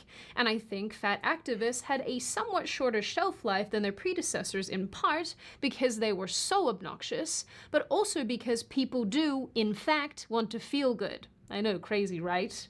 And even if you are gifted with the most body confidence in the world, you are not going to feel good when you are severely overweight to What the hell is that? the point that you can barely function. That is ultimately why more and more fat influencers are reporting that they want to lose weight. Not because they hate themselves, but because they didn't feel good in the bodies they were promoting as acceptable. Now, for me, the interesting part hasn't been the fall of this movement, because that was really just inevitability. Social movements and trends. 6 ways to be a fat ally.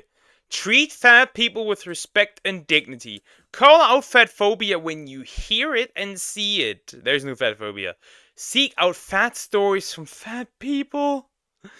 Believe fat people. Ask restaurants, bars, special event venues, etc. to provide size-inclusive seating options. Take fat friends and family to fat accessible spaces. What is this? What is this? Come and go all the time, after all. The interesting part has been the reaction of those involved in this movement at its decline. It's been very, very bizarre to witness. Cult-like is really the only word that I have for it. It's like a bunch of people are trapped in a burning room and they're yelling at the ones going for the exit. In the end, I am genuinely really glad to see more and more people taking control of their lives and saying no to fat activism and no to fat acceptance, because nothing good can come of these ideologies. And maybe with enough time, we can stamp this stupidity out entirely. Now, with that being said, and before I open the floor to all of you, this is just a reminder, check out Magic Mind using the rest is just ad. If it is actually failing, I think that's good. If it is actually failing, because, you know, again, I've said it again, you may not now feel the consequences, you may not now feel the whatever's happening to your body, but you will feel it late in your late 30s, 40s, or 50s. It will come back. Like, all the bad habits you have picked up, they will strike you.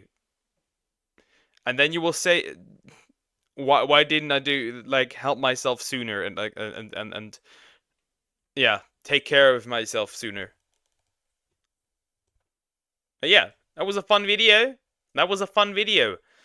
I don't know, maybe 2 more videos I would like to watch. I have a funny idea. Let's jump into this one. Wait, this is Queso's grocery. This was, by the way, recommended to me by a viewer to watch this. However, it's animation, so we'll stay out of, like, going into the screen, into the bigger screen. This was recommended to me, so I will react to Queso animations, and Queso reacting to his animations, or not. I think I would probably find a compilation of something else, but I don't care. Or maybe not. I'll look for a different video, I think. Like, just a compilation of the animations in general. But let's see. Let's watch this. Let's react to this. It might be funny. Wait, this is Queso's grocery store. Look at Tim in the window, dude. I am interested how funny it's gonna be. I was told this was funny. Let's see.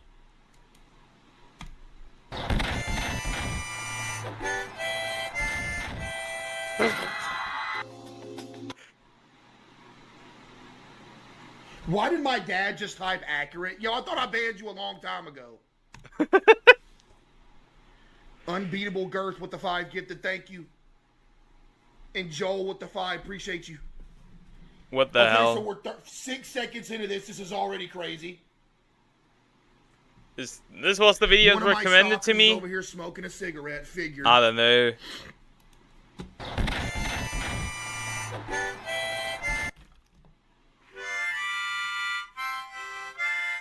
Did I hit that?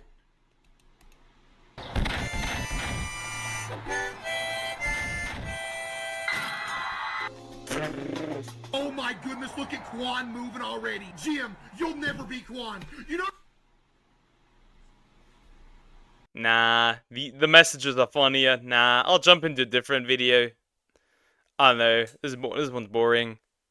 How about something a little deeper? And with deeper, I mean Ubisoft. Guys up here. Let's jump into Ubisoft. Okay, well, not into Ubisoft, but you get the idea. First of all, I'm gonna get rid of this one. Now, what did Ubisoft do again? What did Ubisoft do again? Let's see.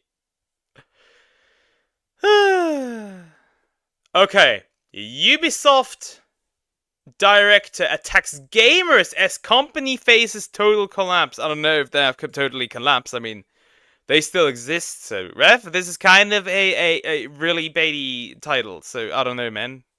That's a lot of clickbait here. I don't think they are collapsing.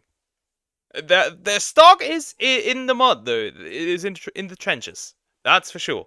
Hey, what's up, guys? Up here. So today we're going to be once again talking about the historic downfall of Ubisoft. There's been a lot of recent events. I've said it before. Ref is farming Ubisoft as Tecton is farming dumbasses in his chat. Kind of wild. We're going to cover in this video, including some more bad PR generated by public statements from one of its employees. But ironically, right now we're witnessing a giant spike in Ubisoft's stock, one of the biggest in the company's history. However, that has to do with something entirely different, and that's the fact that it appears Ubisoft is going to be bought out in a desperate attempt to save this company. Now, before we get into the details of that, let's just remind ourselves where I have heard that Tencent is thinking about buying Ubisoft. And if that happens, Assassin's Creed is basically dead. Pretty much. Because Tencent's monetization is atrocious. Absolutely horrendous. With Ubisoft, a lot of people don't really know that 2023 was a disastrous year for Ubisoft. They had around a net loss of $500 million that year. Then we entered 2024 where they've had basically flop after flop after flop, leading to another 50% decrease in their market value. Thanks to their absolutely terrible, their nightmare-inducing resume this year, beginning of course with Skull and Bones, which was allegedly $850 million to... So pretty much almost a billion. Almost a fucking billion for this failure. It is, by the way, also, what I would like to say, it's also, like, lower in price. Funnily enough. And it was also financed by the government. By some government. I don't know which one. Philippines, Singapore, one of these. Develop just to end up in the $10 bargain bin at Best Buy a few months later. Then we have Star Wars Outlaws selling just 1 million copies in its first month, a game that presumably took hundreds of millions of dollars to develop. Then we of course have the news about... That's 1 million more than Concord at least. Assassin's Creed Shadows. It is now delayed until February of next year. This was basically the last bullet in the chamber for Ubisoft this year. Now it's a part of next year's series of flops. And on top of that, there's rumors out there that this delay isn't even going to be enough. They're going to have to probably delay it even further beyond that February mark. And that's from a stem of rumors that an insider at Ubisoft have been sharing, and that includes many allegations about the workplace environment. So about Endymion. Okay. Assassin's Creed Shadows insider exposes Ubisoft plus Yasuke erased company. Wait, Yasuke erased company bankrupt and secrets revealed. I don't think they're gonna replace Yasuke. I think the original plan, and that comes from also an insider, was instead of Yasuke to be the male main protagonist, it was supposed to be a Japanese monk. Dysfunction. How like accurate that is, I do not know. The company is, and how they very clearly, according to this insider, prioritize virtue signaling and politics over creating games that people will enjoy. And that's really where we've left off things recently. Like, you know, for the 100th time, I'm going to say, oh, things can't get worse. And of course, it does. And this is the most recent set of drama here. And it begins with Stevie Chazard. So this monetization director at Ubisoft would go onto LinkedIn and share this absolute disaster of a post recently. And of course, it's very ironic that the monetization director is making something that is clearly not in the monetization. So let me read that by myself. I rarely post on social media, but today I am sad, ashamed and sad. The gaming industry is rough at the moment. We all know it, but seeing how gamers, in quotes, react on social medias, wishing ill fate to companies and people alike is sad. And not only towards Ubisoft. You created these circumstances. This is what you asked for. And this is what you're gonna get. And if companies like Ubisoft continue down this path, they will join Ubisoft, inevitably. This is what you get. This is what you get.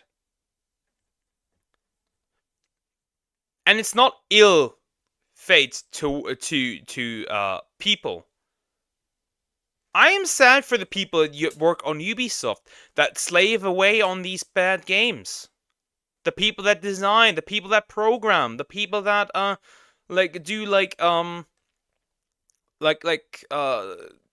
stuff as well, I don't know, checking documents, whatever it may be. Because those are the people that get punished for your failure. This guy, the monetization director, is not gonna get punished. If that company closes, he's not gonna be the one who gets fired.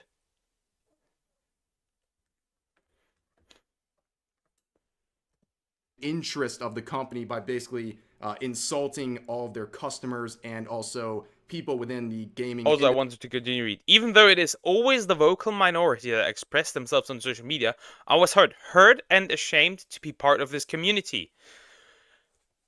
At this point, looking at how much your games fail, I highly doubt that it is a vocal minority. Yeah, it is the vocal minority that is talking about it.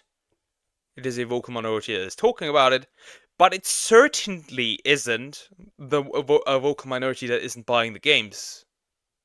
If that were to be the case, the games would be a success, which they aren't. What is even more revolting is coming on LinkedIn and seeing the same comments from people within the industry.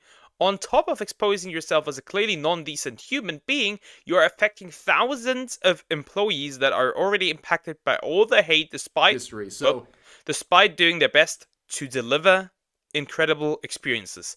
Ubisoft isn't delivering incredible experiences. You did that, what, 8 years ago? 8 years ago. 10 years ago? That's when you did it. Not so much right now. And again, people in the industry itself are calling out the bad practices of said companies. That should give you an idea what is going on here. And yeah, it is affecting thousands of employees. Not the hate. It is your failure. How can you wish a company to fail simply because they do not cater to what I'm pressing? Do not cater to you, or that the product does not please you is beyond me. We are all on the same boat. Please, please, please stop spreading hate. We should all uplift each other instead of bringing each other down. I wish the company to fail because it is lying about what it is actually pushing. I hate liars. I do not like them. Sometimes you have to tolerate them because there's no other way. Politicians, for example, even if they have good policies, and liars, you still have to tolerate them, even though they have good policies, or they're lying. Like I said, you are abusing people's sympathy and empathy for your own gain. And I'm not going to support that. Read this because I genuinely believe the attitude of this individual represents more people at Ubisoft and really is the reason why they are failing so badly. So he begins by saying, I rarely post on social media, but today I am sad, ashamed, and sad. The gaming industry is rough at the moment, we all know it, but seeing how, in quotes, gamers... Also, why did he post it on LinkedIn? Just scared to post it on Twitter? React on social medias, wishing ill fate to companies and people like, is sad, and not only towards Ubisoft. Even though it's always the vocal minority that expresses themselves on social media, I was hurt. Hurt and ashamed to be a part of this community. What is even more revolting is coming on LinkedIn and seeing the same comments from people within the industry, on top of exposing yourself as a clearly non-decent human being. You are affecting thousands of employers or employees that are already... Non-decent human being equals not supporting Ubisoft's bad decisions. Already impacted by all of the hate, despite doing their best to deliver incredible experiences. How can you wish a company to fail simply because they do not cater to you or that the product does not please you is beyond me. We are all on the same boat. Please, please, please, stop spreading hate. We should all uplift each other instead of bringing each other down. Holy soy. Like, first of all, are you okay, Stevie? Like, dude, invest in a journal, not, you know, basically spilling your guts out on social media, because this stuff will be weaponized Again, this is on LinkedIn. This is on LinkedIn. He was just too scared to post it on Twitter, which is why he posted it on LinkedIn. You're basically shaming your potential customers and gamers in general by saying all these awful things. On the one hand, you also act like there's this horde of angry gamers that are just going out there for blood. And I'm not saying that you should go out and harass, like, Ubisoft like employees. You shouldn't harass them. There's probably a few people that send like death threats and stuff like that. You shouldn't do that. Obviously not. I mean, that's decent, like, human decency. But when I say I'm not gonna buy you a game because it pushes something that I disagree with, this is nothing to do with like, wishing you to fail. I'm just not gonna buy it. You can't force me to buy a game that I just don't, like, want.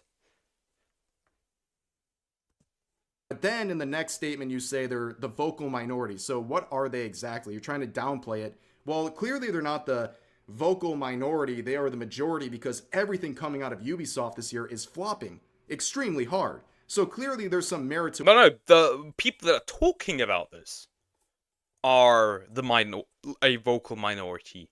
The people, however, participating in this, would I call it a boycott? Kind of, not really.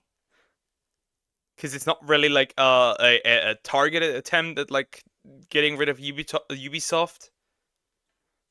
The people, however, participating in Ubisoft's downfall are a majority.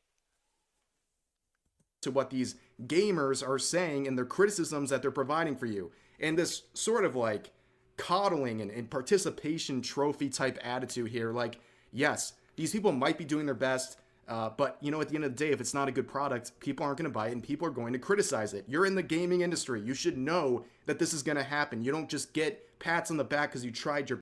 In any industry where you sell a product, this can happen. Food. Beer.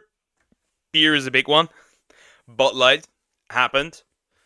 Whatever it is when you sell a product, software, hardware, it literally does not matter. If you create something that the majority of people do not want, it will fail. Best. You need to produce something that's actually good. And on top of that, the part that's really crazy is the part where he basically throws other members of the industry under the bus. He tries to single them out and say, if you're agreeing with these nasty gamers, you're just as bad as them and you're a non-decent human being. I mean, imagine being the colleague of someone like this who dares to criticize very apparently bad things in the industry just to be called a non-decent human being by Stevie here. Like, this is absolutely ridiculous. Stevie. This whole talk about we need to uplift What are you each other doing, and Stevie? come together. Well, first of all, this is about as divisive of a post as you can possibly make. It's divisive against gamers. It's divisive against members of the industry. But on top of that, we know what inclusion and coming together looks like for companies like Ubisoft. It's their own version, right?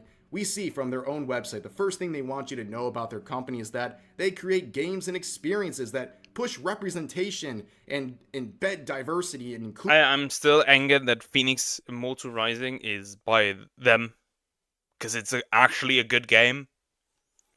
It's like weird. Like, they're big players. They're big players. They fail. But they're like one-shots or the revival of franchises, they succeed. Phoenix Immortal Rising, new game. Completely new game. Success.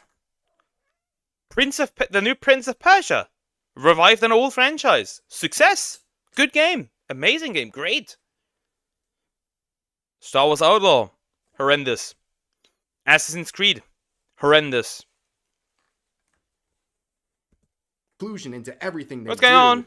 Meanwhile, here's a recent example of something that contradicts that. We have that mentorship program that people have been talking about, where basically they bar men from applying, which basically resulted in it being, first of all, illegal. It is an illegal program. Turns out to be illegal in most countries, according to Legal Mindset, an actual attorney. Because, yeah, who would have thought? Wacky, right? That barring an entire gender from applying to a career opportunity might be against the law in a lot of countries. I know that is a wacky, shocking thing to behold. Here in Germany, it's illegal. Technically, if I wanted to, I could technically sue. You could technically like sue them. But yeah, that's one of many disasters going on, and that post by that monetization director is absolutely tone deaf and against any. The new Prince of Persia is a good game, but no one bought it. That's the sad part. No one bought it. I hate that nobody bought it because it is a good game. I love like the Warrior Within trilogy or whatever, the Sands of Time trilogy. I love that. Like Warrior Within was so fun and edgy. I love that. The interest of the company, which ironically is seeing a little bit of a boost. So here's the last year at Ubisoft. You've seen this graph probably a million times with their stock. Big drop all year, hitting an all-time low recently in the entire history of the company. But then, some life. What's this? A little jolt in the stock price here. Well, it comes from a buyout. So basically there is a proposed buyout, and now we've seen a 30% stock Who's going to buy it? in the past 24 hours. You can see this big jump right here. Boink. Reportedly, this is the biggest jump in the history of their company. That's over 20 or 30 years. And yeah, there are some big things going on. You don't see this as a sign of something positive coming. It's more like the vultures are coming in because they see big changes coming. And this is the vultures are coming. They are feeding on the dead corpse that is Ubisoft. Tencent Guillemot family said to consider buyout of Ubisoft. That's wild. The headline right here: Tencent Guillermo family said to consider buyout of Ubisoft. Deliberations come after fall in game developers' share price. So yeah, it's not too surprising to see movement like this.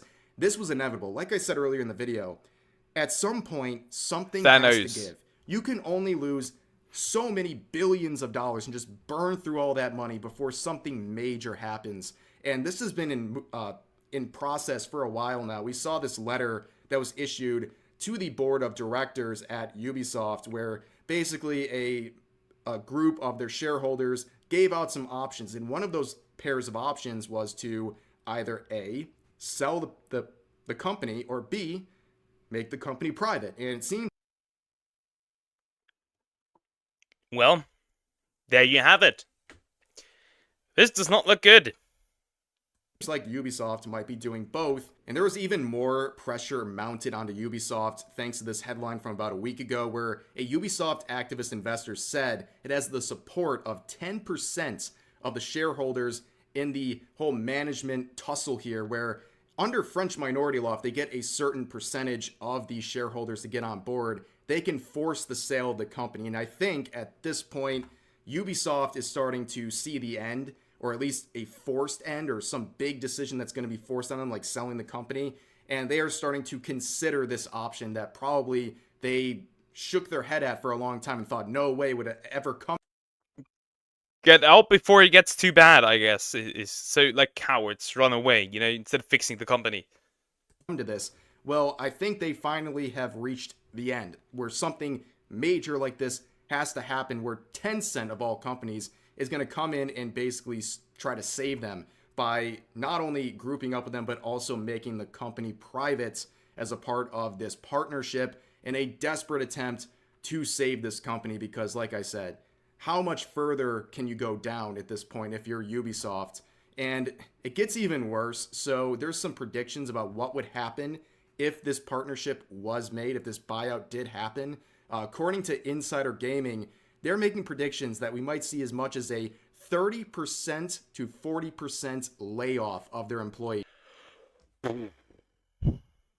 Again, this is just the small people getting fucked. This is not the big guys getting punished. Remember that. So, looking at Ubisoft's own website, they have 20,000 employees. So you'd be looking at 6,000 to 8,000 employees being laid off. That is insane to think about when it seems like they're already stretched thin. Like, despite having... Think about this, okay? Think about this. This is men and women, probably, needing to feed their families. This is 8,000 workplaces gone. This is insane. This is crazy. Such an enormous amount of workers and so many assets. It seems like they're stretched thin all the time, including with Assassin's Creed Shadows. And according to that insider, they feel like they don't even have enough resources to finish that game in time for February because it's being used for other games that they're working on for the upcoming year. But yeah, to lose that much of their company, especially after a... Just as the CEO of Niji, the damage is negligible. Yeah, pretty much. Oh my. Big buyout like that, things are going to be chaotic. Very chaotic, and especially like what additional impact will that have on games like Assassin's Creed Shadows and other upcoming titles for 2025. But just looking at this website, like, it all just makes sense, doesn't it? Like, this is just something I noticed too, like right now. 90 nationalities and 65 spoken languages. Although we all speak Ubi. Ugh, they are just insufferable. But yeah, Ubisoft is in huge trouble. I think nobody is surprised by these events. It was inevitable. They're making it seem like... Oh man. How often do we need to tell this to people? Companies are not your friends. They are your workplace. You just go there to get money to sustain your life. Nothing else. They are not your friends. At this point, but this is truly like, this is the Ubisoft we know is going to be changed forever. There's no other choice at this point. Things have gotten so chaotic, and yeah. The Ubisoft we know is already gone. The Ubisoft from 2015, the Ubisoft of the Rayman days, it is gone. It does no longer exist. Reports are insane, but to be expected at this point. I mean, there's nothing that really can shock you with Ubisoft at this point. But for now, that's going to do it for this video. I hope you guys enjoyed. As always, feel free to share your thoughts about today's... I mean, my thoughts have already been shared. Let it burn! That's really all I need to say. Let it burn. Just let it burn to the ground. Okay. I want to watch one last video. One last video. I'm gonna watch one last video and then I'll probably end stream. But the new community match is kind of hard. Huh? What? What do you mean?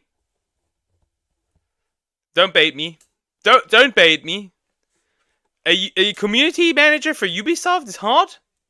That can't be real. I don't believe you. I do not believe you. Yeah, I want to watch one last video, and it's gonna be by which one are we gonna go to? Let's pick.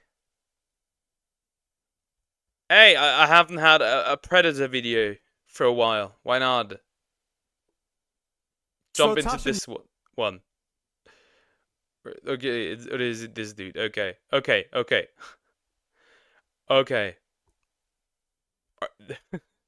Are you Sans? Nah. Why would I be?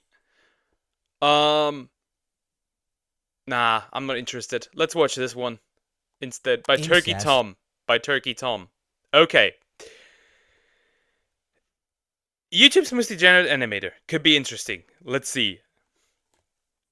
Since they're literally help burning the company into the ground. No, I'm Capricorn. Okay, I understand. I was like confused already. So yeah, YouTube's most degenerate animator by Turkey Tom. Let's see how degenerate this man truly is. Incest, stalking. We start into this video, and the first word is brother sister action. Or family action. That's kind of wild. And frankly, a lot of other words I can't say on YouTube are just a taste of what the once beloved artist... Wait, you are allowed to say incest on YouTube? Incest. James Bear has been accused of. Formerly known for his comedic animations, James's offline antics have managed to take center stage and become the focal point of his online reputation, as his most prominent moments in his career reflect a wide variety of unsavory actions. But what truly happened? James Bear in current day professes his complete innocence, while others have already made up their minds about who James truly is. In this video, I seek to shed light on the true nature of the allegations, misconduct, and lies of James Bear. At the age of 15, on October 30th, 2014, James uploaded his first video to YouTube titled Jam World Zombie for a Bro. Many early viewers of James's channel were quick to point out the similarities to Ed's World, an already popular... The animations are already weird. Yeah, wild already. web animation series created by Ed Gould. This clear source of inspiration was something James made no effort in hiding. While it is not out of the ordinary for someone as young as James to be more derivative in their creative endeavors, he would eventually end the James World series due to frequent criticism relating to this fact. James would upload frequently for the next year with little success, earning himself a sub count of only 186 over a year after his first video. He's like me for real, except that I didn't have 186 after a year, but like what, 20, 30? And I've been here for 7? That said, in June of 2016, James would manage to reach 2,500 subscribers. This milestone would be achieved around the same time that the Jam World series would be discontinued. As James himself states, the 4th episode of the show's 2nd season would never be released, a promise he followed through on. James would temporarily shift to creating fan animations for creators like Ed's World, Game Grumps, and Pyrocynical. James's animations were also frequently featured on the Pyrocynical channel, which only aided in the growth of his personal projects. However, nothing was more pivotal to his success than his Claire and James series, featuring his at-the-time girlfriend, Clarissa. This Oh, I know these animations. I know these. series would continue to provide steady growth to James' I know channel, these. which peaked with Got to sleep. It's 2 a.m. Yeah, go to bed. Go to bed. Definitely go to bed, man. A series of installments relating to the No Nut November trend. These videos would see a level of success previously unachieved by James, and in current day, they remain as the most popular content on his channel, with a combined total of over 14 million views. These videos would catapult James's channel past the Also, why does this chick look like Uraraka from My Hero Academia? Okay. 100,000 subscriber mark, as he would continue to grow a following as time progressed. It is worth mentioning a relatively consistent pattern of sexual undertones in these animations, as they typically revolve around Clarissa's character in revealing outfits, or with an unnecessary focus on her assets. Understandable. In March of 2022, the Claire and James series would stop using real voice acting, replacing the dialogue with Animal Crossing sound effects and text boxes. James claimed this was because he was sick and wanted to experiment with something new for the next season. However, with what we would soon learn about James and Claire's relationship, there may have been more context left out. On March 10th, 2020. Now I can't unsee it. Help! I have caused damage now. 2022, Lalo Does Art took to Twitter to post the following call out. Friendly reminder that this guy molested his 9-year-old sister.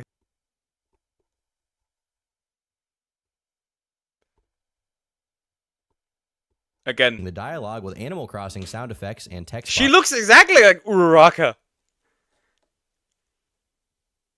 Bro made Uraraka before Uraraka even was a thing, probably. James claimed this was because he was sick and wanted to experiment with something new for the next season. However, with what we would soon learn about James and Claire's relationship, there may have been more context left out. On March 10th, 2022, Lalo Does Art took to Twitter to post the following call out. Friendly reminder that this guy molested his 9-year-old sister.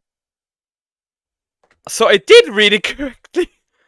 Friendly reminder that this guy molested his 9-year-old sister, admitted he did publicly due to depression at the time, then removed everything relating to it once it died down. Ain't no fucking way. Timu D-Luke definitely glad I'm asleep and no more joke or get roasted. Yeah, go to bed, man. Due to depression at the time, then removed everything relating to it once it died down. He started when he was 13, she was 9, and they kept at it until he was 15 or 16, and she was 11. They kept at it. It sounds so normal.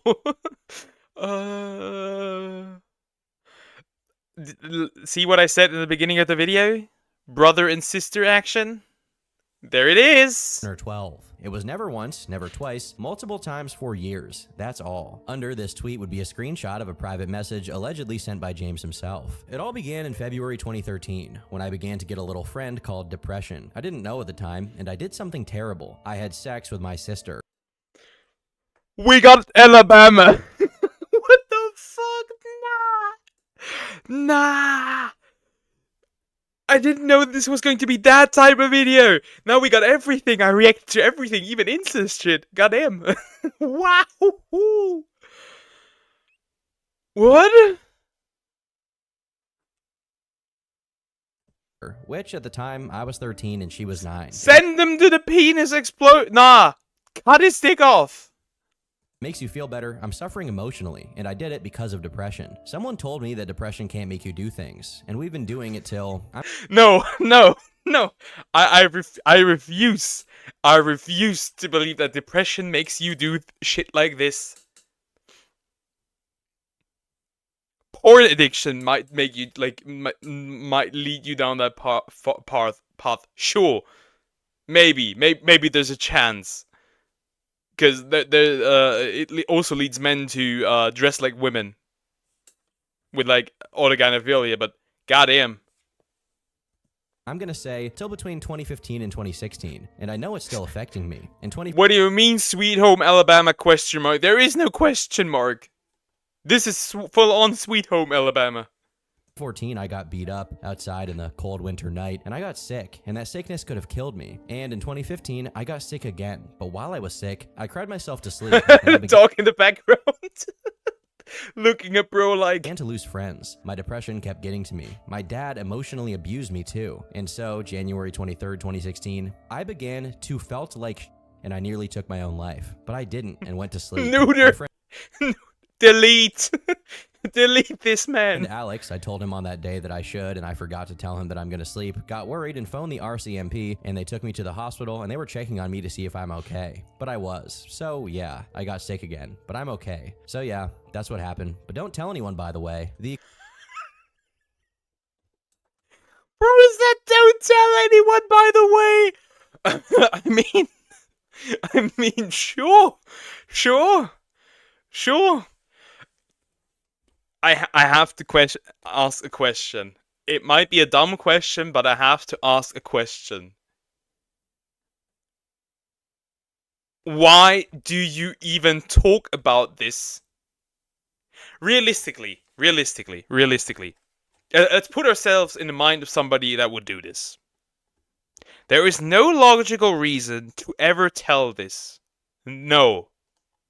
There is no reason to ever tell this. So why do you tell it? I mean, I'm glad that he did, so we can beat his ass, but logically, this has to be some deep-rooted, kind of, guilt. He just had to tell somebody. This has to be some deep-rooted guilt that he wasn't aware of. What the fuck? With your own little sister? Huh? The claims made by James in this message are pretty horrifying. Ladies and gentlemen, we have a serious problem. A hacker problem. Over 2.9 billion records were stolen from national public data, which offers personal information to employers, private investigators, staffing agencies, I don't need and this others doing background cringe. checks. These stolen records include a person's full name. I don't need this cringe ad. Thank you, bro. Sold. To summarize, we cool now, right? James claims to have had intercourse with his 9-year-old sister when he was 13. He also states that this began in February of What 2013 the fuck, dude? and ended sometime between What am I 2015 or watching? 2016. This means that this was not a one-time occurrence, but rather a pattern of behavior that took place over the next 2 to 3 years. This detail is crucial, as the specifics What the relating to the fuck? timeline will be contradicted frequently by James himself. In this thread, a 182-page Google document is attached. 182. Wow. Good riddance to those who cover that on a YouTube video. 182.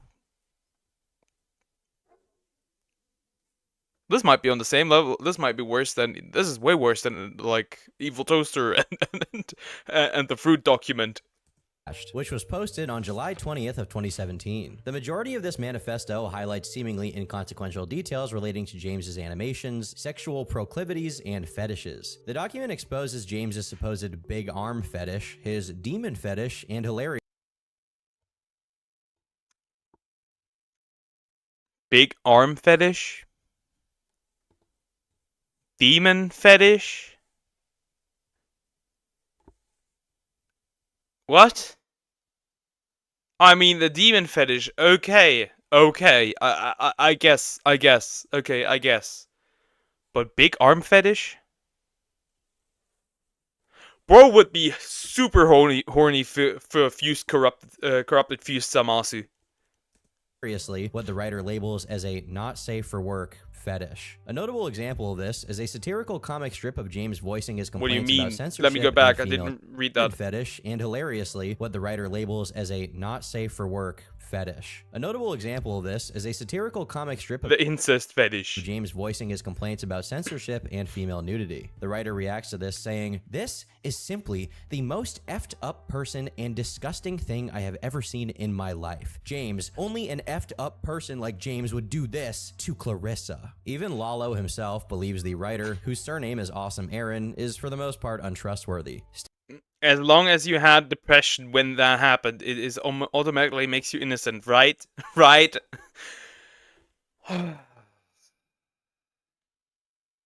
Mental illness is not an excuse for horrible things. stating the document only has validity in regards to the allegations related to his sister. Aaron makes it no secret he's a bit of a scorn lover, as Claire had broken up with him to start dating James instead. Even more damning are screenshots that revealed Aaron stating he would take down the document if his conditions were met. These conditions included a public apology from James, Claire breaking up with him, and Claire removing James's handle from her Twitter bio. It does not reflect well on Aaron that he would be willing to cover up these supposedly important subjects as long as his demands were met, and it reveals that this document was not created out of any moral responsibility, but rather it was a vitriolic act of revenge. It's safe to say that a majority of this document is incoherent and written by someone who seems to not have the best intentions. This fact, however, does not dismiss the apparent validity of James's alleged SA of his sister, something James would first respond to in 2020. With what's being brought up about me, I have to admit— So the document, so 102 pages of almost nothing. That's kind of wild. The sister thing. It did happen, but only once when we were just kids, and it was consensual. I made a mistake when I was a kid, and I didn't know it was bad. But those mistakes I made all those years ago don't define who I am today. I'm a completely different person. I will be taking a break since the threats and the false accusations that have taken a huge toll on Claire and I's mental health. So yeah, I just wanted to clear the air on that front. Many red flags pop up in this statement, most notably that James claims it happened only once. This claim contradicts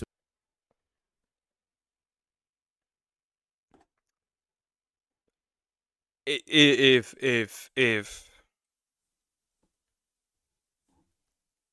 something came something that came out, even it was only once, bro, you gotta go. I don't care, you gotta go. what he told Aaron in private, saying it first happened in 2013 and that they had been doing it up until sometime in 2015 and 16. James also claims that the interaction he had was consensual, a bizarre justification considering a 9-year-old is not—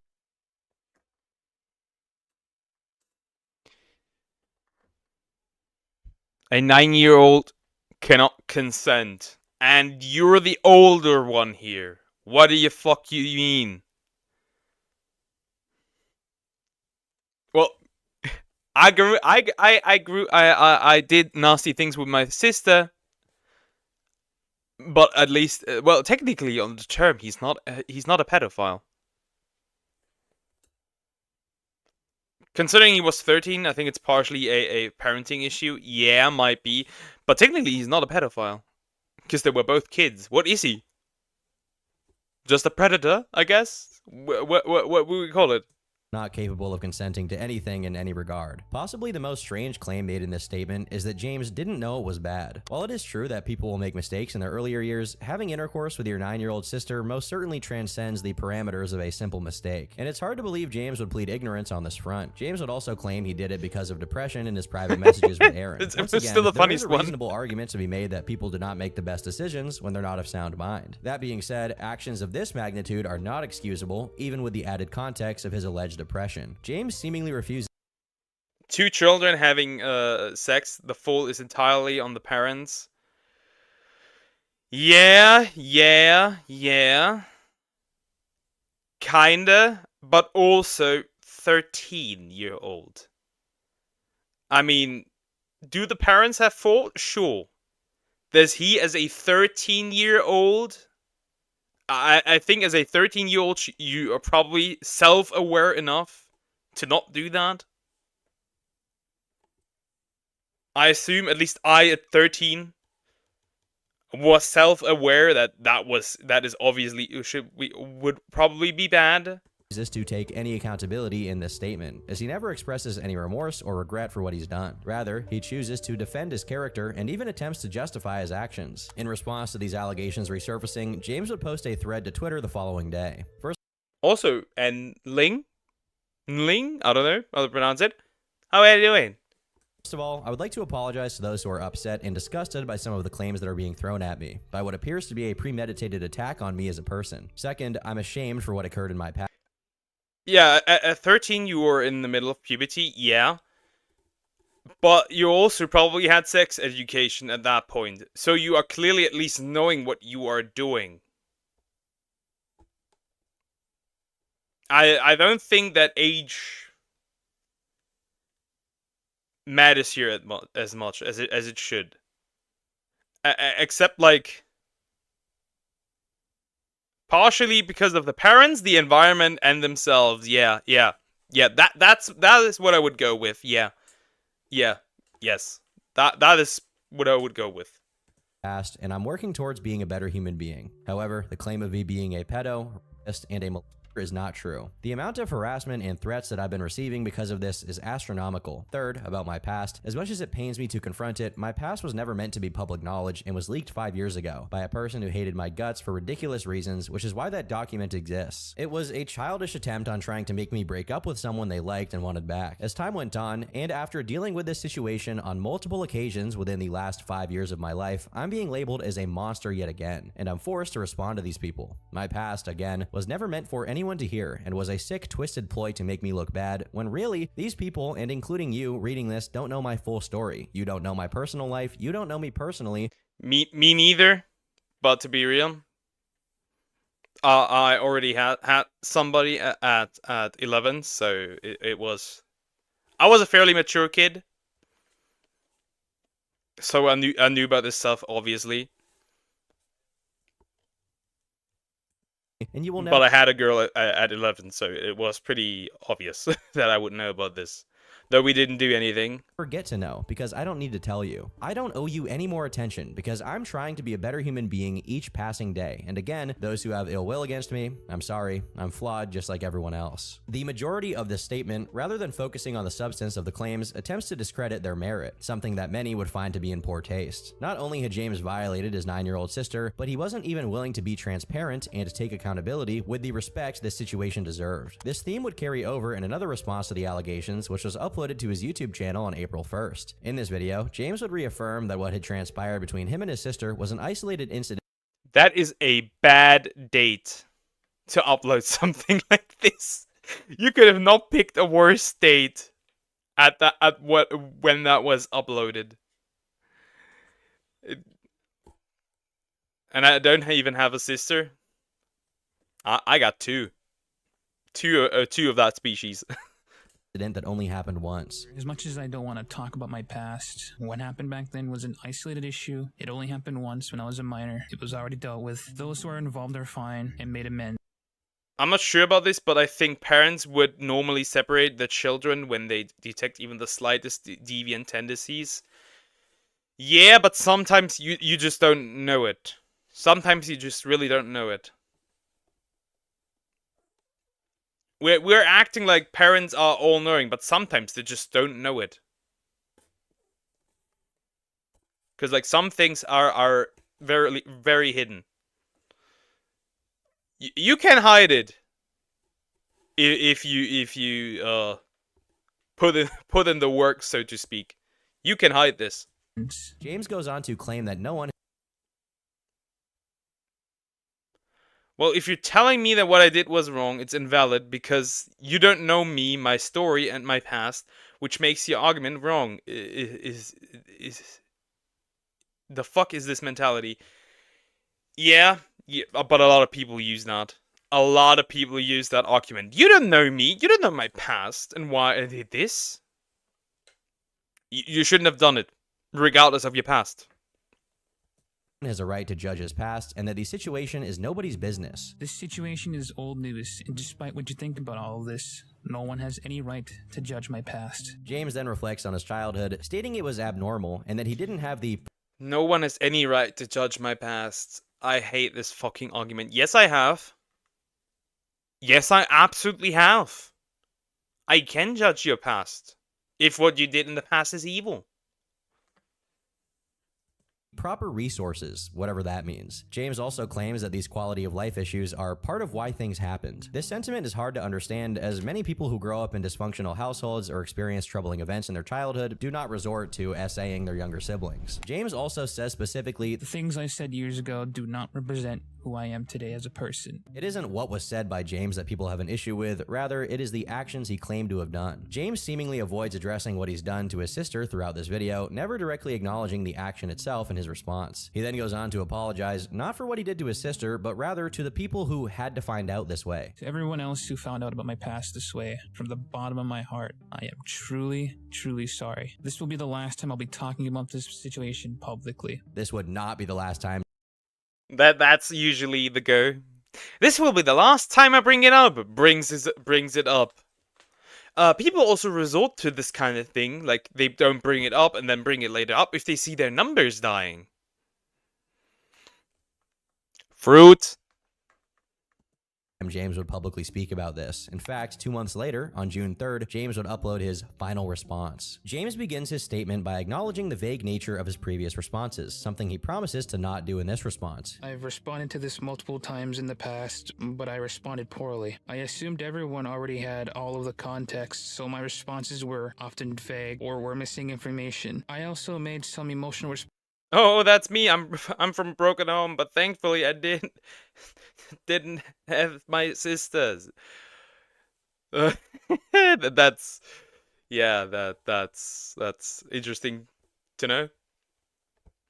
I don't come from a broken home. I wouldn't call it that. It's much more like constant fighting and no money. But aside from that, everything is good. At least no divorce. Responses that didn't properly convey the truth about the situation. Yet, he describes what happened between his sister and himself as a sexual encounter with a family member. One could interpret this as James doing something with an older family member, which would make him appear as the victim, or perhaps a family member of the same age, which would level the playing field in terms of moral culpability. But James intentionally refuses to describe that it was with his younger sister. I mean, it'd still be weird if you as your as a 13-year-old brother doing things with your 12-year-old sister, even if they were close in age, this would still be weird. There's still a moral problem here. To be fair, I'm not sure why he has to apologize himself to the internet. His sister, though I think his sister probably knows. And I don't think that they're like really close with each other. At least that's my assumption because of that situation. I do not know though. I don't know. It's still weird. Well, I guess now it's public, right? Though he shouldn't apologize. It's a bad thing, yeah, but he shouldn't apologize on the internet. I guess it's like it was publicly stated, so he has to kind of like create, how do I put this? He has to like tell the truth regardless. Like if he wants to or not. Once again, 9 years old, as this puts him at responsibility for what happened. James also reaffirms that the situation was an isolated incident, much like he did in his previous video response and his initial 2 responses. He has to clear up things. That's what I wanted to say. Responses on Twitter. This would be 4 times that James has contradicted the narrative he himself already established in the initial conversation with Aaron. James explains this inconsistency by saying, I started telling my friends about it when I was 14 years old. Some of them told my story to others to try and embarrass me. After this happened, I've dramatized details when retelling the story.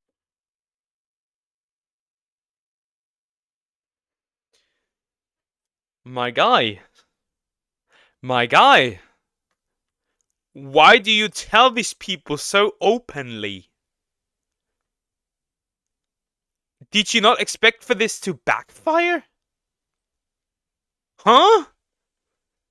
Story. I changed certain parts because I wanted to see who would and wouldn't gossip about it. So this is why there are some conflicting accounts about what exactly happened. This is what led to some of the misinformation. The incident only happened once, but because of the multiple stories I've told, some people have been misled into believing that it happened multiple times. This isn't true. Essentially, James is claiming he would tell people this story and intentionally give them false information, so if the story got out, he would know who was leaking the details. This line of thinking doesn't make much sense. If he was truly concerned about these details being leaked, why would he confide in a person he wasn't sure he could trust? Why give this information to people who you suspect may leak the details? It's far more likely that— Bro, self-reporting so hard. Yeah, he's contradicting himself.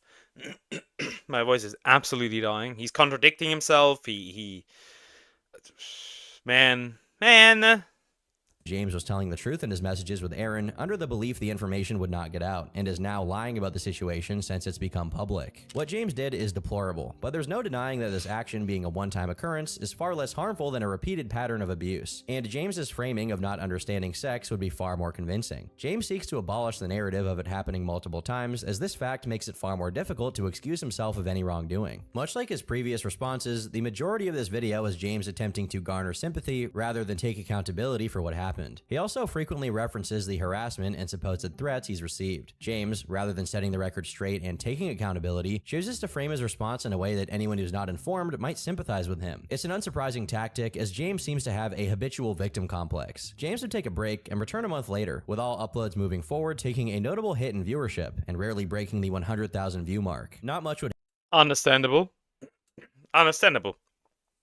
I wouldn't watch that either.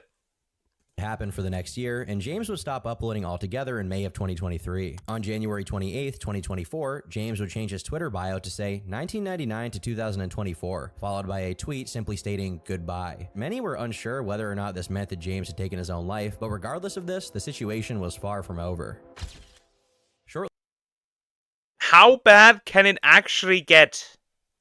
How much worse can it actually get? I am scared.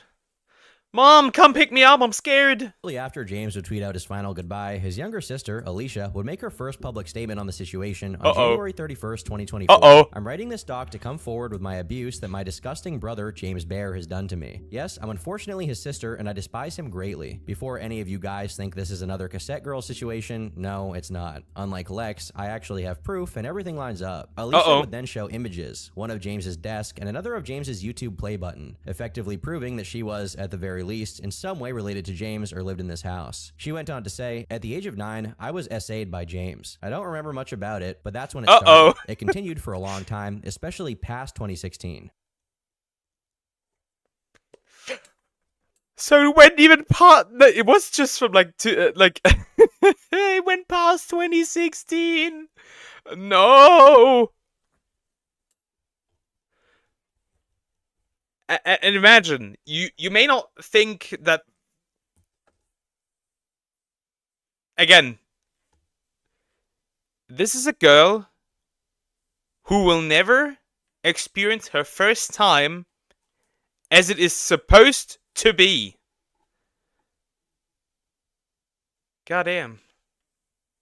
James lied about that part when he addressed this. I wish I had done something to stop him, but I couldn't fight back. I was a weak young girl whose innocence was stolen by a sick bastard of a sibling. No one was there to protect me. I had no one to trust or get support from, and if I had said something to my parents, they probably would have gotten mad at me and not put James far away from me. One time in 2019, when I was lashing out at my mom, I told her what James did to me, and she was like, forget about it and move on, or some shit. Don't you? Okay, it is the parents. Never mind, it is the parents. You guys were right. It is the parents. You know how damaging that was for me to have my own mom say that to my face? Alicia then goes on to detail the extent of James's actions and reveals that she began developing an addiction to not safe for work material. She continues saying, remember when I said James continued essaying me for years? Well, it was still happening at the height of his popularity when he released his No Nut November animation in late 2019. While you were watching it, I was being essayed. The last attempt of James essaying me was in September 2020 when he asked me to come near his bed, but I declined, so I went to another room. I always felt pressured into letting James do those horrible acts to me, even if I consented to it. No one taught me that it was wrong, nor could I avoid him. There were even some times where James said he would give me something in favor of letting him essay me. Most of those times, he wouldn't live up to his promise. I felt like a prostitute for even doing it in the first place. Alabama 1000. This is maximum Alabama. This is Alabama of the Alabama. Oh my god. Closing thoughts. I want to stay as far away from James as God. He needs God. Look back at this abuse. I'll be leaving this Ko-Fi link below. And a rope. And a chair.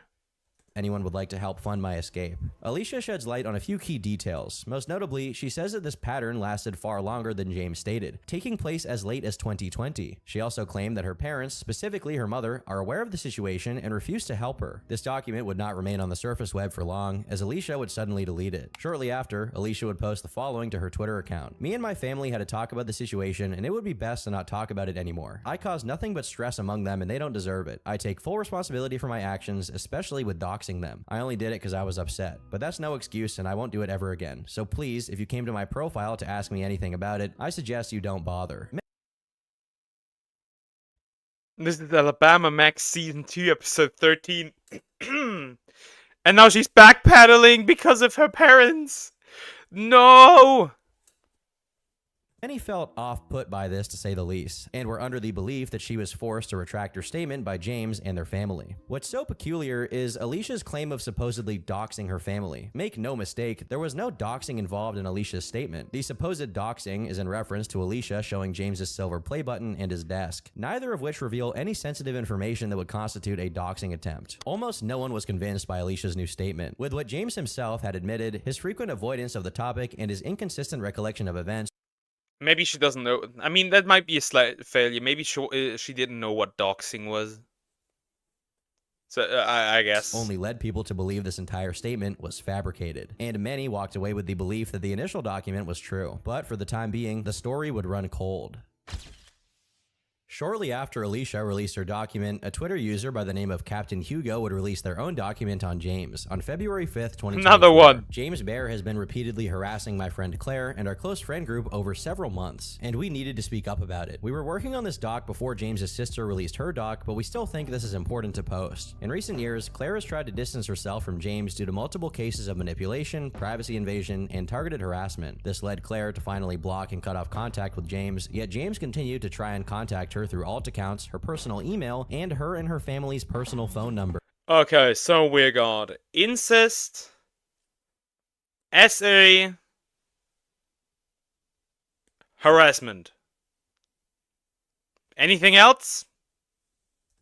The document establishes a timeline of up to 9 years of contact between James and Claire, and despite dating for many years, the two would There is no excuse. No, there is absolutely no excuse. never managed to meet in person. The first bit of evidence provided are screenshots of James allegedly harassing Claire. To summarize this interaction, James lashes out and verbally abuses Claire for supposedly blowing him off. Claire tries to explain that she was preoccupied helping her family throw out furniture and wasn't able to answer his call. James seemingly cannot comprehend this and continues to swear at her and berate her. Claire, who seemingly got sick of this, would stop responding altogether. This caused James to spiral. I'm tired of caring. Is that so? Okay, so now you're gonna do this. You want my apology? Well, I'm sorry for being in such a bad mood when I literally waited and even tried calling your name but to find out you weren't nearby. I waited and waited just for you to come back and maybe we'll talk again. I'm sorry that I waited and didn't realize sooner that I should have left. Is that what you want me to say? Just to impress you? I'm tired of all of this. My family, my friends, everyone. I'm tired of everyone's bullcrap.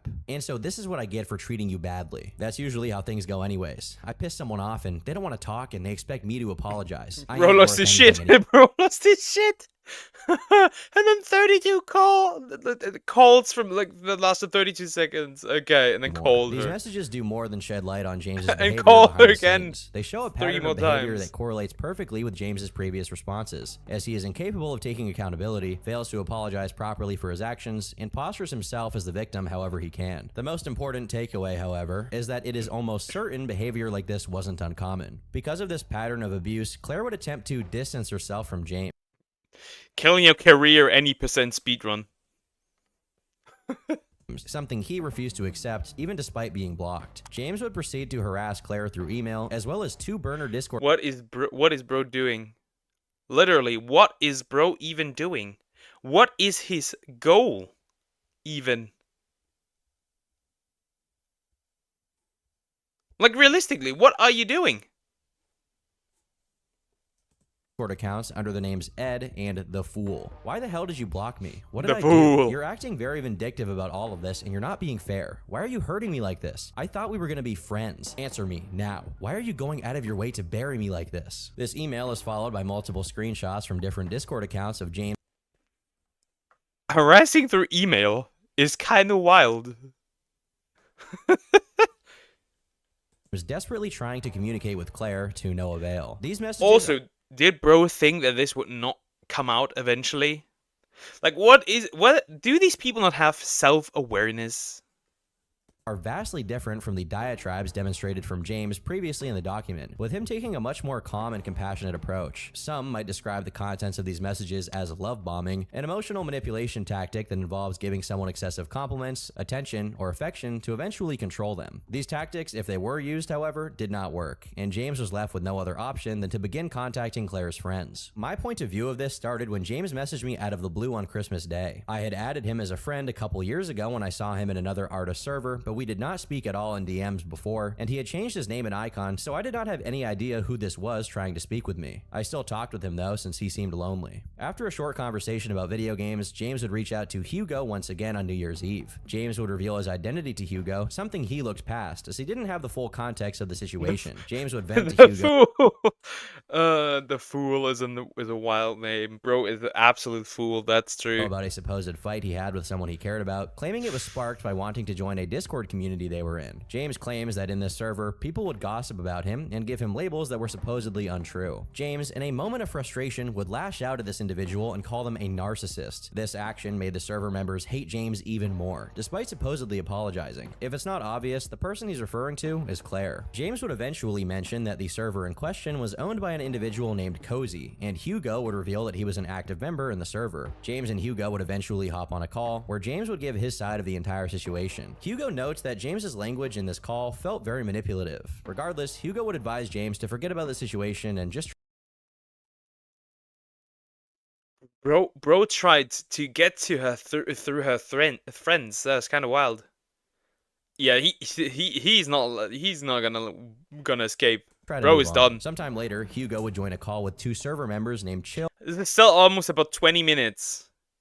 How can this get worse? And Dyer, where he would ask them about the situation. They essentially told me James was a complete liar and manipulator who constantly twisted the narrative to make himself out as doing nothing wrong, even when he was upsetting his girlfriend / Claire, and that he had tried messaging a bunch of other people on the server to find out what his girlfriend was doing and posting. Hugo would cease indulging James with conversation after this post, until the 18th of January, where he claimed he found urgent evidence of Cozy messing around with his girlfriend. Keep in mind, Claire had already broken up with James at this point. The evidence in question were screenshots of Claire's private messages, which showed a conversation between her and Cozy. Hugo, who was concerned, sought advice from Dyer on how to handle the situation. He's upset, just block him. He's been harassing us for a good chunk of the day. I do not care what his issues are. The stuff he's saying is making me worry though. He talked about a Can we talk in voice chat is another word to you can't dox my DMs if we're in voice chat.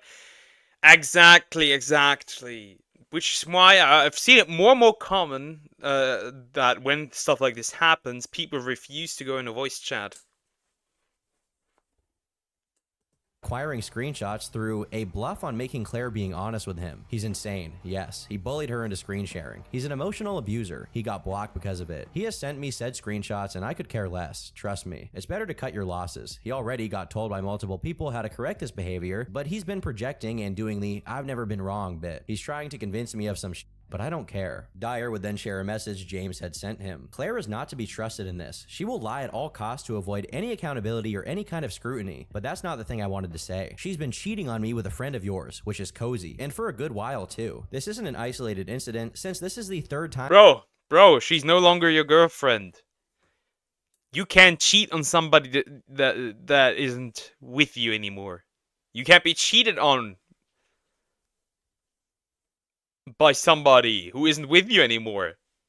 Time she's done this, but I forgave her because I loved her and didn't want to lose her. But now she seems to not give a damn about losing me, and she's been hurting my feelings. Left out important details in our arguments she has told you guys. James would continue to expose Claire's actions to Dyer in an attempt to posture himself as the victim. Dyer would not engage with this, which compelled James to begin spamming Hugo's direct messages. In these messages, James would claim that Dyer was giving Claire orders on how to handle the situation, labeling him as controlling. These screenshots provided do not appear to be orders, but rather a friend giving another friend advice on how to handle a difficult situation. This would frustrate Hugo, who would eventually respond with, "I think you're the only liar and controller here, and you've been lying to everyone, including yourself. You flip-flop between feeling sorry for yourself and acting like you did nothing wrong. You emotionally abuse Claire and then act like it's her problem when That's a whole lot of yapping for just, bro, you're a liar. she feels This suicidal. could have been much shorter, bro, you're a liar. Block. You told me you were seeing a therapist, but from the way you've been acting, it's clear you weren't even truthful with them. I'm disappointed in you for not taking a break and working on your mental health like I suggested, and I'm disappointed in myself for trying to give you the benefit of the doubt. I'm not going to block you like the others, but I will mute you, and I don't want to hear from you until you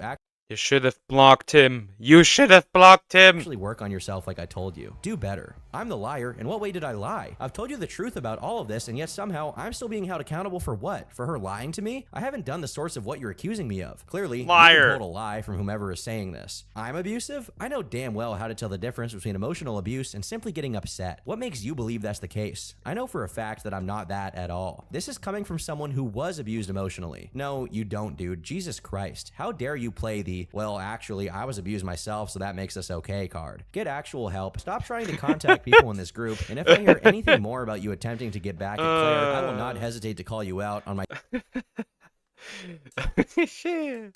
I had somebody on this channel before commenting, not exactly what I'm about to say, but in a similar vein. I had depression, but it wasn't that bad because I didn't kill myself. I was abused, so it's not that bad if I abuse the Mac.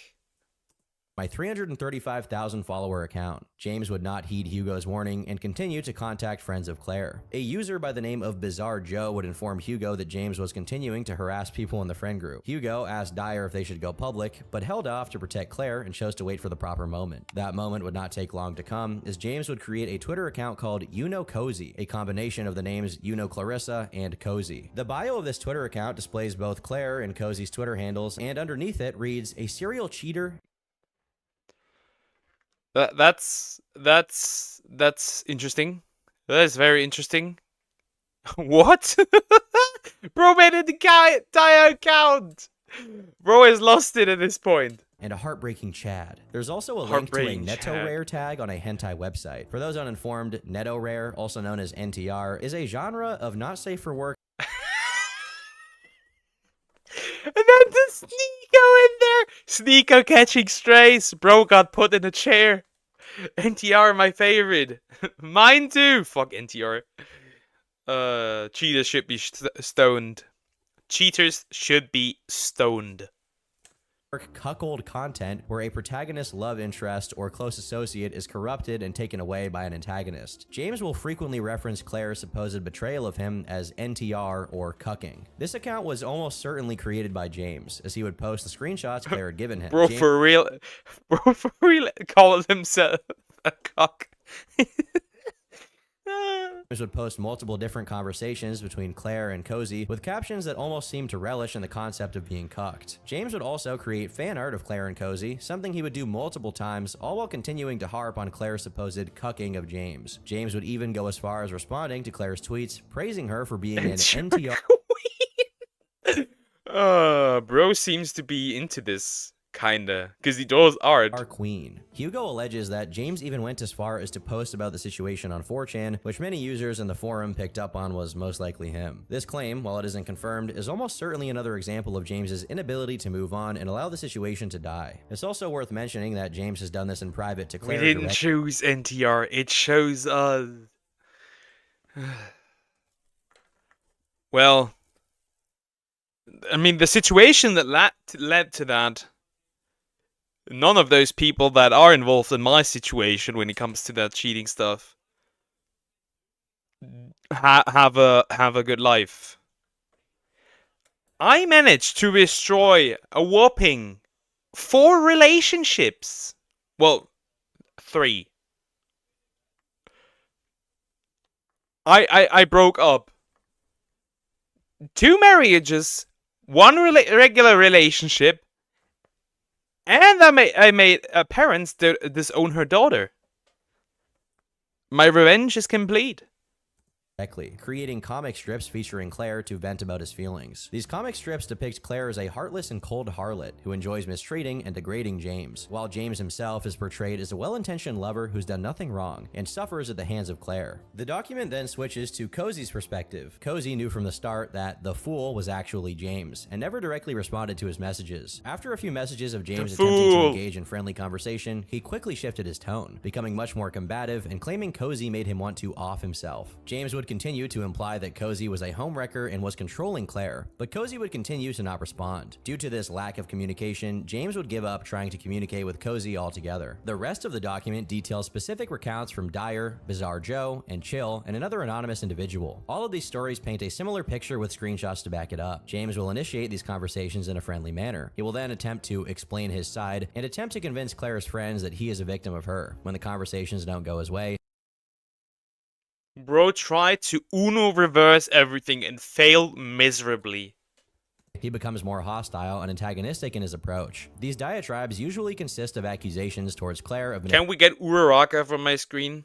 manipulation and cheating, accusations towards Claire's friends of gaslighting and unfair treatment, paired together with James constantly playing the victim and refusing to accept that Claire simply doesn't want to be with him anymore. The final statement of this document reads, James's awful and harassive behavior has been shown time and time again over the past couple years, with not just his repeated lies about the situation with Alicia, but also his prolonged manipulation of and attempted control over his ex-girlfriend Claire. She deserves to no longer have her name and image associated with such a deplorable person. Initially, the document ended there, but James simply would not allow the situation to die, prompting additional updates made in the coming days. The first edition was posted on February 6, which showed DMs James had sent to a user by the name of Simon Cross. These Bro does not let go. Bro does not let go. I hope it does not get worse. messages are very similar to the ones already showed, so for brevity For now, it's just incest and harassment.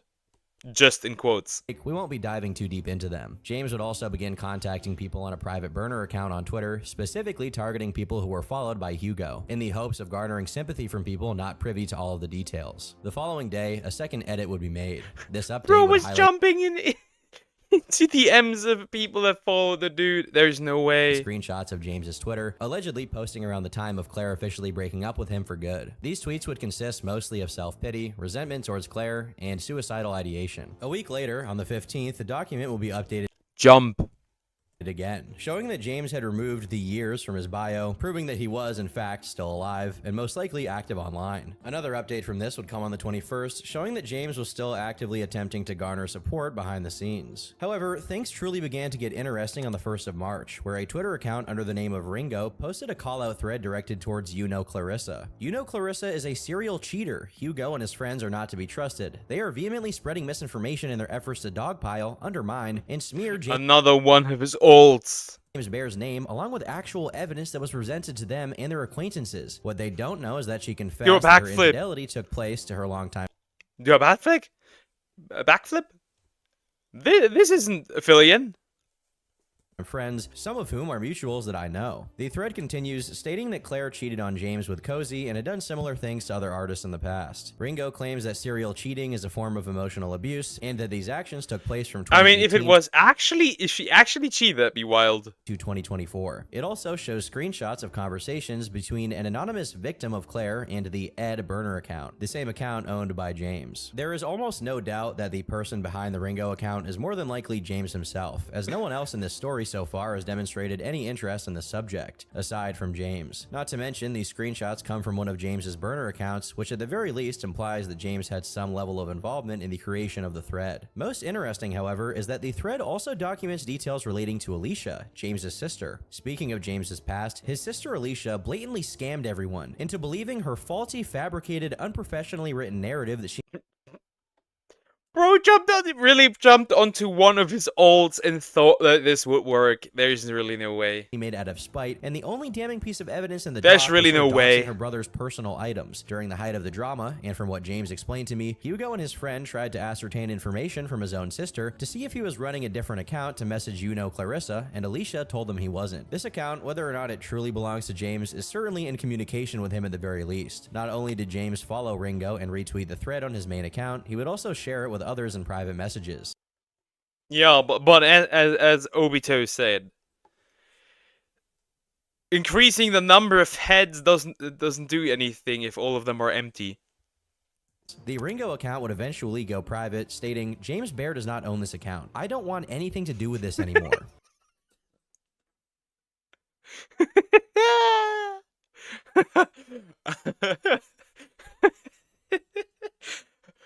James Bear does not own his account. Yeah, that's kind of sus. To specifically state that he does not own the account.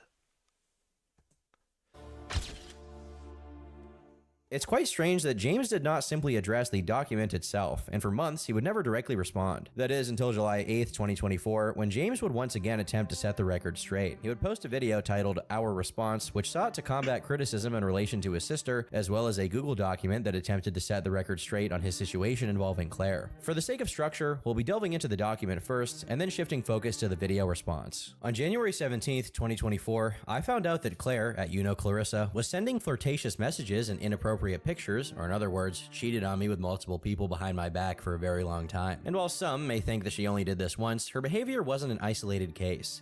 Where is the proof, bro? Not just text.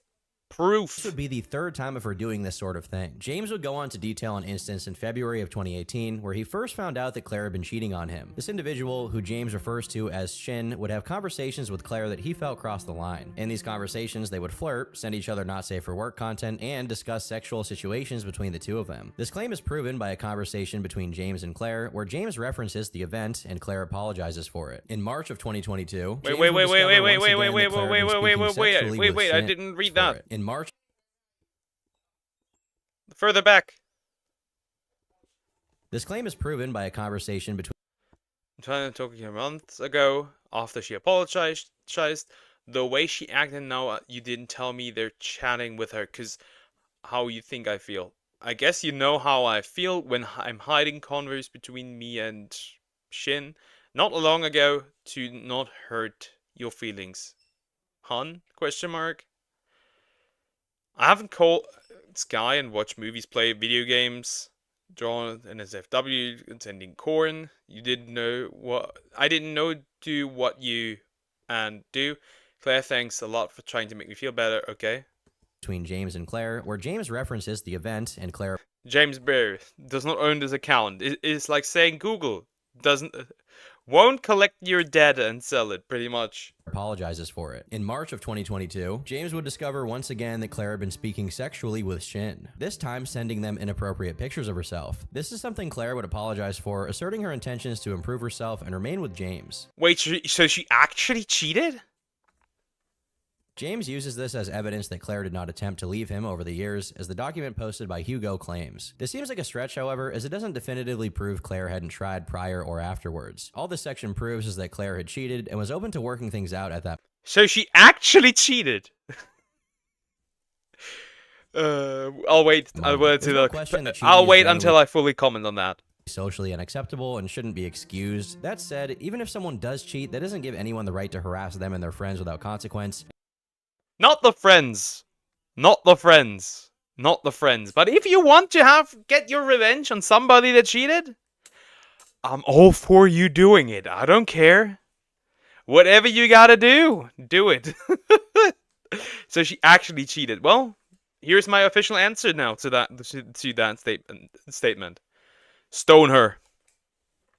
And honestly, none of this cheating drama even needed to be made public in the first place. It's just not a matter of public interest. Even if James has his reasons for being upset, this information being revealed does nothing to excuse his behavior. The document goes on to detail the specifics of Claire's relationship with Cozy. Claire first mentioned Cozy on April 26 of 2022. James thought nothing of this initially, but as time passed, he began to feel as though Claire was growing distant, spending more time with her friends on a Discord server he didn't have access to. He eventually asked Claire if he could befriend one of her friends, something this friend responded to with, "Thanks, but no thanks." One night, Claire ended a call with James and told him that she was going to sleep. However, a few hours later, James noticed that Claire was still awake, as her Steam profile listed her as online. The next day, James was harboring frustration over this, but didn't seem to express it to Claire directly. This frustration led to a petty argument over what show they would watch. Claire allegedly would call James controlling and make a comment about him not trusting her friends. This would cause James to boil over, and in a fit of anger, said, "Stop being such a f***ing narcissist." This outburst would cause Claire to begin crying and leave the call. In a later discussion, Claire Claire would express how James's accusations of narcissism made her feel suicidal. James, in his own words, was appalled by this, seeming to believe that she was lying about these feelings. He also notes that one of his friends told him that what she did was a big low blow. This is ironic considering James has weaponized thoughts of suicide multiple times, including in this document, but we'll get to that later. Following this, James would take it upon himself to reach out to one of Claire's friends, the aforementioned Dyer. His reasoning for this was so that he could attempt to trust her friends and befriend them himself. James. Okay, so very simple summarization of the situation. They're all horrible human beings. Knew of Dyer through a screenshot Claire had shared with him and was able to find them in a mutual Discord server they were both in. James was shot down almost immediately by Dyer and was called suspicious and bot-like. James was eventually able to get in contact with someone in the server. This person revealed to him that they had been bad-mouthing him and were potentially planning something awful. James was also given screenshots of Cozy sharing 2 videos posted by Illymation, one about meeting an abusive ex and one about leaving an abusive ex. James frames this as Cozy gaslighting her into thinking James was abusive and manipulating her into thinking he was a bad person. James would confront Claire about this, where Claire revealed she had vented to her friends about their argument and James called her a narcissist, something her friends labeled as verbal abuse. I love that word. I cannot, thanks to Tectone, I cannot take that word seriously ever. Like ever. James goes on to point out the name of the server being a brothel named Wakanda, as well as a peculiar role on Claire's account, with 2 shooting stars and a skull in the middle. James somehow came to the conclusion that this role signifies an interest in cucking, something he concedes to have no proof of. Eventually, on the 26th of December, Claire and James would have a 5-hour call with a third party moderating. This moderator is identified as Penn in the document. In this call, Claire would express her desire to end the relationship, only to be convinced by James to take a month-long break and see where they stand at that point. James and Claire's perspective on the nature of this relationship would vary, as Claire had seemingly decided they had broken up on this call. James has already been accused of weaseling back into Claire's life before, so it's possible that James once again attempted to manipulate Claire into staying with him unsuccessfully, leading to this contradiction. Another anonymous individual under the name Huel would reach out to Claire, as they were mutual friends who hadn't spoken in some time. This is where James would find out Claire had already made up her mind and had broken up with him. I dumped him because he was basically making me do stuff I don't want to do. 5 hours of what? Let me go back. Did I miss something? Leading to this contradiction. Another anonymous individual under the name Huel would reach out to Claire, as they were mutual friends who hadn't spoken in some time. This is where James would find out Claire had already made up her mind and had broken up with him. I dumped him because he was basically making me do stuff I don't want to do. Kinda controlling, like making me screen share either on my phone or my PC to check DMs with others, and having his friend spy on me on a server that he isn't even on, and he wouldn't even give me space when I asked him, since we called almost every single day. But even though it's just all now it's just like nobody's on a good side anymore. This video just feels so strangely empty. Because now I had a villain. And now everyone's a villain. Huh? he said he does give space whenever we're not calling, he's still trying to text me while I wanted to do something fun or study. James and Claire would eventually get into another call on January 12th where Claire would break up with James officially. Later on the 17th, James and Claire would speak on call once again, where James would break down crying and ask to see Discord messages she had between Dyer and Cozy. She didn't hesitate to show her messages with Dyer, but was a bit more hesitant to share her conversations with Cozy. James then threatened Claire, saying if she didn't show him the messages, he would go to her parents. He frames this as a bluff, but regardless of how serious he was, there's no doubt it was a threat. Claire, with no choice, would share the messages over Discord's screen sharing function. The content of these messages, as we already know, was deeply sexual in nature. Once again, while cheating isn't an honorable act by any means, James undoubtedly crossed a line by threatening Claire and forcing her to do something against her will. This fact I don't care. They all deserve the worst. They all deserve the worst. She deserves this shit as much as he deserves all the shit. I'm completely honest. They all suck in this story. And she would block James for good. This would be a catalyst for the chain of events already dissected previously in this video. James would spiral for the next 10 days, leading to January 28th, 2024, where James claims he attempted to take his own life. This would also be the same day he changed his Twitter bio and posted his ominous goodbye message. He provides proof of this attempt by showing a picture of his feet on the side of the road, claiming he intended to play in traffic. James then admits to creating the Cozy Twitter account and acknowledges that's an interesting way to say you're gonna end yourself, play with in traffic. That's interesting. That it was Never heard that one before. of him to do. Notably, he does not acknowledge the artwork he drew of Claire or Cozy, nor does he acknowledge his consistent references to him being cucked, simply referring to it as making stuff up about myself. As discussed previously, the creation of this account would be what provoked Hugo and the others to publish the document. James, however, denies being behind the Ringo account. He claims that evidence of his was leaked through that account and that he accepts responsibility for it. How exactly Ringo got that information is hard to understand, but James claims that whoever ran the account is irrelevant regardless. In the closing paragraphs of the document, James states his intentions to no longer engage publicly with this drama and ends the document with thanks and well wishes to those who heard his side of the story. James has not proven himself to be innocent in any regard. All he succeeded in proving was that Claire was unfaithful to him. This additional context does not shift the narrative of his harassment, nor does it justify it. Essentially, this entire document is pointless and failed in terms of swaying public opinion. It doesn't justify it. It doesn't justify it, but it certainly makes it understandable. It certainly does make it understandable. I would lose my shit as well. This is I'm going to also be completely something that honest. James's Our Response video failed to accomplish. This response was quite different from previous responses James had made in the past, as this video would also feature James's sister, Alicia, who surprisingly attempted to defend her brother. James begins the video by stating that Alicia's claims are false and that she herself admitted she only came forward to make money, so she can move out and be more independent. This claim is not backed up with any prior statements from Alicia herself, so it's unsure as to when exactly she said this. James goes on to address the accusations of silencing his sister, and believing no one would take his word, he allowed Alicia to speak for herself. If my words on the matter aren't reaching out to anybody, or if nobody is willing to believe me, then perhaps my sister will speak on behalf of that. This is Alicia speaking, or in other words, this is his sister speaking, and what my brother James is saying is true.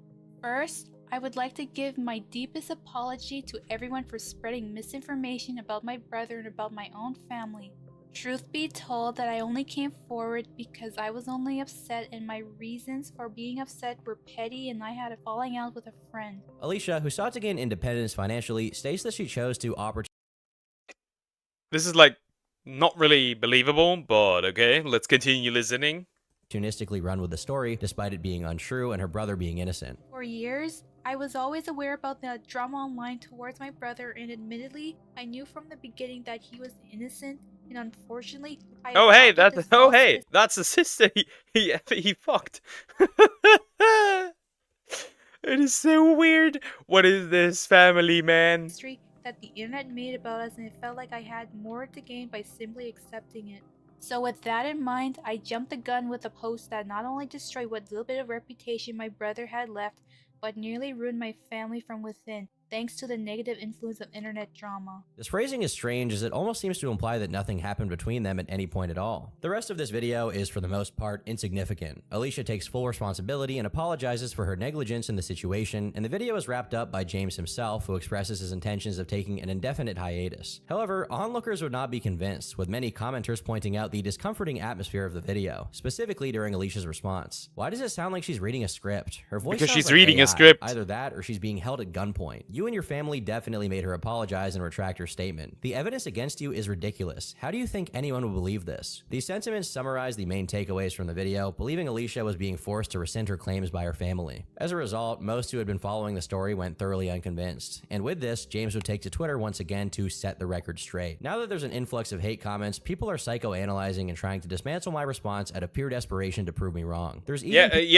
her voice literally sounds like it's from a script or AI. people claiming that my sister is AI when clearly this is false. Along with this statement, James would post a video of the waveform of Alicia's recording. Comments regarding Alicia's response sounding AI generated were more hyperbolic than they were serious though. The main point people were trying to make was the lack of authenticity present in this statement. Many believe Alicia was reading off of a script that was written for her and was being forced to do so. And this image of the waveform does not disprove the possibility of that. James continues, saying the only reason why she sounded so nervous was because she didn't want people to know that she used the funds, the very same funds she claimed to use to escape her family, and bought PC parts with that money. That small bit of proof was literally within my recent response. Attached is a screenshot of Alicia's Ko-Fi link stating it was created to help her build a PC. James initially stated that Alicia was attempting to seek independence, but now he's implying Alicia's actual motives were to build a new computer. Posting the initial bro is moving like it is insane. Dude is just changing what he says all the time. Ko-Fi link seems to imply that was her intention all along, yet it's not stated at any point in James's video response. This contradiction only adds to the Also, endless mountain of she plays Fire Emblem Heroes. because those characters look like from Fire Emblem Heroes. Kind of based. Consistencies on James's behalf. James goes on to post proof of this with a picture of Alicia's PC and an audio recording of James helping her build it. Neither of these prove that the money from the Ko-Fi link was used. Even in the screenshots of text conversations between Alicia and James discussing her PC build, it's never confirmed that the Ko-Fi money. Imagine if he manipulated her and bought her a PC. Nah. Money was used for this. James claims Alicia had $900 saved prior and that the graphics card she needed was $1,000. Even if she did use the money, it couldn't have been any more than a couple $100. It's also worth mentioning that the money she received may not have been enough to actually move out, and she simply didn't have the means to do so. So she used the money for something else. James goes on to address his initial response from 2020, where he admitted to having sex with his sister. My response in 2020 was just a basic PR response. None of it was ever genuine, or rather, this was part of my disingenuous comment about my responses in my deleted June 2022 response. However, it doesn't outright mean it's wrong, as I was also responding to a nullifying claim. Most of my responses up until recently were all PR-like, and people had their hand in helping me out. I never wanted to make anything that would come back to me later as a gotcha moment. However, some convinced me that it would help me out. I still went to therapy. See how many responses and like how many likes and like how many views in comparison. No quote tweets, nothing. Motherfucker did not care. To be fair, not everyone is comfortable in front of a microphone.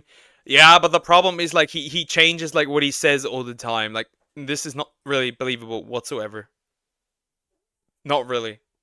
Throughout 2022 and learned a lot from it, since my therapist actually understood what I was telling him, and my entire understanding within my personal experience has vastly changed, and the situation was grossly misunderstood. If people thought a legitimate sex act took place, it never did. The implications were deceptive, but all— See, now he's saying that nothing ever happened between him and his sister. Bro is changing what he says all the time at this point. So you want the PC, right? I'll buy you one. As for the payment, rubbing hands. No. All there was is awkward cuddling, and that's it. We grew up with broken lives and we were really young. So don't be mistaken, James is now claiming that now it's just awkward cuddling. Now it's just awkward cuddling, okay? Oh, sorry, I cuddled with you and my dick slipped inside you. It was just awful, like awkward cuddling. I'm sorry. Ever happened with his sister at all. He initially claimed to have had intercourse with her over the course of 2 or 3 years. He then changed his story and claimed that it happened only once, and now he's changed his story once again and claims that simply nothing happened at all. Most people simply don't buy this story, as James has proven nothing aside from the fact nobody's that buying that. Narrator. James closes the thread, stating he'll likely never be heard from again, and uncharacteristically takes blame for the situation, saying, "I'm the one to blame for my own path of self-destruction." James Bear has not been heard from since. The story of James Bear is truly like no other. Self-admittance to incest already puts his story in a category of its own, but his acts beyond that and refusal to take accountability adds an entirely new dimension. Pair that with his perpetual lying, flip-flopping, belly aching, and unrelenting victim mentality, James has postured himself as not only an irredeemable monster, but as the villain of one of the internet's biggest dumpster fires. Frankly, James Bear has no hope of return, as his career and reputation is damaged. Yeah, pretty much. Due to his lies and contradictions, he will never be taken seriously. Yeah, that's pretty much the end of the video. Bro is like Ubisoft, changing the story to fit his agenda, pretty much. So, moral of the story, pretty much. Moral of the story is... he's a piece of shit. His ex-girlfriend is a piece of shit. End of story. We can move on. But yeah, oh my god, I am already over my 6-hour streaming time. Okay, let me move out of there. Let me move out of there. Okay, I got this. Yeah, let me turn on this. And now let me switch to this. And yeah. This is gonna be the end of the stream. And I'll be back tomorrow with more. Just more. But not reacting. We're gonna stream Pokemon tomorrow, as usual. And Xenoblade. This time for real. Oh god, I gotta sneeze. Almost exploded. But yeah, this is gonna be the end of the stream. Recap. Don't fuck your sister. Don't NTR. Pretty much. That is pretty much what it is. But yeah, guys. I'll be back tomorrow. And... yeah, we're gonna suffer more tomorrow with shiny hunting. Hopefully we can continue how successful the last stream was. But yeah, also, we're very close to the 700. Kinda crazy. Kinda crazy. But yeah, I'll see you in the next stream. Take care, guys. Bye-bye.